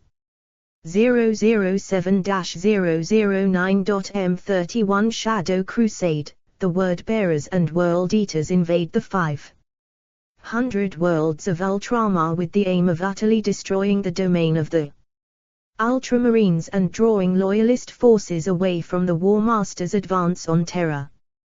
During the conflict, which centers around the perfidious attack of the Word-Bearers at the Kalth Muster, scores of worlds are ravaged and the involvement of the ruinous powers in aid of the traitor cause is first widely manifest in open war, transfiguring both of the traitor legions involved. 007-009.M31 Manachian War and the Dark Compliances, his treachery revealed at last, the War Master begins his relentless advance on Terra, forcing his dark compliance of countless regions across the Northern Imperium to provide his forces with a resource base to fight what will now become a protracted and relentless war. Foremost among his targets are the Manachian Commonwealth, the Coronid Deeps and their surrounding regions, where a particularly savage campaign is conducted by the Sons of Horus and Death Guard, which brings the economically vital worlds of the Manachian Commonwealth to fuel the traitors' cause. This wider campaign also places the fleet anchorage of Port Moore under the War Master's talon and sees the stubbornly loyalist Forge worlds of Lucius and Mezzo isolated and besieged, while the traitor-aligned Forge world of Cyclothrath begins to carve out its own pocket empire in the region. 007.M31 The Calth Conjunction, Battle of Calth and the Birth of the Ruin Storm. Mustering at the world of Calth in the realm of Ultramar on orders issued by the War Master Horus before the Istvan III atrocity, the Ultramarines and Word Bearers prepared for a campaign against the Orcs of the Garslack Xeno hold. The Ultramarines were unaware of the Word Bearers' true allegiance and utterly unprepared for betrayal, and suffered horrific losses as a result. The traitors' real objective was to incur enough casualties on the world after murdering Calthas Veridia Star as a sacrificial offering to the ruinous powers that would bring about the birth of the Ruin Storm, a warp storm so large it would sever the galaxy in half and render all long-range warp travel unpredictably dangerous, and transluminal astrotelepathic communication all but impossible. The death of the system's star bathes Caltha's once vibrant biosphere in deadly radiation. This action paved the way for Horus' rapid advance on Terra. The so-called Age of Darkness begins. 007-017.M31 The Underworld War on Calth. Following the events of the Battle of Calth, the Word-Bearers performed one last act of spite and caused the planet's primary star to become unstable. The surface of Calth was ravaged by the radiation emitted by the slow death of the Veridia star. The continuing battle of Calth between trapped forces of those Ultramarines and Word-Bearers still locked in a death struggle descended into the extensive archaeologies deep beneath the planet's surface. This so-called underworld war ground on for 10 solar years before the last of the traitors was finally hunted down and slain, a period that extends beyond even the end of the heresy itself. 007-008.M31 Shadow Crusade, the Word-Bearers and World Eaters, led by the Primarch Slaughter and Angron, invade the 500 worlds of the realm of Ultramar with the aim of utterly destroying the domain of the Ultramarines Legion and drawing loyalist forces away from the War Master Horus' advance on Terra. The traitors burn every world their fleet encounters. During the conflict, which occurs concurrently with the perfidious attack of the Word-Bearers at the Calth muster during the Battle of Calth, scores of worlds are ravaged and the involvement of the ruinous powers in aid of the traitor cause is first widely manifested in open war, transfiguring both of the traitor legions involved. Robout Gilliman confronts his brothers at Nuceria, Angron's hated home world, and halts their rampage, but not before dark powers possess Angron and transform him into a demonic avatar of bloodshed. A demon prince of Khorne. The Ruin Storm, 007-011.M31, fueled by the sorcerous rituals of the Word Bearers and the carnage unleashed by the Battle of Calth and the Shadow Crusade in Ultramar, a vast warp phenomenon dubbed the Ruin Storm inhibits travel and communication across Imperial space, cutting whole regions of the galaxy off from the Astronomican's guiding light. While the warp-touched traitors can navigate freely, 3 loyalist space marine legions, the Dark Angels, Blood Angels and Ultramarines, are stranded far from Terra, unable to assist in its defense. 007-015.M31 Solar War, the battle for the Sol system, known as the Solar War and long threatened, begins as traitor infiltration forces and probing raids from without, and Dark Mechanicum attacks and attempted breakouts from besieged traitor controlled Mars test the defenses of the throne world of humanity. Traitor ships assault the Segmentum Solar under the cover of refugee flotillas, bringing the war to Terra's doorstep. The Alpha Legion comes within striking distance of the throne world in the Battle of Pluto, only for Alpha's to meet his death at the hands of Regal Dawn. Despite this, the Alpha Legion's command structure appears as strong as ever.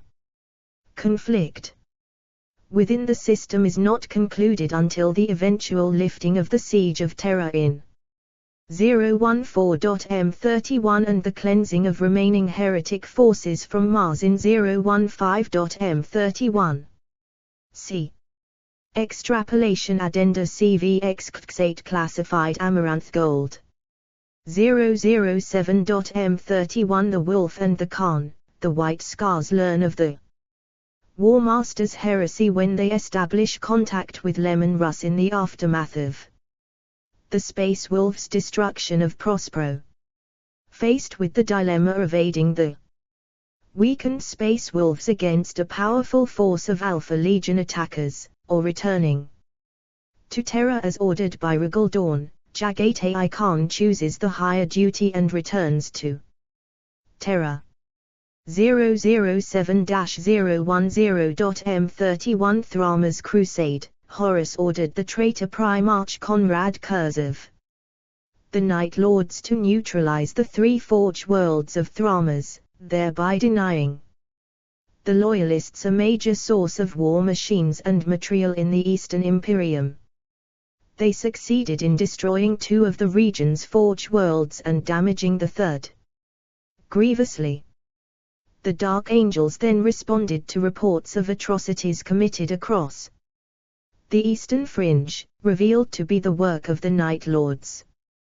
The vengeful conflict that follows lays waste to hundreds of Imperial territories, but ends with Conrad Kurz and many of his senior commanders presumed dead or captured by Lionel Johnson, while the Night Lords' Legion scatters into dozens of independent warbands.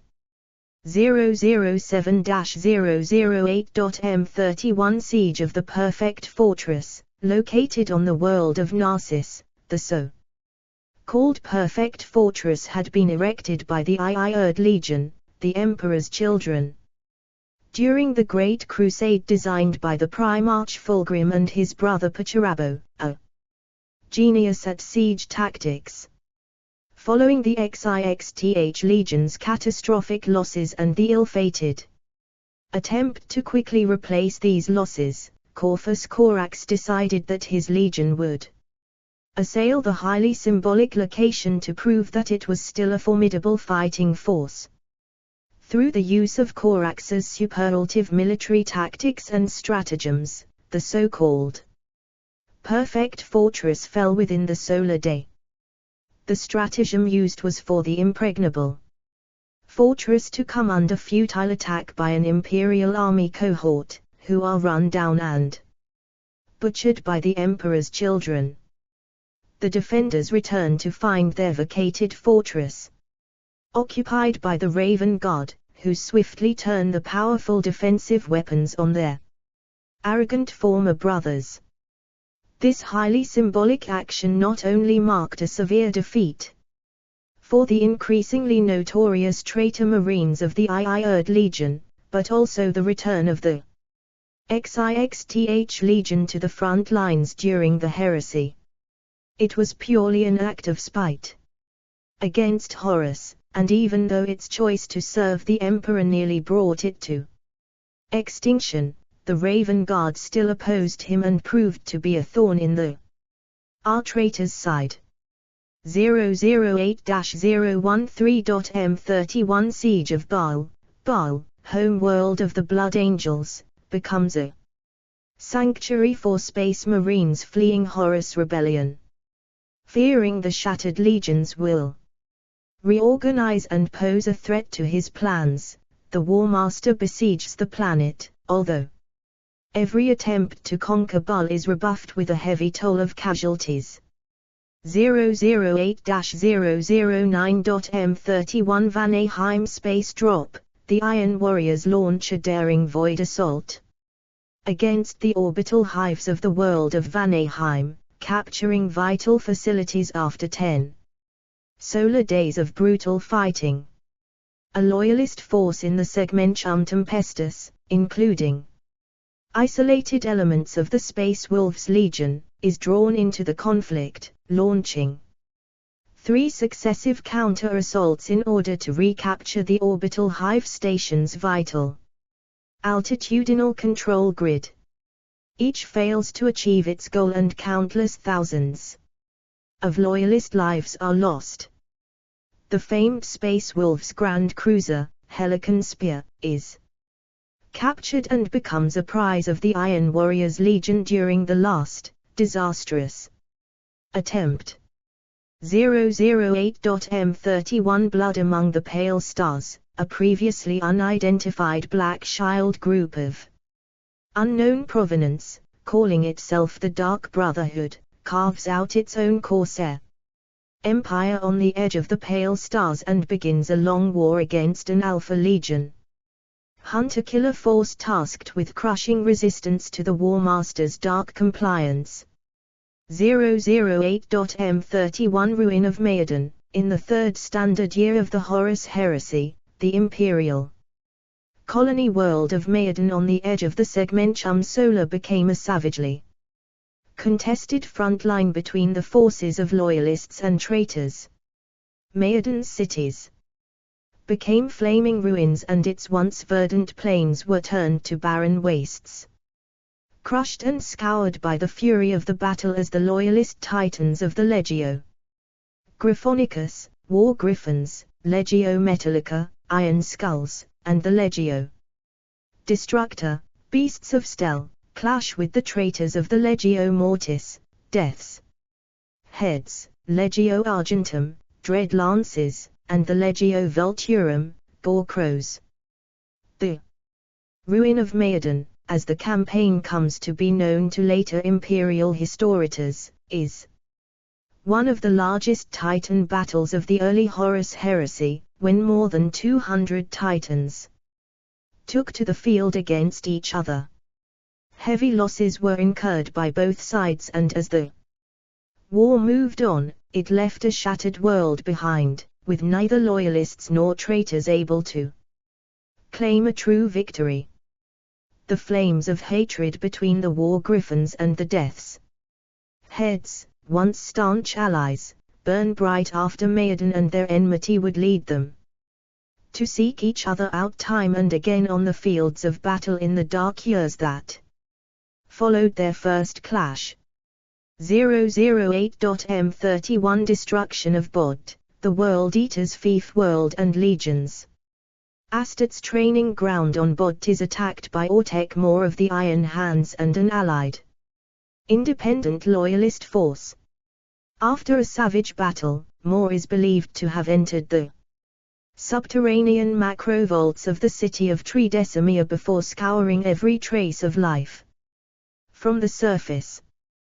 Bod's supply line of initiate recruits to the World Eater's Legion is permanently severed.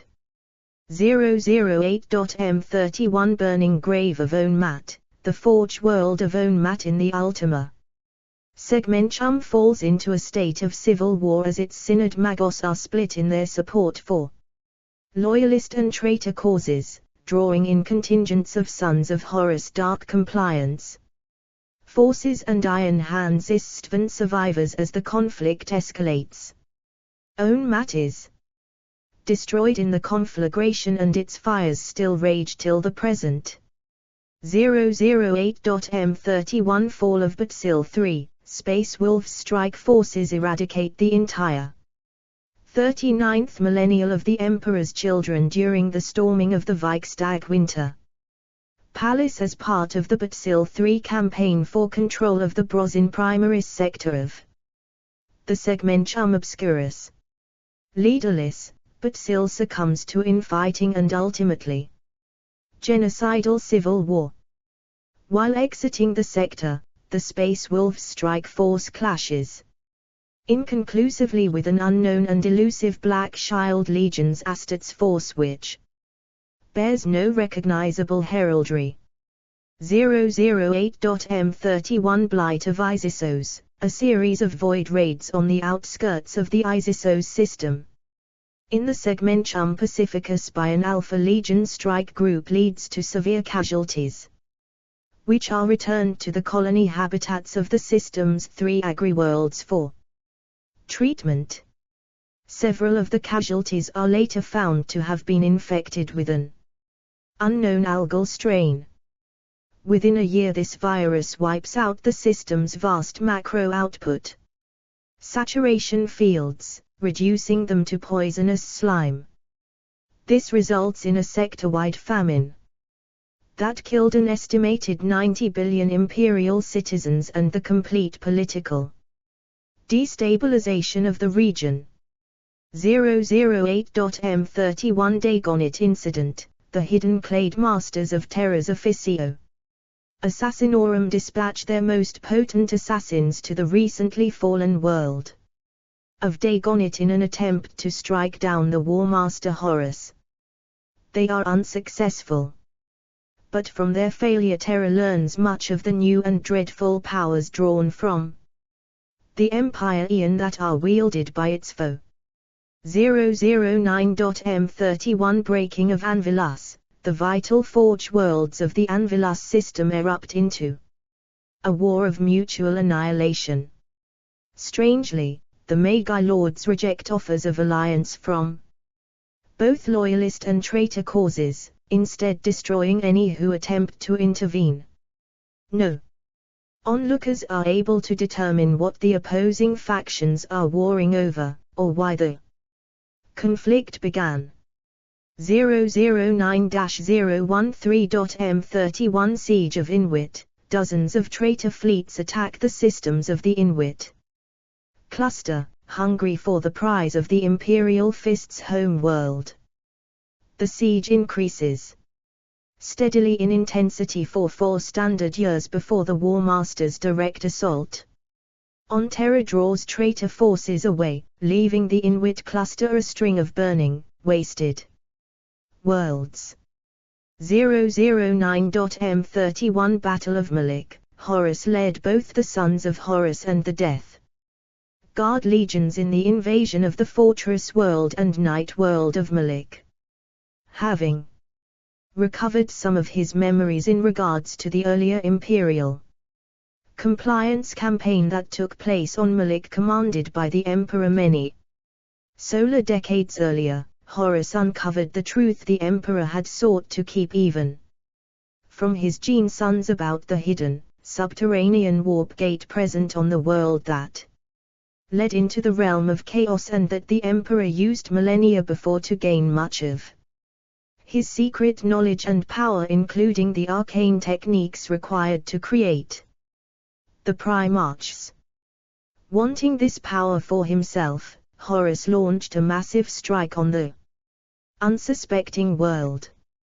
The traitors committed an enormous invasion force, including the bulk of the Sons of Horus and Death Guard legions, and Titans of the Legio Mortis, Death's Heads, Legio Vulcanum II, Lords of Ruin, Legio Interfecta, Murder Lords, and Legio Vulpa, Death Stalkers, which were opposed by elements of the Ultramarines and Blood Angels legions, Titans of the Legio Griffonicus, War Griffins, Legio Fortidus, Dauntless, and Legio Crucius, warmongers, and hosts of knights from almost a dozen houses, with both sides bolstered by hundreds of thousands of allied mortal troops. At the height of the battle, House Devine revealed that its true allegiance was to the War Master, its treachery unveiled at a pivotal moment, heralding a slaughter from which only a handful of loyalists escaped. The War Master went on to claim the world and enter the warp gate, from which he emerged fully empowered as the chosen champion of the four major Chaos gods in the guise of Chaos Undivided. Later, a force of the elite Knights Errant, a secretly founded order of loyalist space marine agents, were dispatched to Malik by Malkador the Sigillite, the Regent of Terra, to prepare the way for a direct assault by the Space Wolves against the War Master's flagship.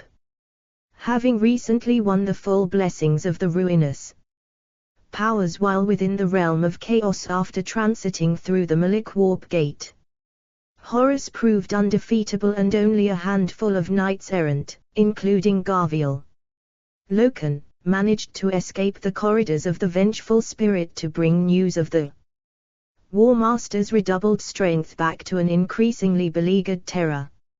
009.M31 Sagwilsa Incident: Forces of the Dark Angels Legion ambush the Night Lords at Sagwilsa, inflicting severe losses.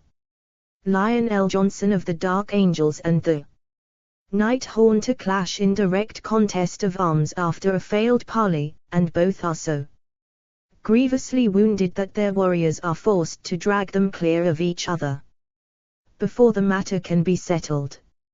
009.M31 Battle of Pharos, upon the far-flung world of Sota, which lay close to the edge of the galaxy's eastern fringe, almost at the limits of both the fiefdom of the 500 worlds of Ultramar and the span of all Imperial territory. Upon this world the Ultramarines had discovered beneath its tallest peak, named Mount Pharos, a massive aperture constructed by an unknown Xenos species. This device functioned both as a beacon and route finder, and it also permitted instantaneous communication across unimaginable distances, even penetrating the raging tumult of the ruined storm. Following their defeat at the hands of the Dark Angels at Sagwilsa, remnants of the Night Lords Legion followed this beacon in the warp, which guides them safely to the world of Sota.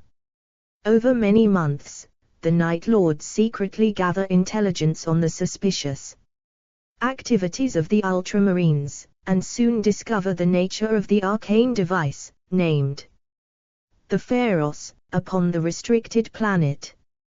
The Night Lords launched a surprise assault upon the lightly garrisoned world, intent on seizing the Pharos in order to use it to determine the location of their flagship, the Nightfall, as well as the whereabouts of their missing Primarch Conrad Kuz. In the ensuing battle, the Loyalist Iron Warriors Warsmith Barabbas Danshioch sacrifices himself by overloading the Pharos, so that the Night Lords would be unable to utilize the device's powerful empathic abilities. What far-reaching consequences this will have for the galaxy, will not come to pass for another 10 millennia. 009.M31 Zena Incursion: Intelligence reaches Terra that the traitor Forge world of Zena 2 on the western fringe of the Imperium has reached an accord with the traitor forces to supply the War Master's armies with its vast output of arms and material. The bargain is sealed with the delivery by Zena of a number of newly created powerful Ordinatus class weapons undergoing final field tests. In what is effectively a suicide mission, a handpicked force of legions Astartes, including many Black Shields in this case, Space Marines who have chosen to remain loyal despite their parent legion's treachery, is dispatched under great secrecy to destroy the war machines and drive a wedge between Zayna and the traitors. 009-053.M31 Carnage of Moroks, in one of the largest confrontations between loyalist and traitor-aligned auxiliary and militia forces, in excess of 3 billion battlefield fatalities are recorded as the death toll from a grinding war of attrition on the sector capital world of Moroks Exilus. The Moroks civil war takes place in almost total isolation, owing to turbulent warp storm activity and lack of any real strategic significance to either side of the wider conflict, and is noted for the exponentially increasing levels of atrocity and rapid technological regression of the conflict.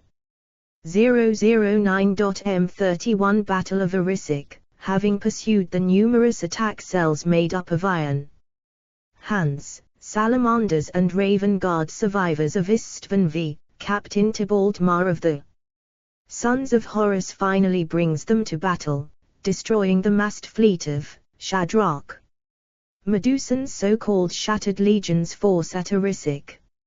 009.M31 Incident at Dwell, having escaped death at Arisic, one of Shadrach, Medusan's surviving Shattered Legion attack cells launches a daring assassination attempt on Warmaster Horus at Dwell.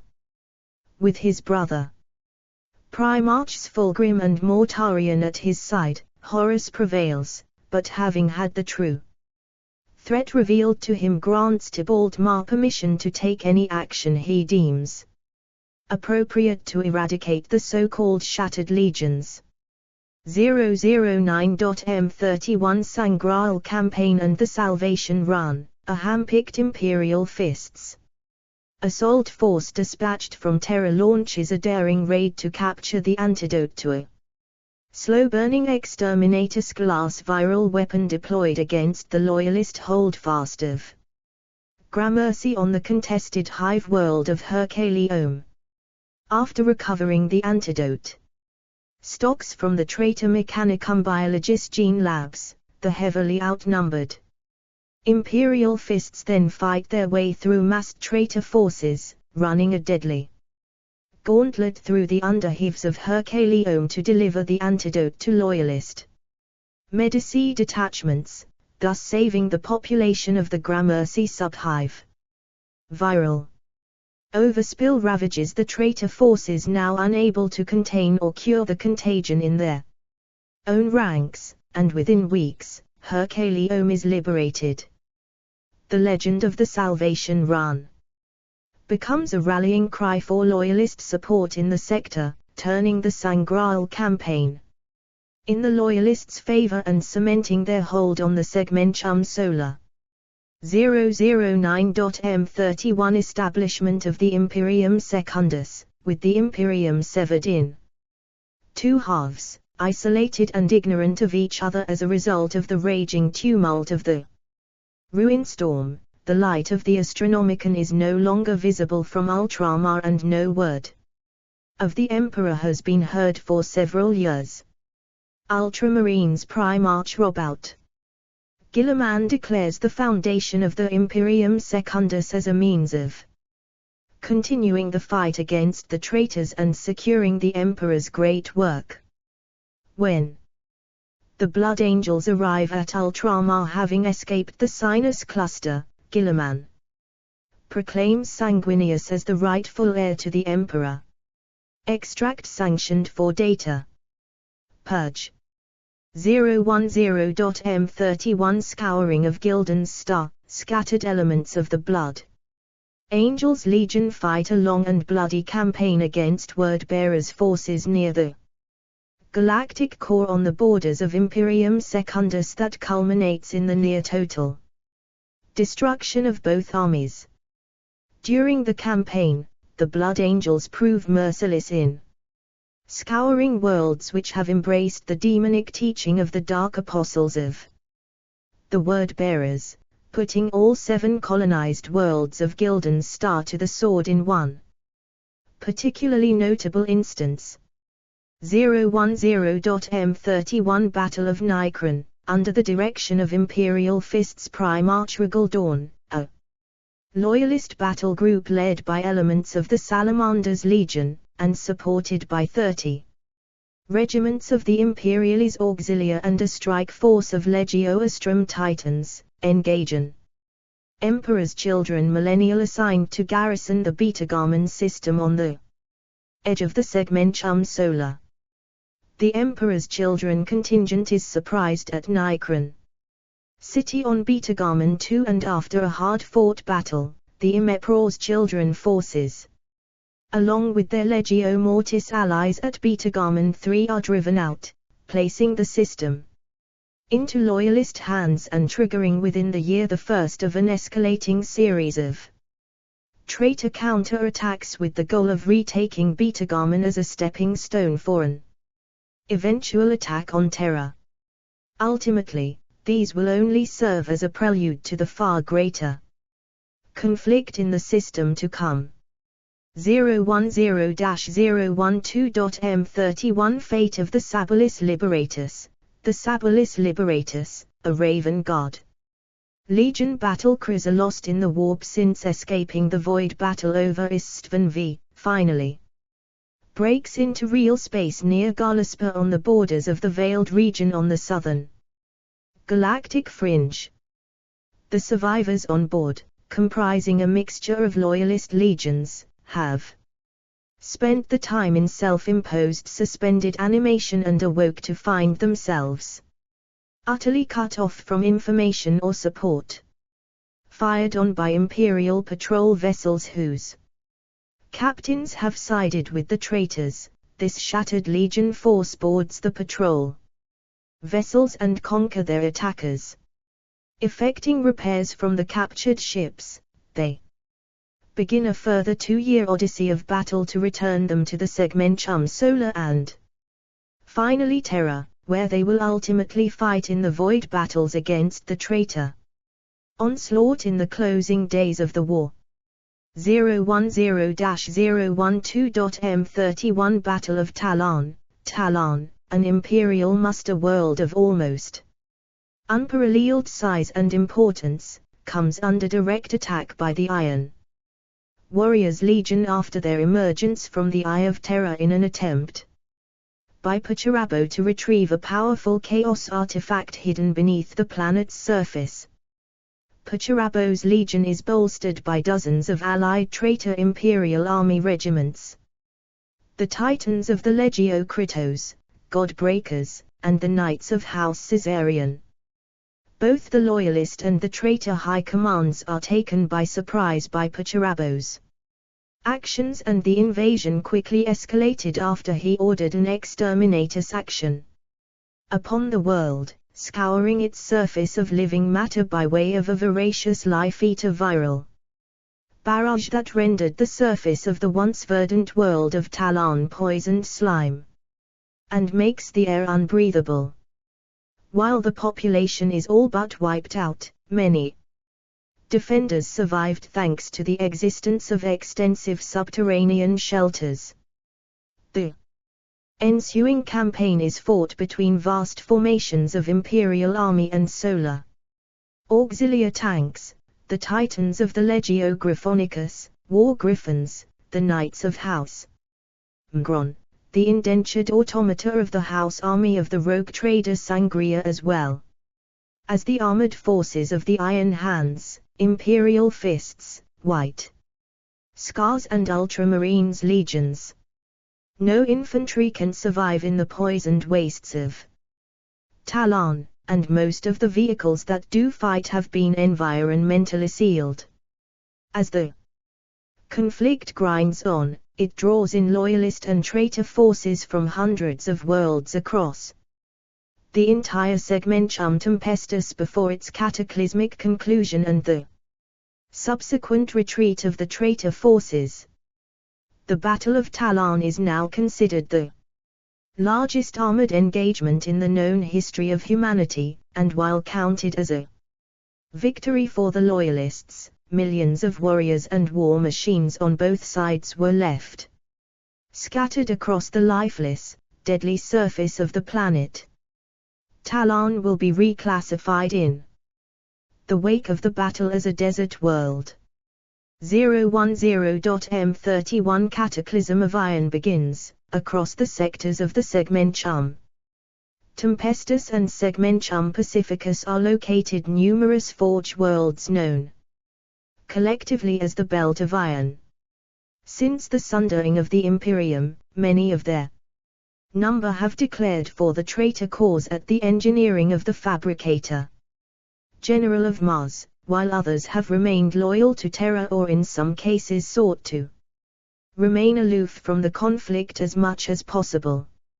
Strife and tentative conflict between these once-aligned worlds erupts finally into full-scale war in 010.M31, which pitches the Mars-aligned forge worlds of Incunabula, Gordish, Valia Maximal and Calibrix against the forces of loyalist forge worlds Gro, Alyeth and Atarmedian, while Arachnis and Gerulus Station both fall into the anarchy of civil war.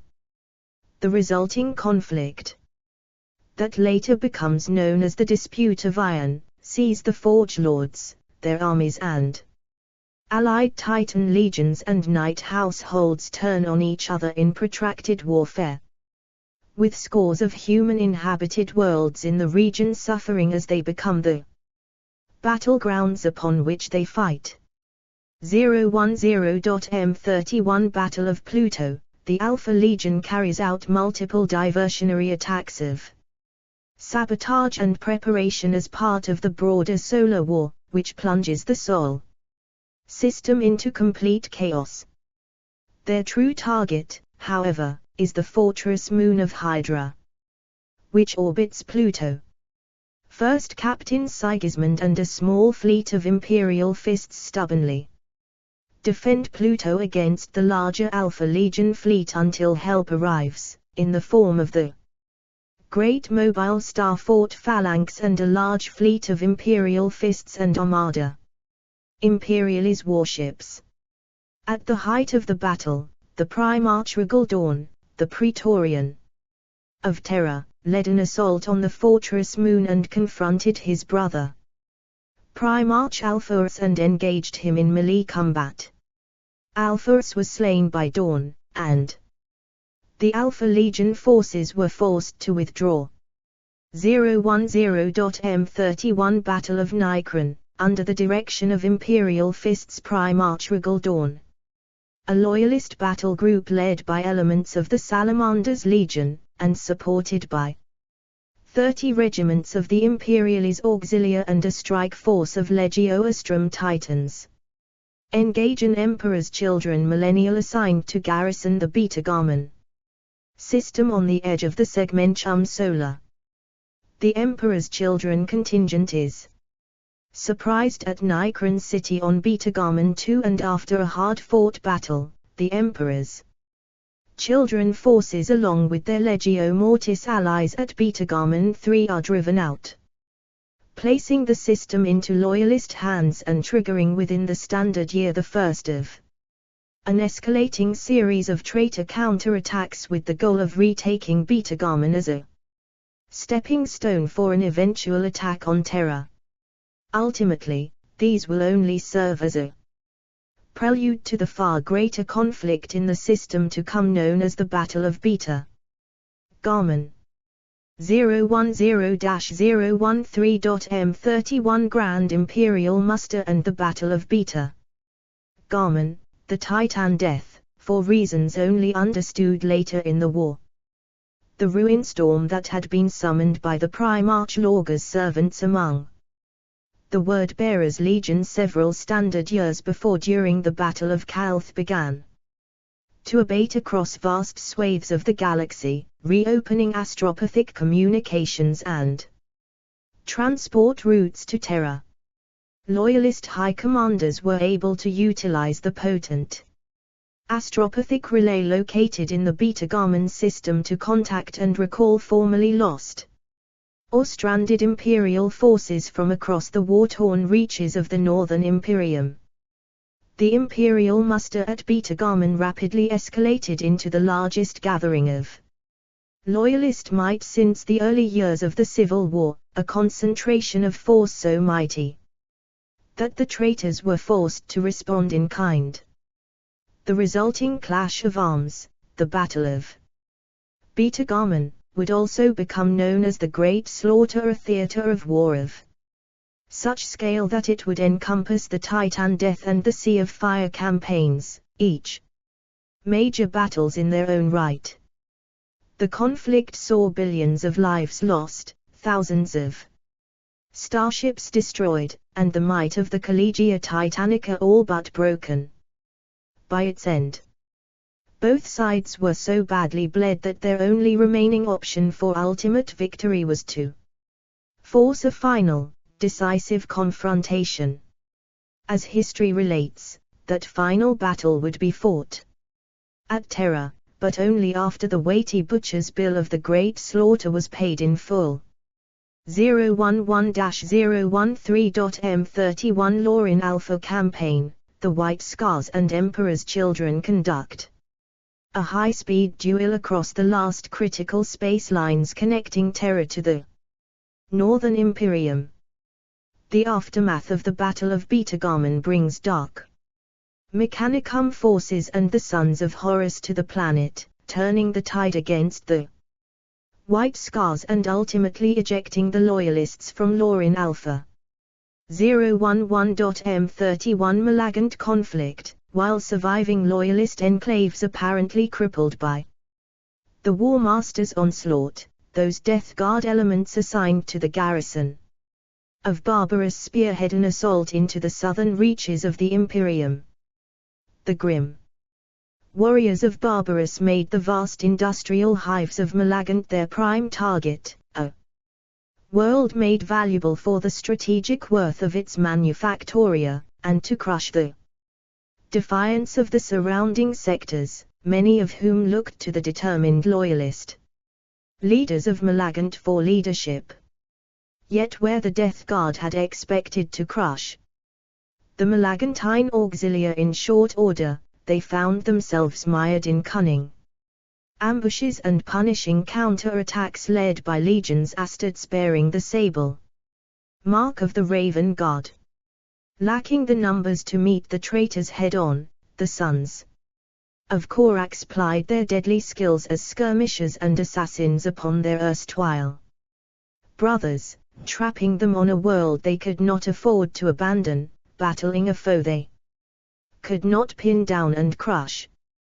For 3 years, little more than a company of Raven Guard occupied an augmented chapter of Barbarus' finest, until 014.M31 when the Death Guard retreated in the face of approaching Loyalist reinforcements from Inwit.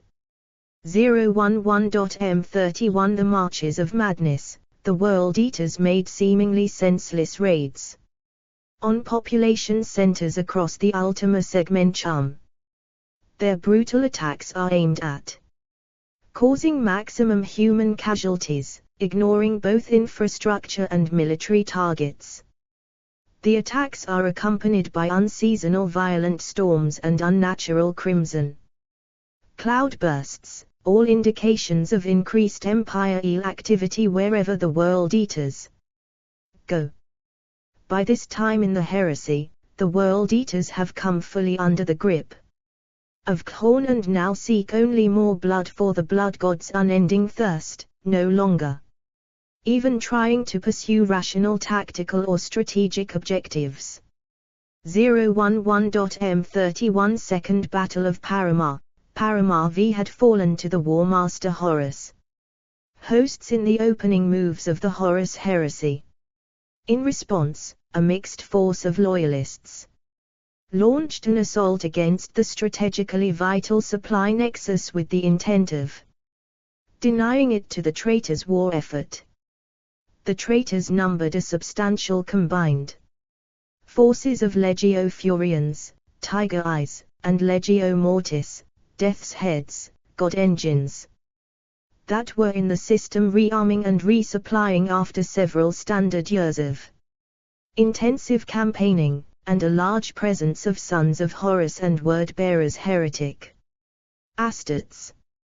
The Loyalists committed a large Titan force drawn from the Legio Ataurus, firebrands, Legio Ignitum, fire wasps, and Legio Solaria, imperial hunters, with ground assault units of the Blood Angels and White Scars legions.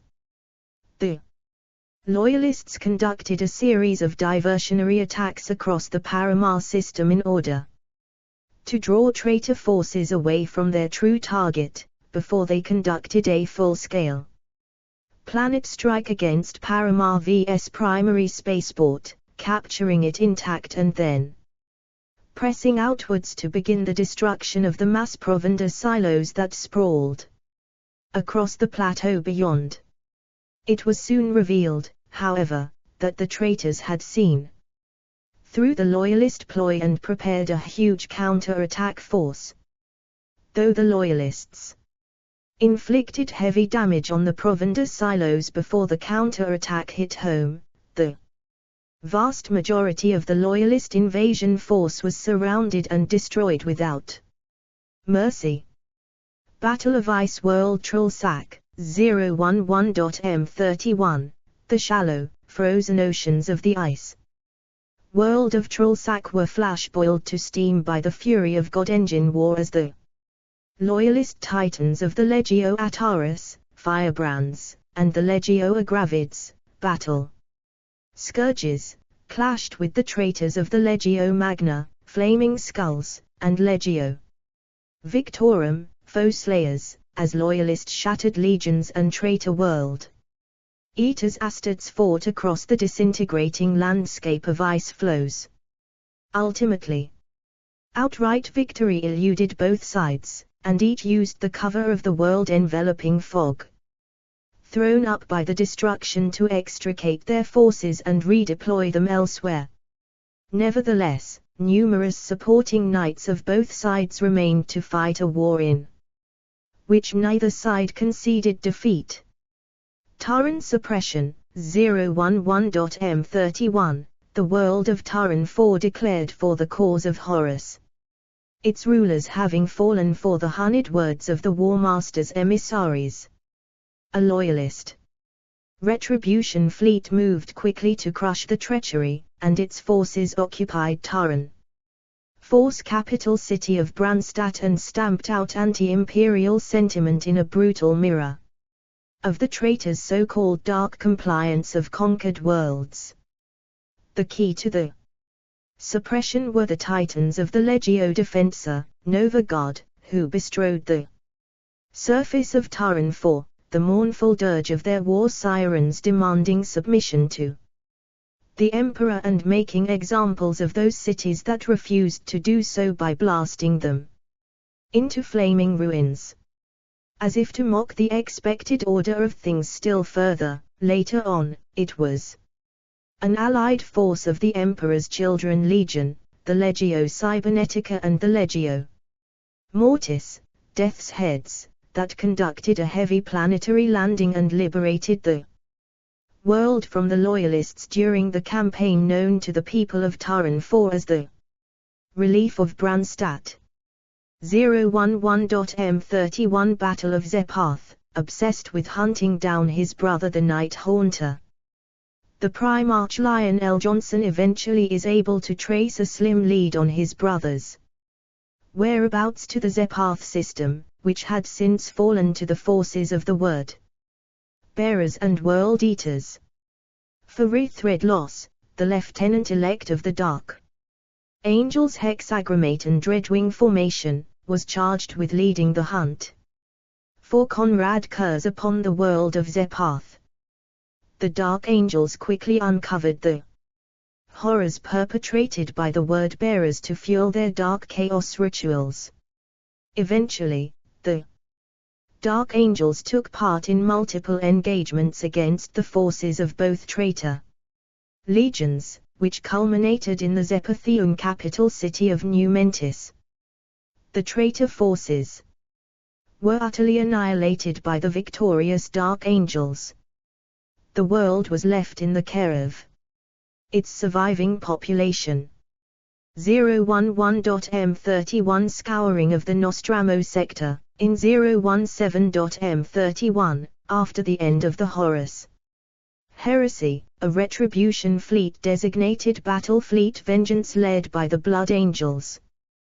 33rd Company, 9th Chapter, launched a campaign into the Nostromo sector for further vengeance in their lost Primarch Sanguinius name, against remaining active Night Lords combat units within the sector. Yet despite all intelligence to the contrary, no determined resistance was to be encountered by these fleets. Of the VIIth Legion, only scattered and isolated warbands were discovered, and none larger than a reinforced company. They soon uncovered, on multiple, formerly Night Lords held worlds, evidence that an unknown Black Shield force had ravaged the Nostromo sector in 011.M31, leaving nothing but ruined fortresses and drifting battle-scarred wrecks of the VIIth Legion in their wake. It wouldn't be until 017.M31 that this Black Shield force would be identified as the mysterious Ashen Claws. 012-013.M31 Passage of the Angel of Death, freed from their isolation by the abating ruin storm, the Dark Angels wreak havoc in a campaign of revenge against any loyal to Horus. A trail of blackened, scorched worlds is left in their wake across the Southern Imperium, including the home worlds of the Emperor's Children and Death Guard legions, the chaos-corrupted worlds of Chemos and Barbarous, respectively. 012.M31 Bald Hor Sigma Intervention, a blood-maddened pursuit force of traitor world Eaters Astartes engaged in hunter-killer operations against defeated loyalist forces was counter-attacked by a Legio Ocedax, Cockatrices, Demilegio at the world of Bald Hor Sigma. The World Eaters are supported by numerous super-heavy tanks and therefore are able to hold the Cockatrices Titans at bay until, in quick succession, the traitor tanks are engaged from an unexpected quarter and destroyed in short order. Entirely unheralded, a force of Zeno's Titan analogues, later determined to belong to the Elder, intervened to devastating effect. It was only when traitor-aligned Titans of the Legio Furians, Tiger Eyes, fought their way through to reinforce the traitors' lines that total defeat for the War Master's servants was averted. At the conclusion of the battle, the Zeno's Titans disengaged and vanished into the ash-shrouded depths of Bald Hor Sigma's equatorial magma wastes. 012.M31 Birth of the Adeptus Mechanicus, a long-running political deadlock in the Council of Terror back on the throne world of the Imperium is finally broken, facilitating the formal establishment of the Imperial Adeptus Mechanicus. The Adeptus Mechanicus is recognized as officially separate and distinct from the corrupted Mechanicum of Mars. Fabricator General Zagreus Kane is appointed its first High Lord of Terror to serve on the Council. Final judgment is enacted upon the captive followers of the traitor Fabricator General Kelbor Hal of the Dark Mechanicum, who are executed in their thousands.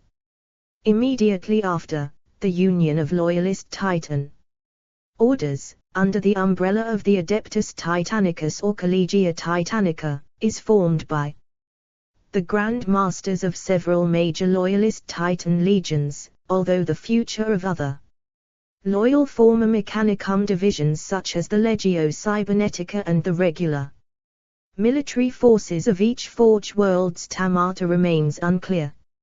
012.M31 Battle of Yarant, after an ill-counseled assassination attempt against the War Master Horus, the scattered space wolves are pursued to the Yarant system, where they make a desperate last stand. Lemon Russ' many enemies press his legion to near extinction, and the space wolves are only saved by the unexpected intervention of Corvus Corax and the Raven God. 012.M31 Scouring of the Olans cluster, the Warmaster Horus advance on Terra eventually reached the Olans cluster, where he encountered loyalist reinforcements bound for Betagarman rearming and refueling at the Borman system. The loyalist fleet rapidly redeployed to oppose the traitors' advance and to protect the valuable resource worlds of the stellar cluster.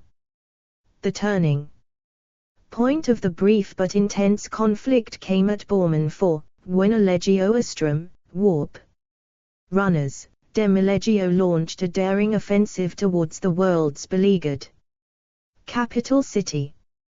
The crucial Titan battle took place in the volcanic Urvandi Desert, immediately to the north of the capital, as Princeps Senioris Varharix led a surprise thrust through rough terrain at a weak point in the Legio Furians, Tiger Eyes, lines. Accompanied by Astat's ground forces drawn from the Iron Hands Legion. The Tiger Eyes, having been drawn away by a bold diversionary attack, were annihilated by the Warp Runners, who were able to break through the traitor Emperor's Children Legions lines and reinforce the beleaguered planetary capital. Ultimately, Borman 4 and the entire Olans cluster were delivered from the traitors' possession, which allowed the loyalist forces to be redeployed to their original destination at Betagarman. 013.M31 Return to Honor, Arces Odnathus, a captain praetor of the Ultramarines.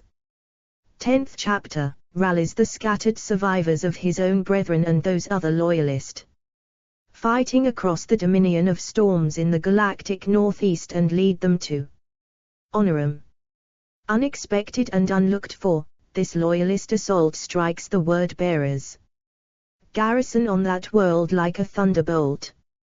3 solar weeks of desperate fighting ensues, and as all the word-bearers' urgent requests for reinforcements are ignored by the War Master, focused now on his push toward Terra, the Sons of Lorga resort to the most heinous of tactics. Daemons, warp-tainted infiltrators and terrors of the wars of old night are unleashed, with both sides driven on past mortal endurance by hatred. When the last traitor finally fell, there was nothing left of the grand cities of Honorum but blasted ruins, ruins whose very substance was so contaminated by the fell powers and terrible weapons they unleashed that they would blight Honorum longer than the memory of the wars which spawned them. 013-014.M31 Serpent's Coil, despite the apparent death of their Primarch at the Battle of Pluto, the Alpha Legion defy Horus' orders and set out to hinder loyalists approaching Terra, seeking Ultramarines vessels in particular. Rob out. Guilliman's fleet is forced to intervene to prevent further losses of vital reinforcements, critically delaying his arrival at Terra in time for the upcoming siege. 014.M31 Siege of Terra, Battle of Terra. The Siege of Terra, also called the Battle of Terra, is the final epic and cataclysmic campaign of the Horus Heresy. Many of the loyalist Astat's legions had been waylaid by the forces of the traitor legions loyal to the War Master and were unable to make their way towards Terra. The Imperial Fists had already returned to the cradle of humanity and under the stern gaze of their Primarch, Regal Dawn had adequately prepared Terra's defenses as best they could. Jagate Khan of the White Scars Legion had also managed to make his way to Terra with his legion to help with the defense of the Imperial Palace. The Blood Angels Legion were also able to Make the warp jump to Terra in time to meet the oncoming traitor invasion. 3 entire Titan legions of the Mechanicum and close to 2 million soldiers of the Imperialis Auxilia stood alongside them to face the hosts of chaos in a battle that would determine the fate of mankind for the next 10 millennia. Yet for all the might of the Emperor, for every effort of Sanguinius and the remaining loyalist Primarchs, the forces of Horus drove all before them. In too short a time, the Emperor of mankind was assailed within his great palace on Terra. The siege of Terra following the initial assault on the Imperial Palace lasted for 55 days. Both sides knew that victory or defeat for the Imperium of Man was at hand. Inexplicably, the War Master lowered his void shield aboard his flagship, the Vengeful Spirit, and so, the Emperor rose to the challenge, and with Sanguinius and Rigaldorn at his side, along with a detachment of legions Astartes from legions, as well as the Emperor's personal guardians, the Legio Custodes. When the Loyalists teleported aboard the flagship, they were all separated by the War Master's fell powers and scattered throughout the massive warship. It was the Emperor who first arrived to the bloody scene in the War Master's throne room. The winged corpse of the angelic Sanguinius lay at Horus' feet. Father and son fought one another in a titanic struggle, the fate of all of humanity hanging in the balance.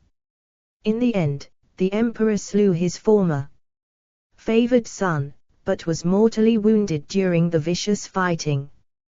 The traitor legions were routed and chased into the hellish realm of the Eye of Terror, while the Emperor was saved by the arrival of Rigaldorn.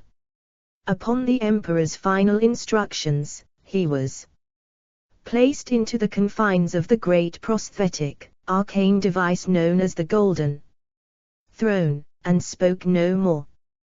Humanity prevailed, and the Imperium would live to endure, but paid a terrible price for their victory. Canon conflict. Beginning in 2005, the story of the Horus Heresy was expanded with a collection of art books and novels created by various authors from the Black Library, set in the time period of the early 31st millennium as opposed to the circa 40,000 AD era of normal Warhammer 40,000 literature. An initial scene-setting trilogy featuring the Lunar Wolves and portraying the fall of their Primarch, the War Master Horus, and the beginning of the heresy through the eyes of Garviel Loken, the 10th company captain of the Sons of Horus Legion, was released. Since the completion of said trilogy, another series of novels followed Battle Captain Nathaniel Garrow of the Death Guard Legion as he created the Knights Errant of Malcador the Sigillite, the organization of Astartes that would become the core of the Grey Knights and the Inquisition over the course of the heresy. The novel range has expanded to include the actions of all the other Space Marine legions during the terrible conflict and the roles of the various Imperial Adepta and non-Space Marine military forces. In some cases the new material introduced in the card game, art books and novels has led to continuity conflicts with the older material, although the information provided in the novel series is generally assumed to be canonical and superseding the older material when a conflict arises, and is the basis for the outline of the Horus Heresy given here. See also Horus Heresy chronology, Great Crusade chronology, timeline of the Warhammer 40,000 universe, Chaos, Chaos Gods, Emperor of Mankind, Imperium of Man, Horus, Primarch, Space Marines, Space Marine Legions, Imperial Army, Collegia Titanica. Sources: Codex, Chaos Space Marines, 3rd edition, pg. 22.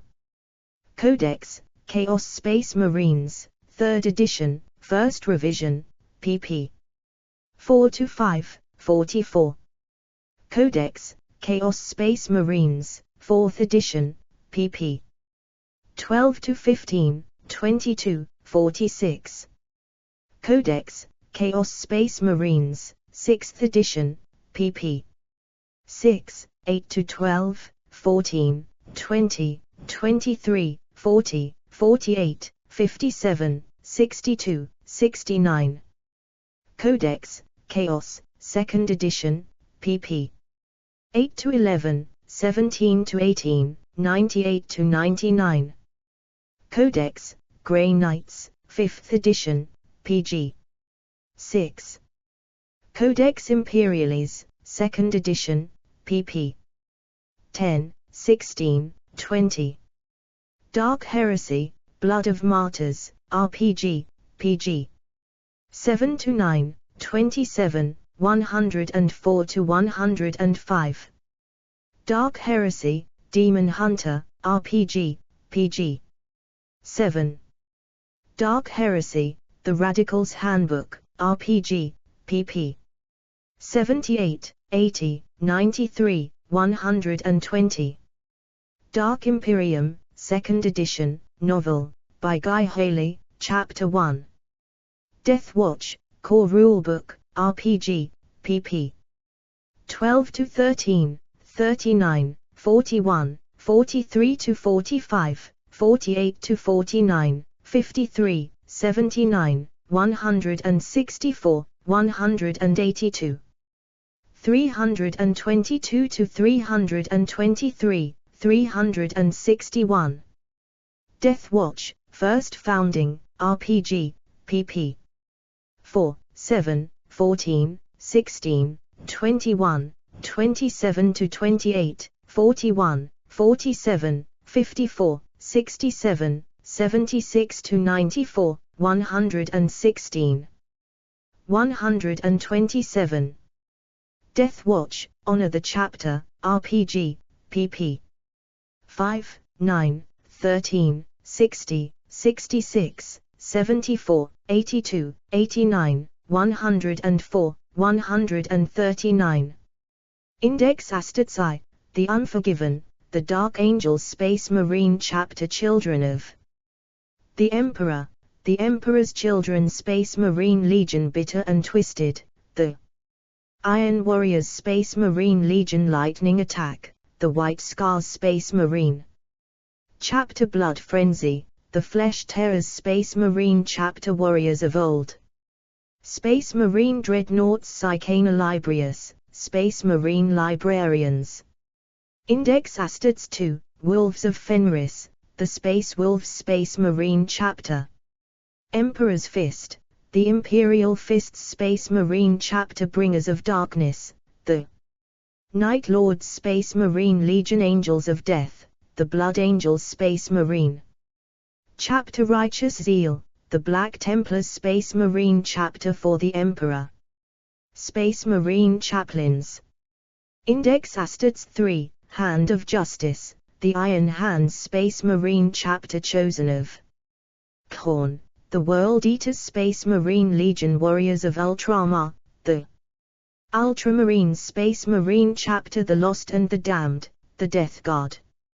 Space Marine Legion Masters of Forbidden Knowledge, The Thousand Suns Space Marine Legion. Index Astats IV, Sons of Horus, The Black Legion Space Marine Legion Dark Apostles, The Word-Bearers Space Marine Legion Promethean Warriors, The Salamanders Space Marine Chapter Claws of the Raven, The Raven Guard Space Marine Chapter The Enemy Within, The Alpha Legion Space Marine Legion Blooded Fist, The Crimson Fists Space Marine Chapter Deep Strike, Tactical Dreadnought Armor. Realm of Chaos, The Lost and the Damned, 2nd edition, pp. 9, 164, 177–184. Realm of Chaos, Slaves to Darkness, 2nd edition, pp. 240–241, 243–244, 268.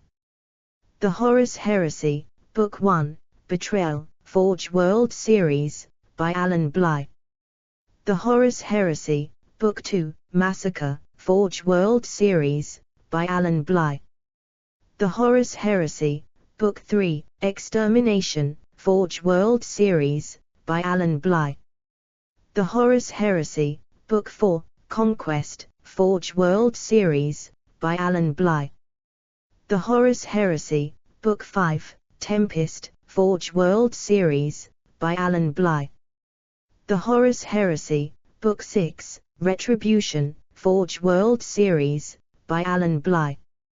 The Horus Heresy, Collected Visions, Background Book. Visions of Heresy, Art Book, by Alan Merritt. Warhammer, The Horus Heresy, Age of Darkness Rulebook, Specialty Game, pp. 6–143. Warhammer 40,000, Rulebook, 6th edition, pp. 137, 158, 160–161, 168, 183, 186, 225, 228, 380, 403. White Dwarf 265, AUS, Index Astartes, The Death Guard. White Dwarf 268, US, Assault on Holy Terror, Abaddon the Despoiler, Index Astartes. First Founding, Sons of Horus, The Black Legion Space Marine Chapter. White Dwarf 274, US, Chapter Approved, Chaos Space Marine Legions. White Dwarf 332, US, Chaos Space Marines, PG. 16. Horus Rising, Novel, by Dan Abnett. The Wolf of Ash and Fire, Novella, by Graham McNeill. Promethean Sun, Novella, by Nick Kime. Feet of Iron, Novella, by Nick Kime. False Gods, Novel, by Graham McNeill. Galaxy in Flames, Novel, by Ben Counter. Flight of the Eisenstein, Novel, by James Swallow. Fulgrim, Novel, by Graham McNeill. The Reflection Crack D, Novella, by Graham McNeill. Descent of Angels, Novel, by Mitchell Scanlon. Legion, Novel, by Dan Abnett. Battle for the Abyss, Novel, by Ben Counter. Mechanicum, Novel, by Graham McNeill. Tales of Heresy, Anthology, edited by Nick Kime and Lindsay Priestley. Fallen Angels, Novel, by Mike Lee. 1,000 Suns, Novel, by Graham McNeill. Nemesis, Novel, by James Swallow. The First Heretic, Novel, by Aaron Dembski Bowden. Prospero Burns, Novel, by Dan Abnett. Age of Darkness, Anthology, edited by Christian Dunn. The Iron Within, Novella, by Rob Sanders. The Last Remembrancer, Novella, by John French. The Face of Treachery, Novella, by Gav Thorpe. Liar's Due, Novella, by James Swallow. Little Horus, Novella, by Dan Abnett. Rebirth, Novella, by Chris Raitt. Savage Weapons, Novella, by Aaron Dembski Bowden. Rules of Engagement, Novella, by Graham McNeill. Forgotten Sons, Novella, by Nick Kime. The Outcast Dead, Novel, by Graham McNeill. Deliverance Lost, Novel, by Gav Thorpe. Corax, Soulforge, Novella, by Gav Thorpe. No Fear, Novel, by Dan Abnett. The Primarchs, Anthology, edited by Christian Dunn. The Serpent Beneath, novella, by Rob Sanders. Brotherhood of the Storm, novel, by Chris Raitt. No Fear, novel, by Dan Abnett. Honor to the Dead, novella, by Gav Thorpe. Fear to Tread, novel, by James Swallow. Shadows of Treachery, anthology, edited by Christian Dunn. Aurelion, novella, by Aaron Dembski-Bowden. Army of One, short story, by Rob Sanders. Angel Exterminatus, novel, by Graham McNeill. Talon, Executioner, novel, by John French. Betrayer, novel, by Aaron Dembski-Bowden. The Purge, novel, by Anthony Reynolds. Mark of Calth, anthology, edited by Laurie Goulding. Dark Heart, ebook, by Anthony Reynolds. The Scripts, Volume 1, anthology, edited by Christian Dunn. The Weakness of Others, short story, by Laurie Goulding. The Crimson Fist, novella, by John French. Prince of Crows, novella, by Aaron Dembski-Bowden. The Lion, novella, by Gav Thorpe. Cryptos, ebook, by Graham McNeill. The Gates of Terror, ebook, by Nick Kime. Vulcan Lives, novel, by Nick Kime. Scorched Earth, novella, by Nick Kime. The Unremembered Empire, novel, by Dan Abnett. Censure, novel, by Nick Kime. Scars, novel, by Chris Raitt. Ravenlord, novel, by Gav Thorpe. The Divine Adoratrix, novella, by Graham McNeill. Vengeful Spirit, novel, by Graham McNeill. The Damnation of Pythos, novel, by David Annandale. The Dark King and the Lightning Tower, audio drama, by Graham McNeill and Dan Abnett. Strike and Fade, audio drama, by Guy Haley. Raven's Flight, audio drama, by Gav Thorpe. War Master, audio drama, by John French. Butcher's Nails, audio drama, by Aaron Dembski-Bowden. Garrow, Oath of Moment, audio drama, by James Swallow. Garrow, Legion of One, audio drama, by James Swallow. Garrow, Sword of Truth, audio drama, by James Swallow. Garrow, Burden of Duty, audio drama, by James Swallow. Garrow, Grey Angel, audio drama, by John French. Veritas Ferrum, audio drama, by David Annandale. Wolf Hunt, audio drama, by Graham McNeill. The Sigilite, audio drama, by Chris Raitt. Hunter's Moon, audio drama, by Guy Haley. Templar, audio drama, by John French. Khan, The Eightfold Path, audio drama, by Anthony Reynolds. Cypher, Guardian of the Order, audio drama, by Gav Thorpe. Lucius, The Eternal Blade, audio drama, by Graham McNeill. Echoes of Ruin, audio drama. Wolf's Claw, audio drama, by Chris Raitt. Thief of Revelations, audio drama, by Graham McNeill. Timeline of the 31st Millennium. Expand Battles of the Horus Heresy. Expand Warhammer 40,000 Timeline. Categories. Languages. Community content is available under CC-BY-SA unless otherwise noted. More fandoms.